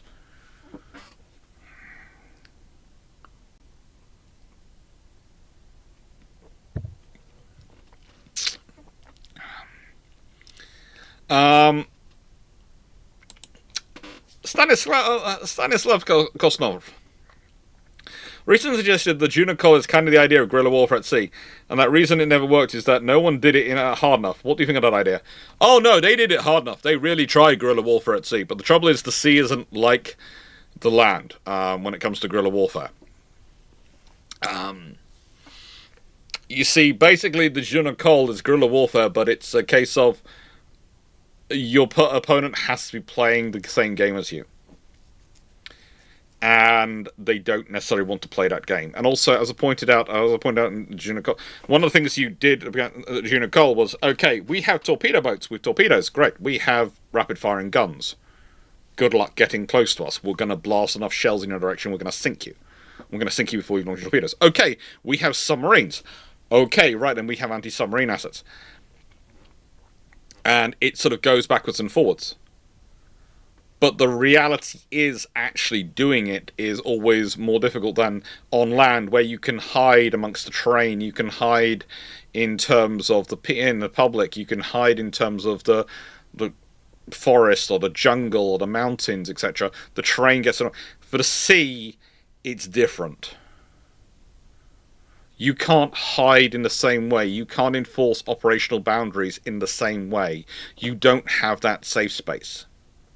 And as said, you come charging up your torpedo boats. Okay, I have rapid-fire guns. The problem with Junocoll is it provides an unbalanced fleet. And as I've said before, balanced fleets always beat unbalanced fleets. Unless they're run by complete idiots who actually can treat them as if they're unbalanced. I did check, as I said before, check the few battles it's been is when someone's gone, I want to keep my small ships here, my big ships here, and I want to keep them separate. Once you integrate and have them working together, then yeah. Does Switzerland have a navy? I'd have to look it up. There's part of me which is saying, like Mongolia, they do have something, but I'm not sure if it's actually a navy. I think they have a merchant marine.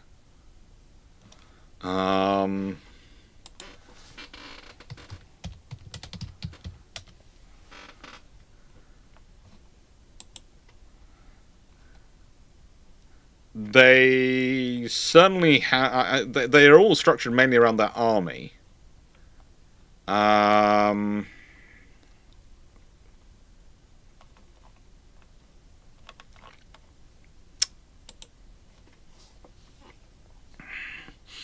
Let's see. Do they have anything in terms of the assets?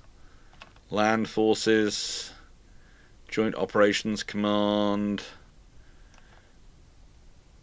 Air Force, okay, Airfield Command. If they do have a navy, it'll be something to do with their lakes, and they do have lakes which are going to require some maritime presence of some kind, some boats. Oh, they have a cyber command, they have a logistics command. I can't find anything, but I'm sure they have to have some vessels for going on there. But I don't think they have a navy per se. If they do, it's probably a section of the... Probably going to find it buried in one of their units. They have some boats, but it'd be part of their army. It won't be a navy. We don't really need it. They are a landlocked country. But, most landlocked countries don't need a navy. But there aren't that many landlocked countries.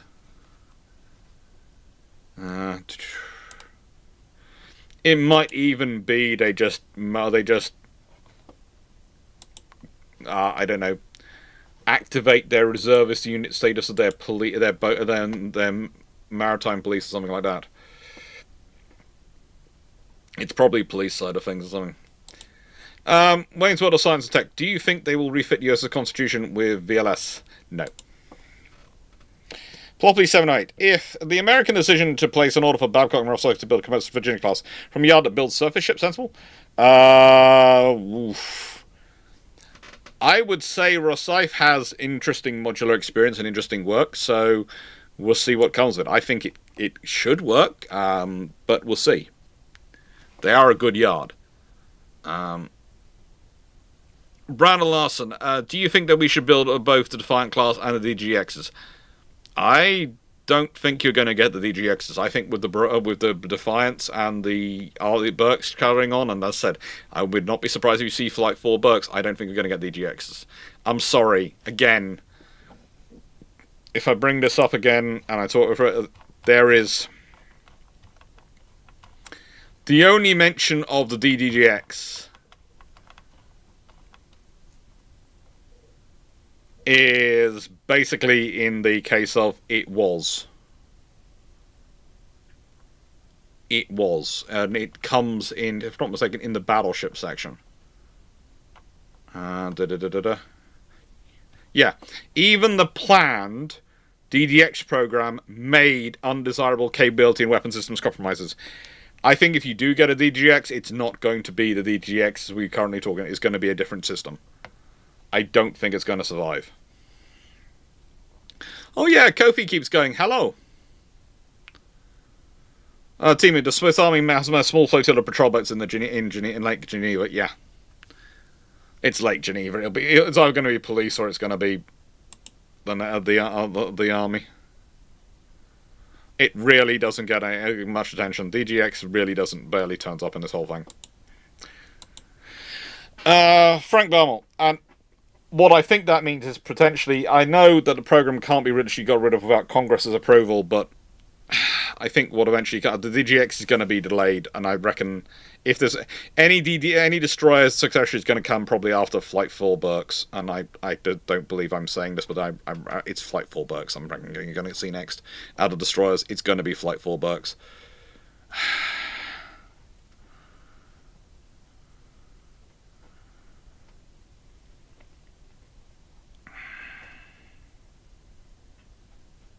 The Journal of Economic Portugal just published a piece on US military production.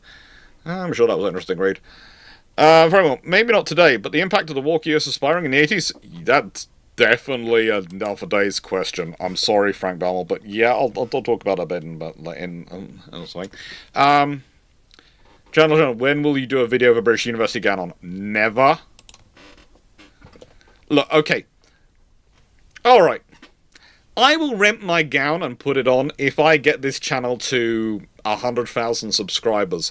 There you go. You can remind me when we're getting to 95,000 that I said this. But at 100,000 subscribers, then I will put it on.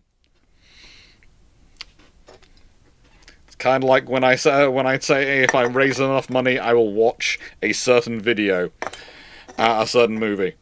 Basically, I make it high enough, that'll happen. I don't know, if I get to make it to 100,000 subscribers, I'll be really happy, but, you know. Will I do a whole ship? If I make it to 100,000 subscribers, I will do an entire brew ships wearing it. I will do that.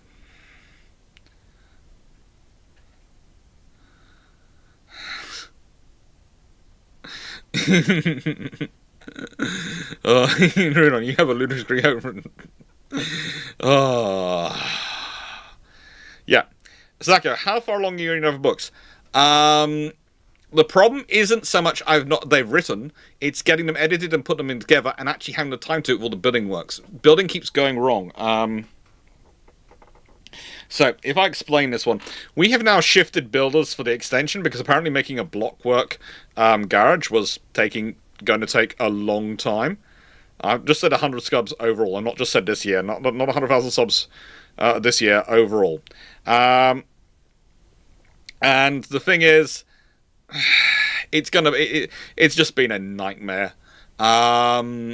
We've had the heating finally fixed and working, and the heating is amazing. We got another company in to fix that, and now I've got to deal with the old company and actually have an argument with them because we paid them quite so much money and they caused so many issues.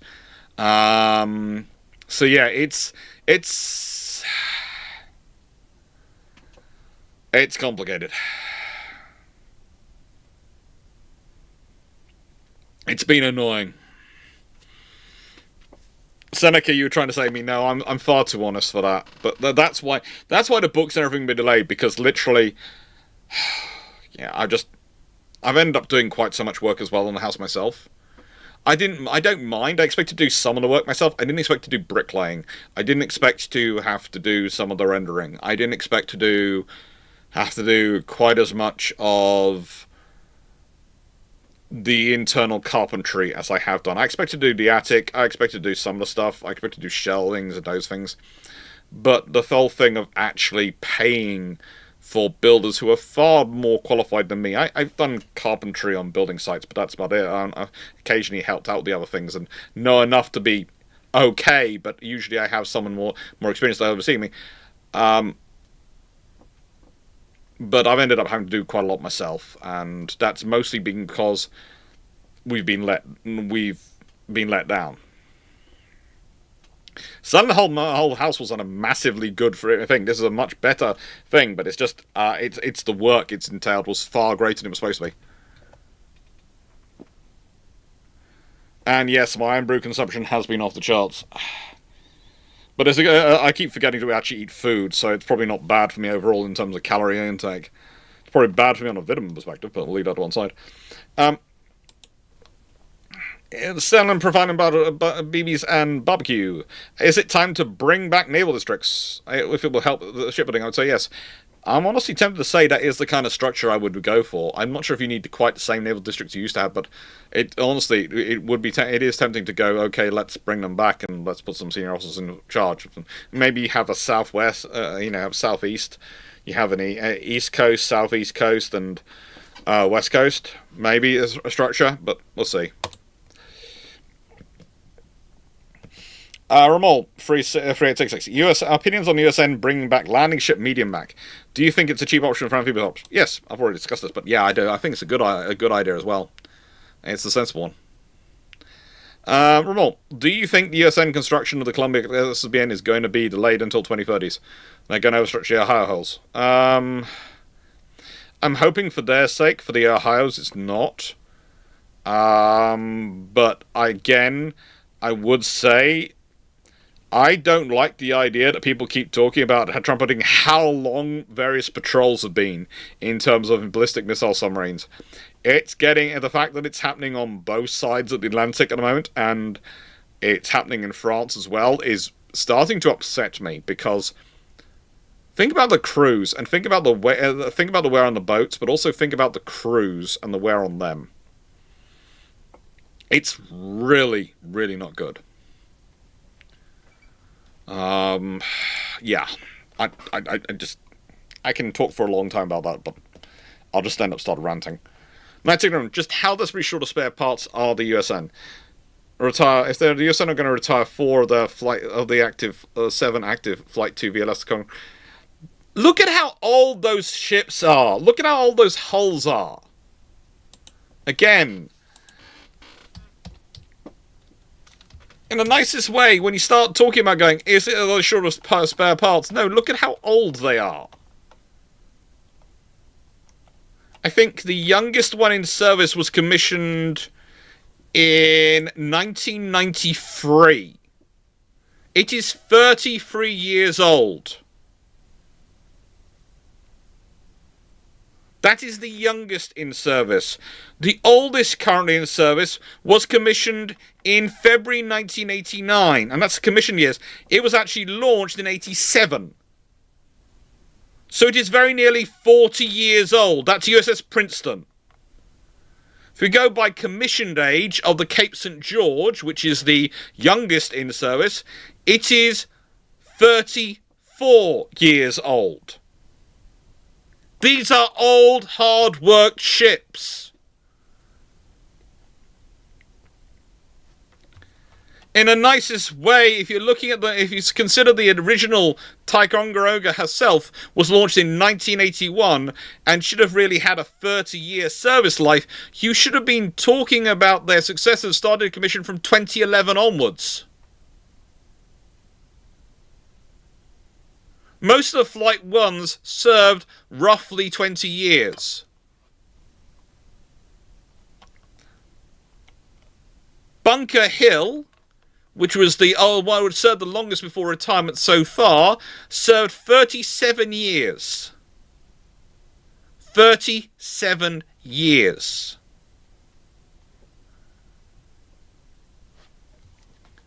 The problem isn't spare parts, the problem is the hulls are worn out.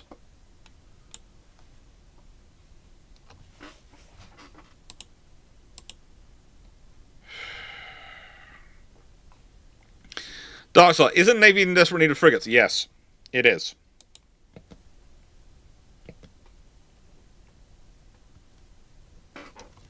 Can you build a VLS heavy variant like the US has done with the VA class? You could do that, but honestly, it becomes problematic for certain smaller navies because can they afford to have such specialist hulls? And that's the thing, when you're talking about a smaller navy, it's usually better to go with general purpose hulls, so you have something which is a 70% solution to 90% of the task than something which is a 100% solution. It's only when you have a larger navy you can afford to start having these small runs of specialist units.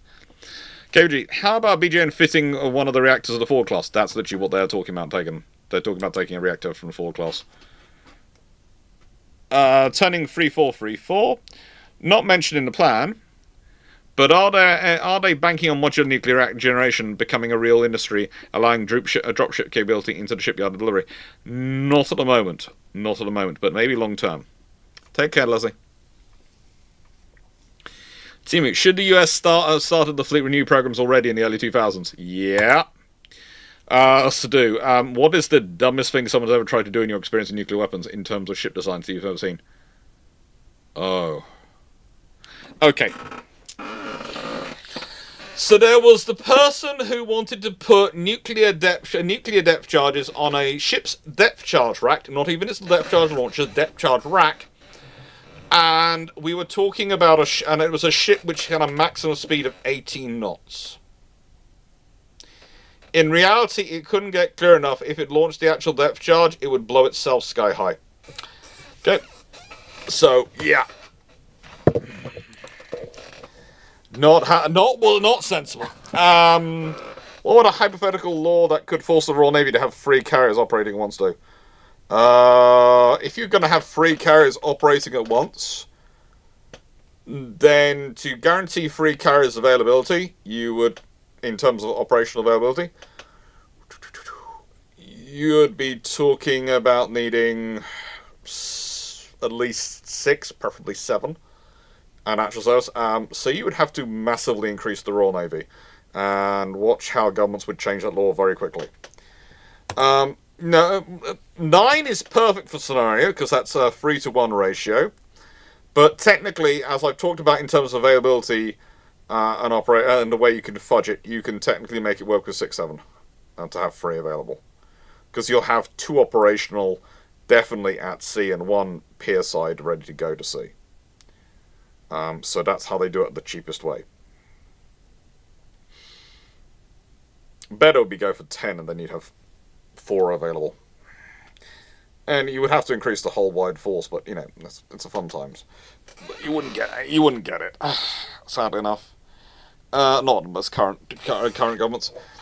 IO, what do you think would be the impact of a law requiring politicians to first have at least Wikipedia level knowledge about naval affairs before being allowed to make decisions about it? Try enforcing it. As said, the thing I always remember is having to explain to a politician the fact that they were confusing India and Pakistan with Iran and Iraq. They described Iran as a militantly Hindu country. That was a fun one. Ploppy708. Are the dreadnoughts and the new SSBNs not using the same missile commands? Yes, I said that, answered that one earlier in the chat. So anyway, how long until there will be uncrewed cruiser recurrence? Doubtful. The role of command and control and the efforts in terms of presence and need for diplomacy means that you're always going to need humans aboard them. Look, this is realistically the problem. You can make uncrewed assets small enough that if they get destroyed, no one really cares. But crewed assets will need a degree of survivability, and survivability comes from you either make it small enough it can hide, or the losses aren't going to impact your side much. In terms of, and hopefully you can keep that from passing the various tests we call them now. They have various phrases for what the tests are about bodies returning home. I think in America they call it the Dover test. It's not polite, it's not nice, but it is an accurate assessment of sometimes the issues with public opinion, sometimes explaining them. Because again, people have this idea, because of the mantra that's come from the 1990s, that Western forces are so technologically advanced, they are invincible. And no, they're not. They are not invincible.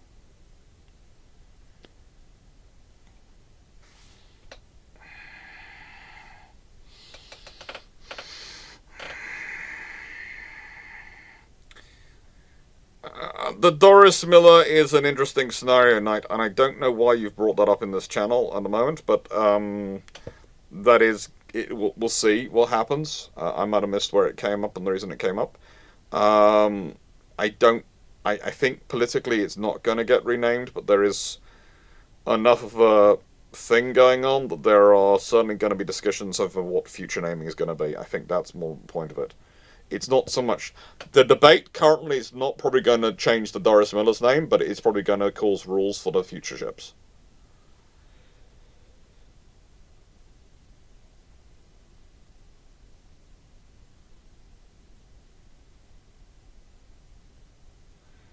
Yeah. Oh, you asked, Renan. Well, yeah. I said, I don't think... From what I'm sensing from the discussion, I think the thing is... There are a lot of people who are not keen on there's a difference between disputing Doris Miller being used and saying it shouldn't be that shouldn't be happened, and actually renaming the ship. Actually renaming the ship opens you up to all sorts of political issues. Using it as a political issue to change the naming scheme for future ships is a far different political fight. One carries a lot of risk of backlash. One probably wins you support.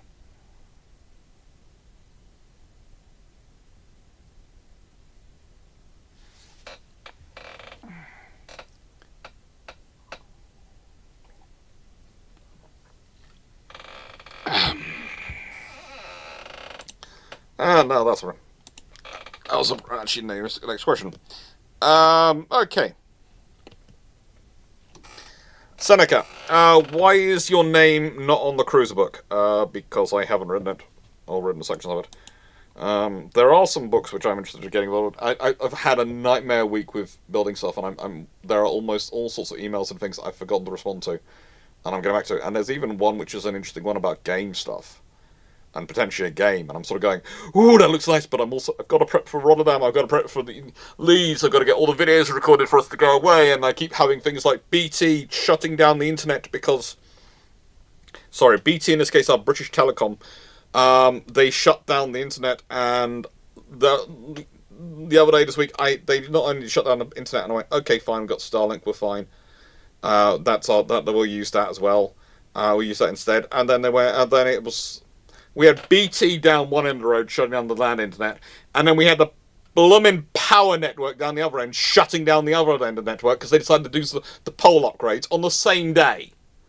So we had no land-based internet, and we had no power for the... I got a lot of work done, but it was fun. It was fun being in a house with, of course, no heating system, because you've got no power. No, anything. Just a nightmare. So honestly, I spent the day and that's actually why some of the stuff was recorded from the attic, because I might as well just go rebuild the attic. Paul Emmis, do you think there'll be a dedicated support ships to maintain uncrewed assets, separate from the command and control ship, along the lines of HMS Unicorn, not NLSD, honestly? I don't think they'll be separated from the command and control ship. I think there's probably going to be an attempt to try and to make this an idea, but I don't think there's going to be the funding for two hulls. So I think inevitably the command ship is going to become something which is rather similar to an LSD, a landing ship dock. It's going to be interesting how they approach the system, whether they they have a ramp system for pulling the vessels in. It's going to depend on their size. As long as they're smaller, you can probably use a ramp system. Davits are going to not necessarily be a fast taking on and off, and you're gonna have to do it often enough that you're gonna want it to be fast. It's not gonna be kind of like launching and recovering boats. It's not going to be an occasional thing. It's going to be a constant process and a constant going thing. So I think you are probably going to need some kind of docking area which you can have open up, which you don't have to slow down for it to come into. Yeah, it was a lot of manual work done that day. Regan Meta, how much of this plan hinges on the US shipyards can learn from Korea? Korea, Japan, and some of their European allies. They're looking at the British, the Dutch, the Italians. They're wandering around. The Americans are being... this is the thing I will respect. I really do respect the Americans on. They are quite happy to go and nick other people's ideas when they work. They are quite happy. They have their own ideas about how things work. They're quite happy to go nick other people's ideas and use both and combine them and decide which are better. They are happy to do that. That is a good thing. Nations which are not happy to nick other people's ideas are stuck in silos and will inevitably end up making bad ideas and bad decisions. Because sometimes you're going to have good ideas and sometimes you'll have bad ideas. And if you compare them to other people's ideas, you can work out which are the bad ones and which are the good ones.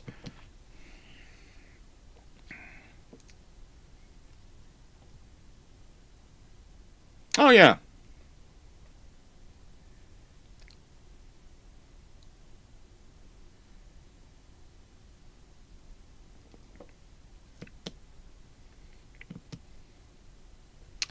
Right, Regan Lender 5712.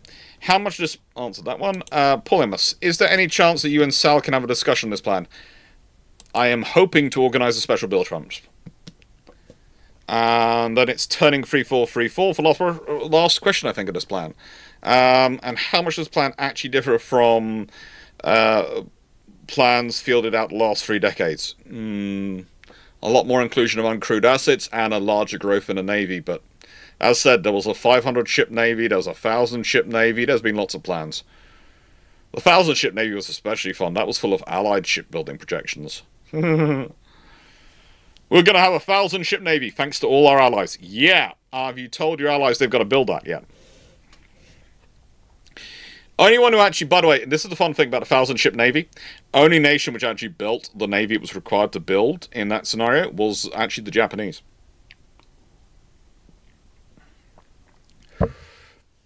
Only one. None of the rest met the targets which the Americans were happily setting them. I would say, though, that no one, not even the Japanese, agreed to the targets the Americans were setting them, because they're all sort of going, so how are you allocating our government spending budgets? Because that was the thing with the 1,000-ship Navy. We're going to have all the allies involved. They're going to build ships as well. You have enough trouble getting your own politicians to fund your stuff. You're going to get foreign politicians to fund stuff? Anyway, with that being said,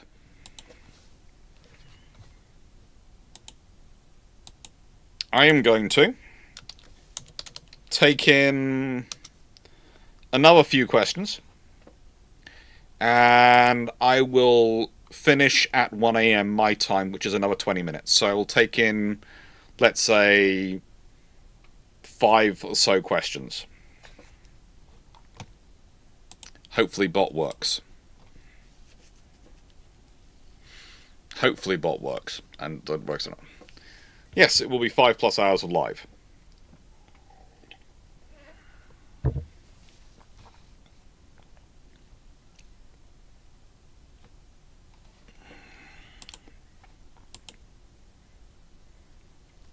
I'm glad I spent the time reading it that I did before I did live, because otherwise I would have been having fun.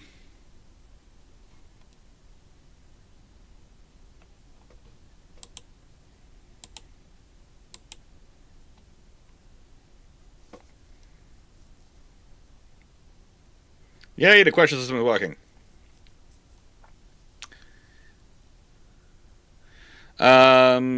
Turning 3434. If you want that as a question, you need to put the Q&A plus a thing.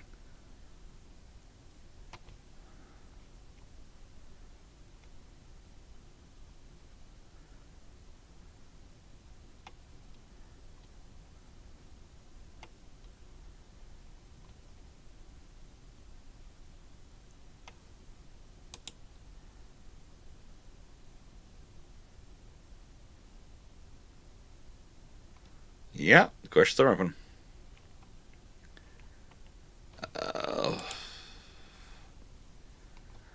People forget how big the UK Amphibious Task Group used to be. They really do. I know it's very easy to understand. This is the joy I get. So if I explain this in simple terms, because otherwise it'd be a very long-winded conversation. But the UK used to have lots of LSLs. They used to have reserve ferries and ships taken up for trade they could rapidly do. They used to have the landing platform docks, and they used to even have HMS Ocean. And at one point, you could pretty much guarantee you'd have 2 centerpiece ships, lots of landing ship logistics, and lots of these ships taking up trade, and you could land an entire brigade very quickly into somewhere. But yeah, it's fun. And it's sort of a case of sometimes I end up having these discussions with people and go, yeah, the reality is different than the current. It was very different. It was very, very different, and I do apologise. The world has not gone well. The world has not gone well. It's not treated them well.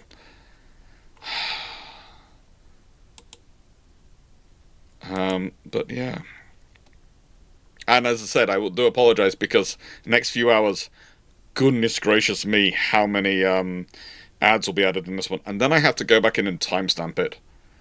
If anyone does feel like timestamping this video for me and putting a comment below with a timestamp, I will be so kind, so happy with you and so pleased with you. You will save me a lot of time. Because it is I was originally thinking it was going to be a 3-hour video, and it's been a 5-hour plus. Right then. Let's check how many questions I had in. I think I've had the 5. So, yeah.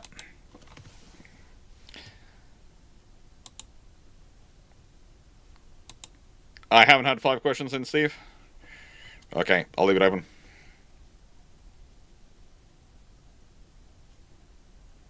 Zaka, it is still a NATO plan that the UK would apparently provide a brigade-sized contribution to Norway. It is still on there.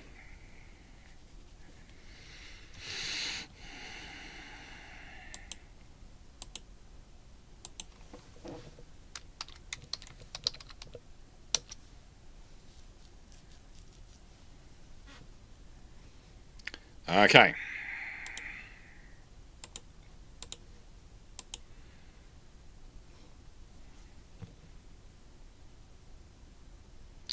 Steve's like, no, I meant no, I don't want to start the video. Oh, don't worry, Steve. I have to timestamp. I'll have to do that. It's long enough, yeah. What was the UK Amphibious Force rationale? Basically, it was for securing the northern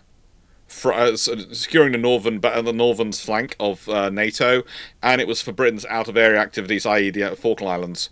And slowly British governments have gone, we can do more with less, we can do more with less, and it's been cut down.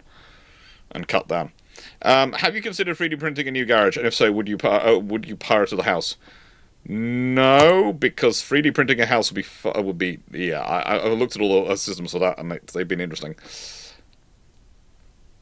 Paul Amos, when do you think the UK plan will be published realistically? Oh, good lord! In the nicest way, it would depend. If Keir Starmer, the current UK Prime Minister, thought it would save his prime ministership by publishing it, it would be out tomorrow.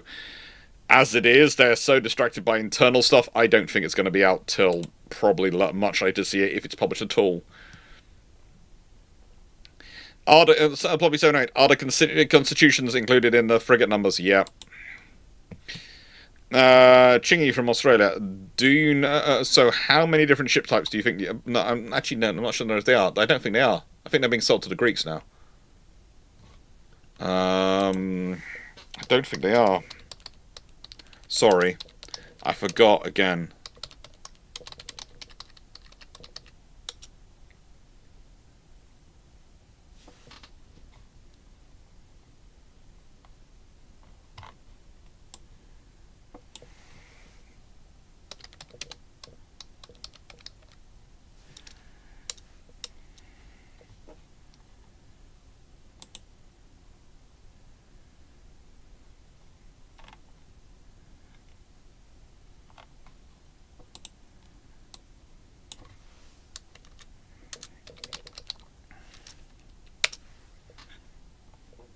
Constellation class. I'm being assaulted to Greeks. Race.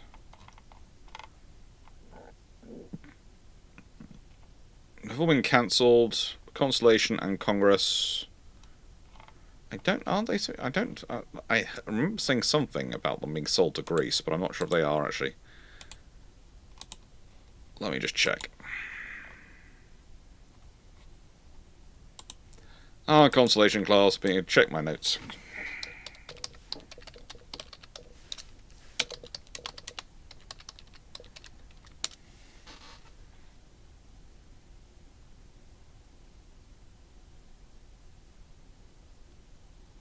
No. Greece was planning to build some Constellation class frigates.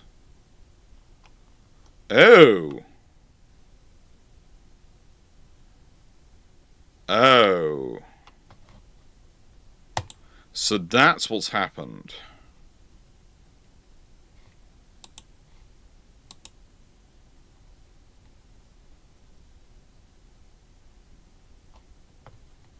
Greece has made a down payment for the for the Constellation class.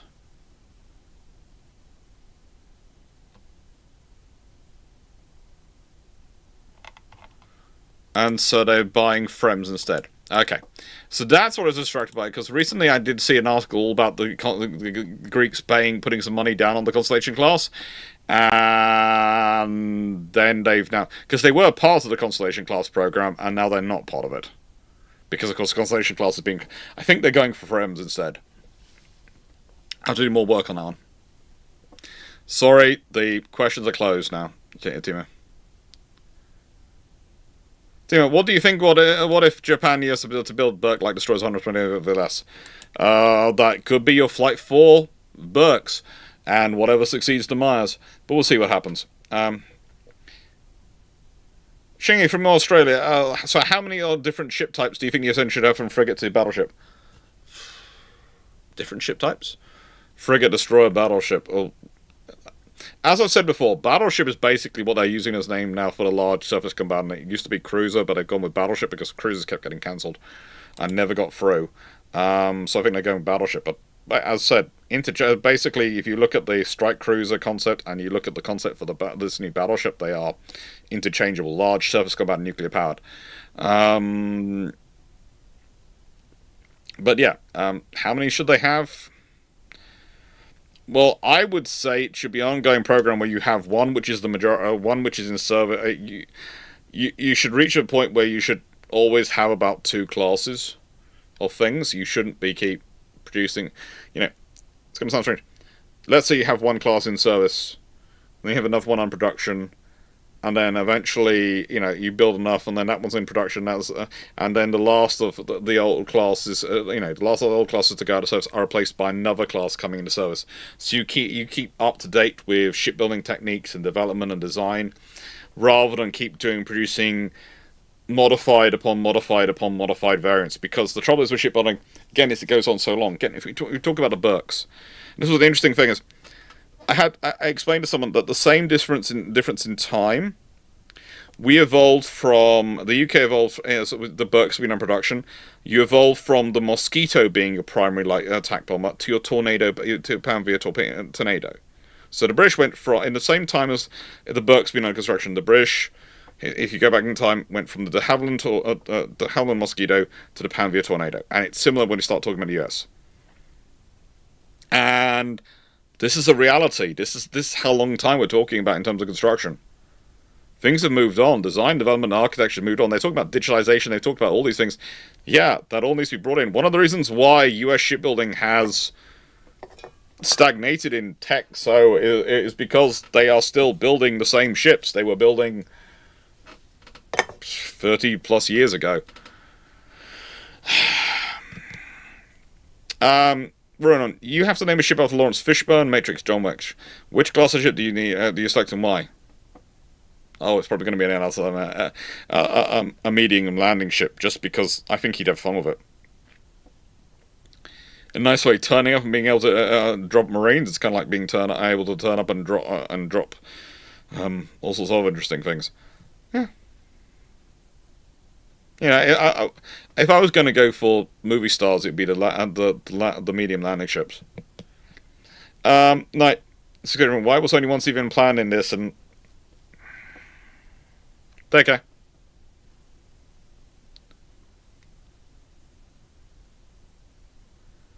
Well, because that's the tempo they've got. As I've said, if you go through the shipbuilding plan, you'll see the ships coming up.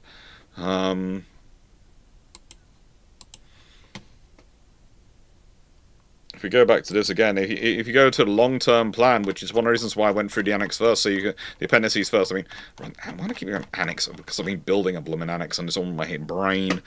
You start, once you go to the long-term plan of long-range procurement profile, and you zoom in, you've got an aircraft carrier procured 2029, aircraft carrier procured 2033, aircraft carrier procured 2037, aircraft carrier procured 2041, 2045, 2049, 2053.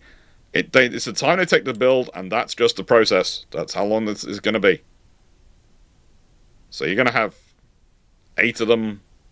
What I mean is, they are basically, you will have 2 building at any one point, and they will take roughly 8 years to build. So yeah. That's it. That's why you don't have more than one on the procurement list, because that is the tempo. Turning 3434. Didn't the Dutch Navy take a considerable part of the UK amphibious hull capability?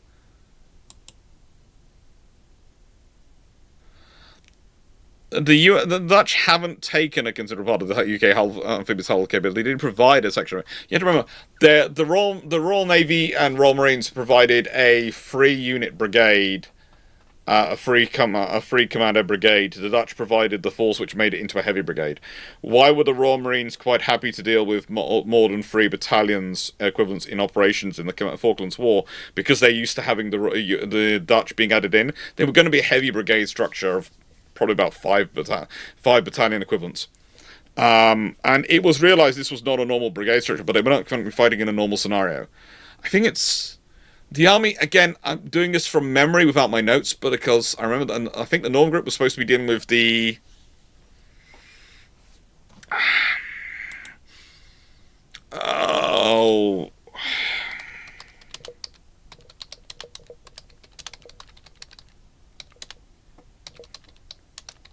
I think it's a 3rd Shock Army.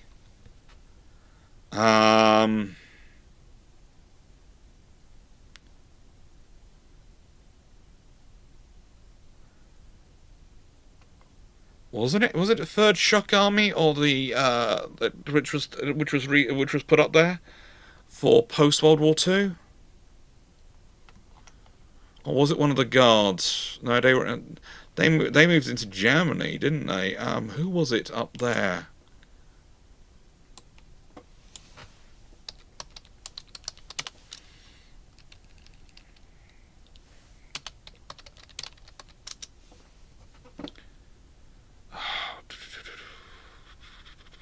One of the armies.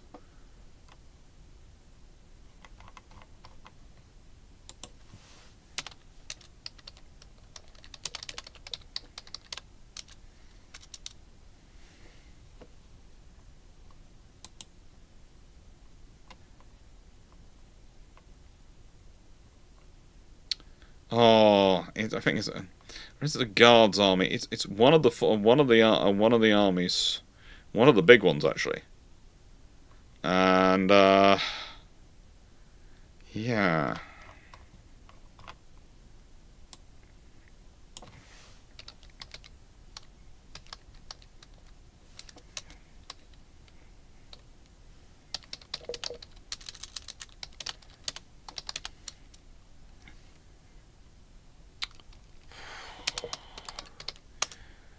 At a certain point, I stopped searching my notes and start going through my. Just go do a Google search, but I'm going to do my notes.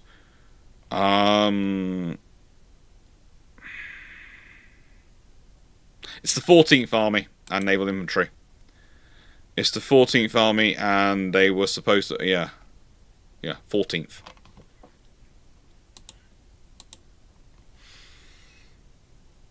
That was supposed to be invading, and basically that's going to be a massive formation. Yeah, so they were using heavy brigade structures, which they expected to basically be annihilated. And then if the Invincibles had instead been 30 to 35,000 ton Catabar carriers, how would you rate their export potential as colossal replacements? Probably fairly decent, because they could have fitted into that mold, but there's still not that many nations who would actually probably take them. You might get one sold to Australia, you might get one sold to some countries, but, it's going to depend on those countries which are also already rationalising their defence. Anyway, take care, enjoyed the NFL coverage, Hood and Bismarck's, wet powder bags, and, yeah, it'll be interesting.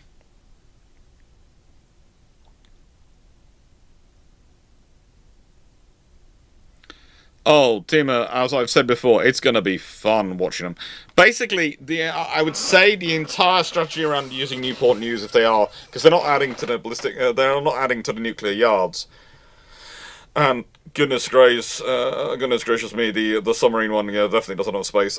Is probably they're using the modular construction. The idea is they use the modular construction in other yards for the carriers as well as the battleships, and they use Newport News as the final assembly yard.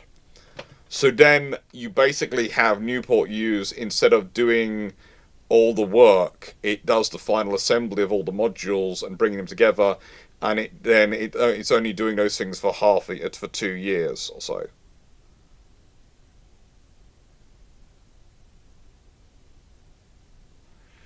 But we'll see. We'll see what happens. It'll be interesting to see what happens. It'll be interesting to see how they work it. The other option is eventually they have to actually open up another nuclear yard.